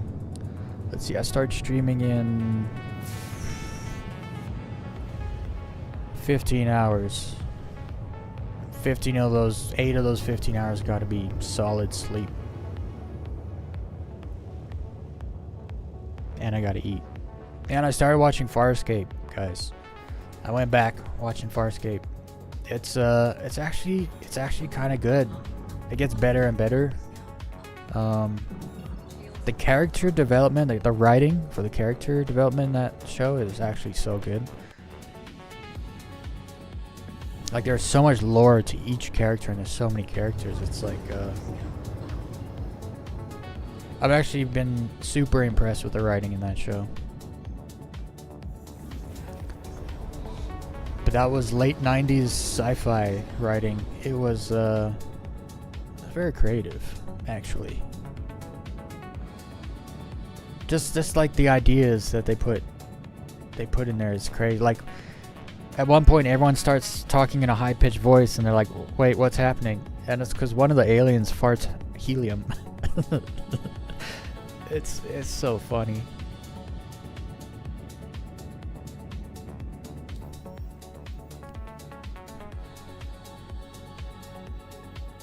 I miss creative writing in TV shows. There's still some. It still exists. Who am I jumping to here? Did I jump to the wrong place? Who's down there? Pete?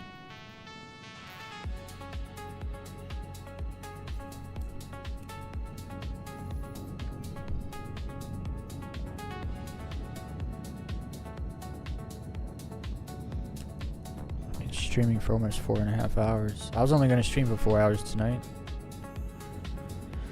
But I feel alright.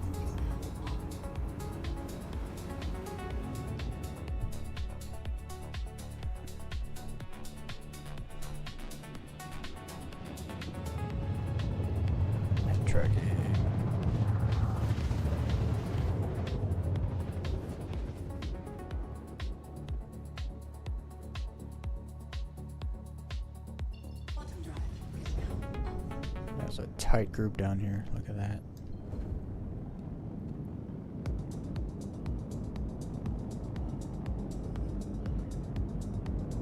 Did I start the new music? I don't think I'll crash. Yeah, I'll be good. Oh, there's no new music. Oh, we're still listening to it. Nice.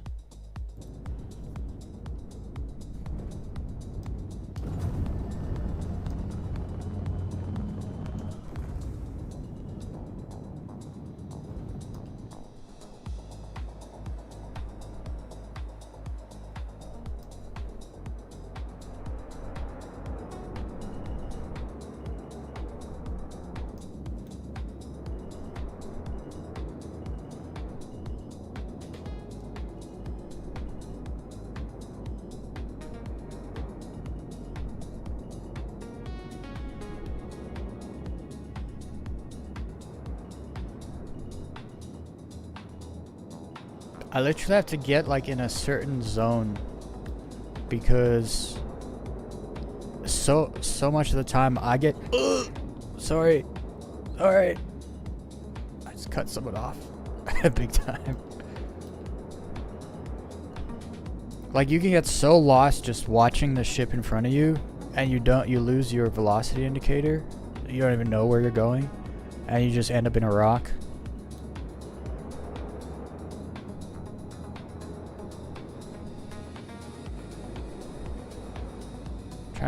I'm trying to cut True off here, but he's right in there, so we're just gonna go on him then. Wait, where'd Blue go? There he is. Where'd True go? Oh, there he is. Oh no, that's Sans. We lost True. Okay.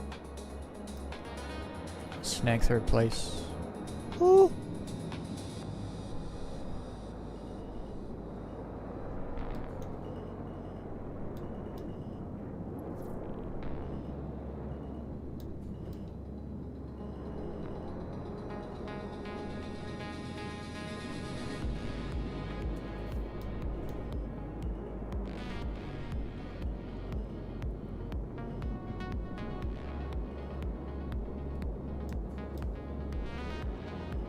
Why am I doing 216?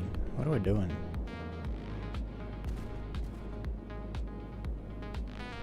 That's better.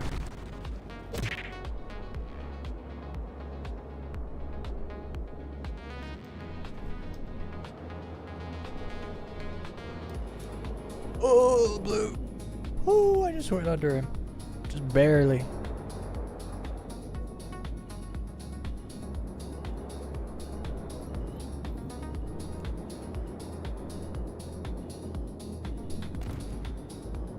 Oh no, I think I cut someone off back there. Pretty bad, actually.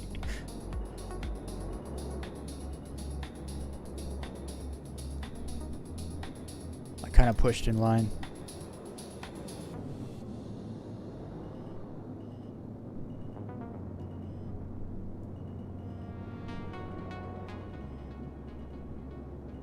Oh man, Pete loves the gaps.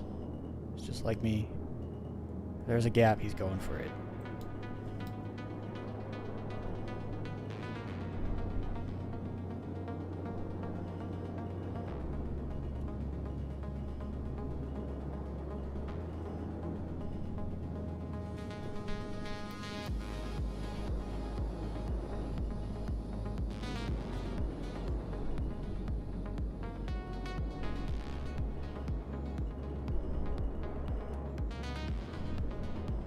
he goes.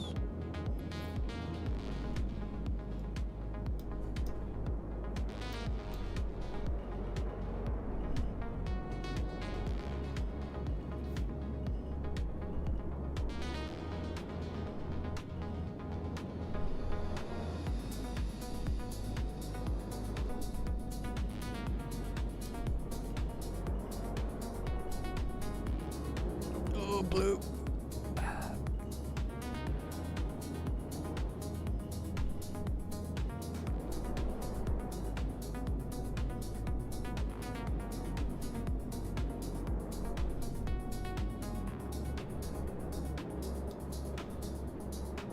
I still just... So I flew mouse and keyboard for 6 months.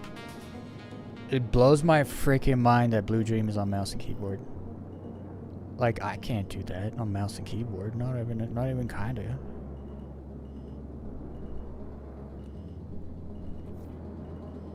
Oh wait, I'm an arrow. I can do that.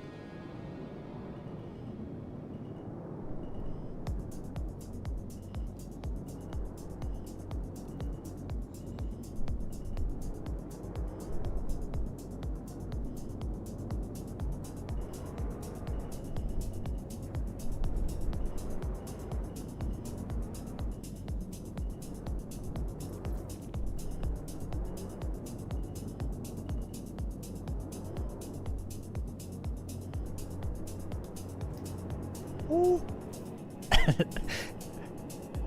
If you guys wonder why I push in line, I learned it from Kylio.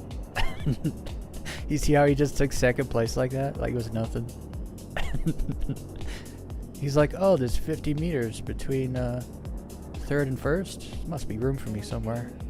Just slides in there like nothing. Easy.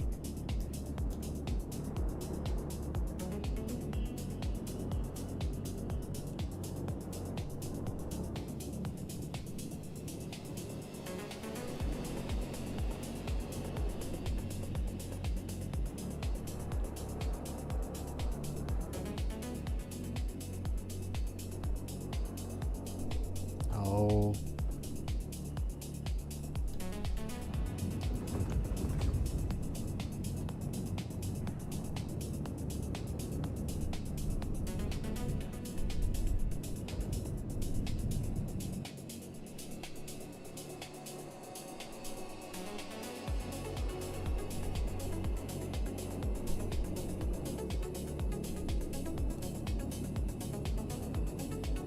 Suicide run time.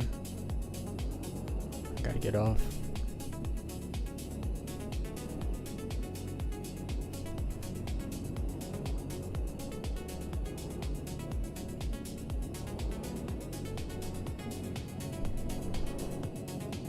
Oh boy.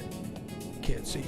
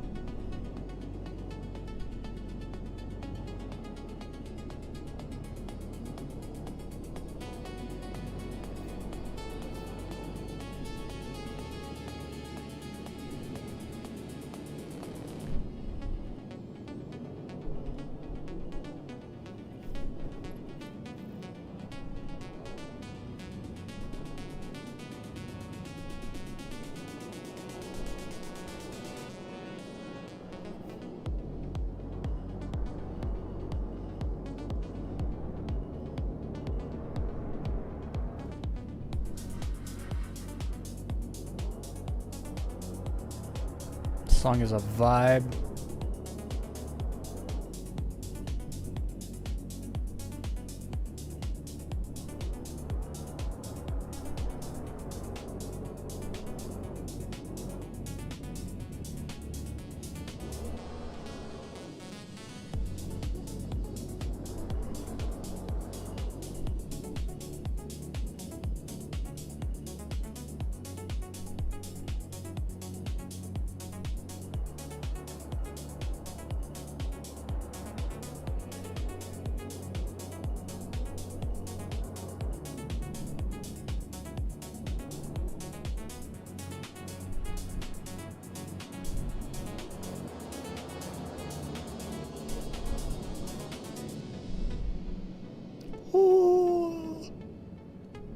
background was super close.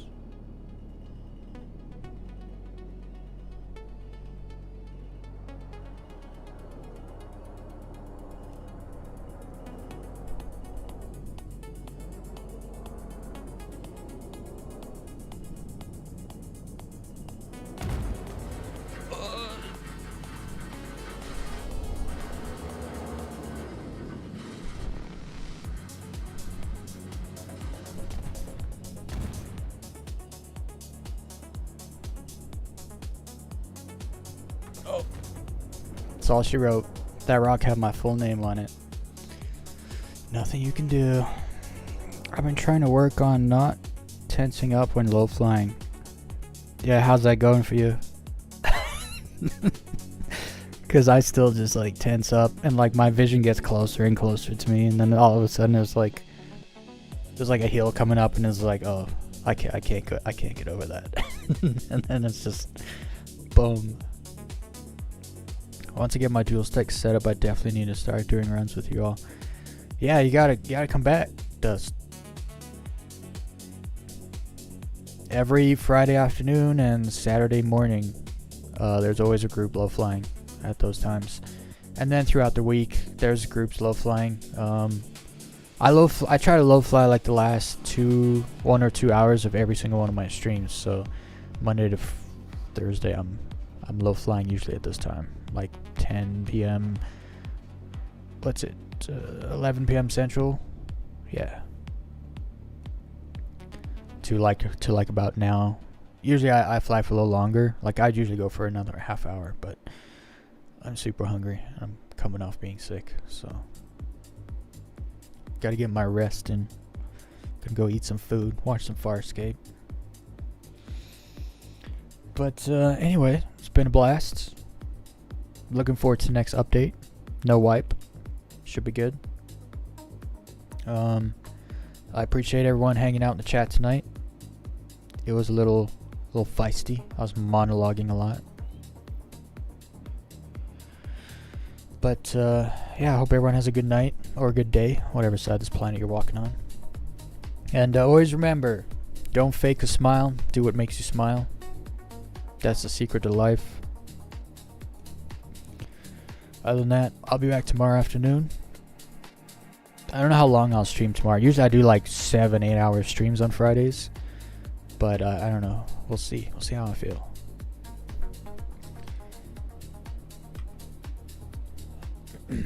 Also, fondle the like button and subscribe. Subscribe so you know when things are happening. And join the Discord. The link's in the description. Starting next week, I'm going to be creating events for the streams where I'm going to be doing like group activity stuff. So we're gonna, there'll be kind of like days we do like Monday we'll go into the contested zones and get the boards and do an executive hangar. And ships are kind of up for grabs, so if you don't have any executive hangar ships, and like if you want an F7A, our whole group almost has F7As, so if an F7A comes up, that's like, we don't need it, right? So I think Emart got the last one. And then on Tuesday we might do like ASD Onyx facility stuff, so like a lot of looting, fighting the Yormendi, the big eel boss thing in the caves. And then Wednesday might be like, let's do some racing, let's hit up the racetracks or something, who knows.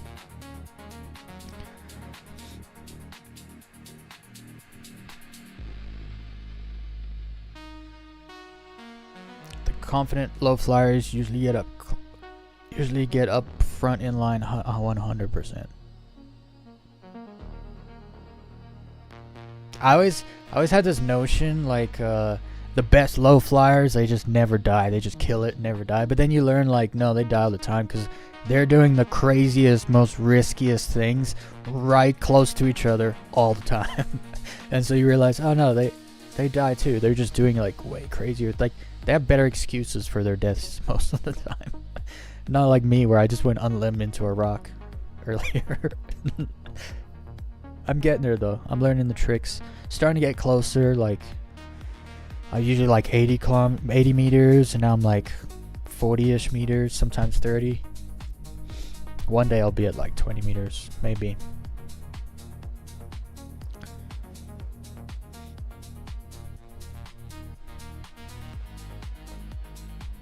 Anyway, that is the end of the stream. I'll see you guys tomorrow. But till then, goodbye.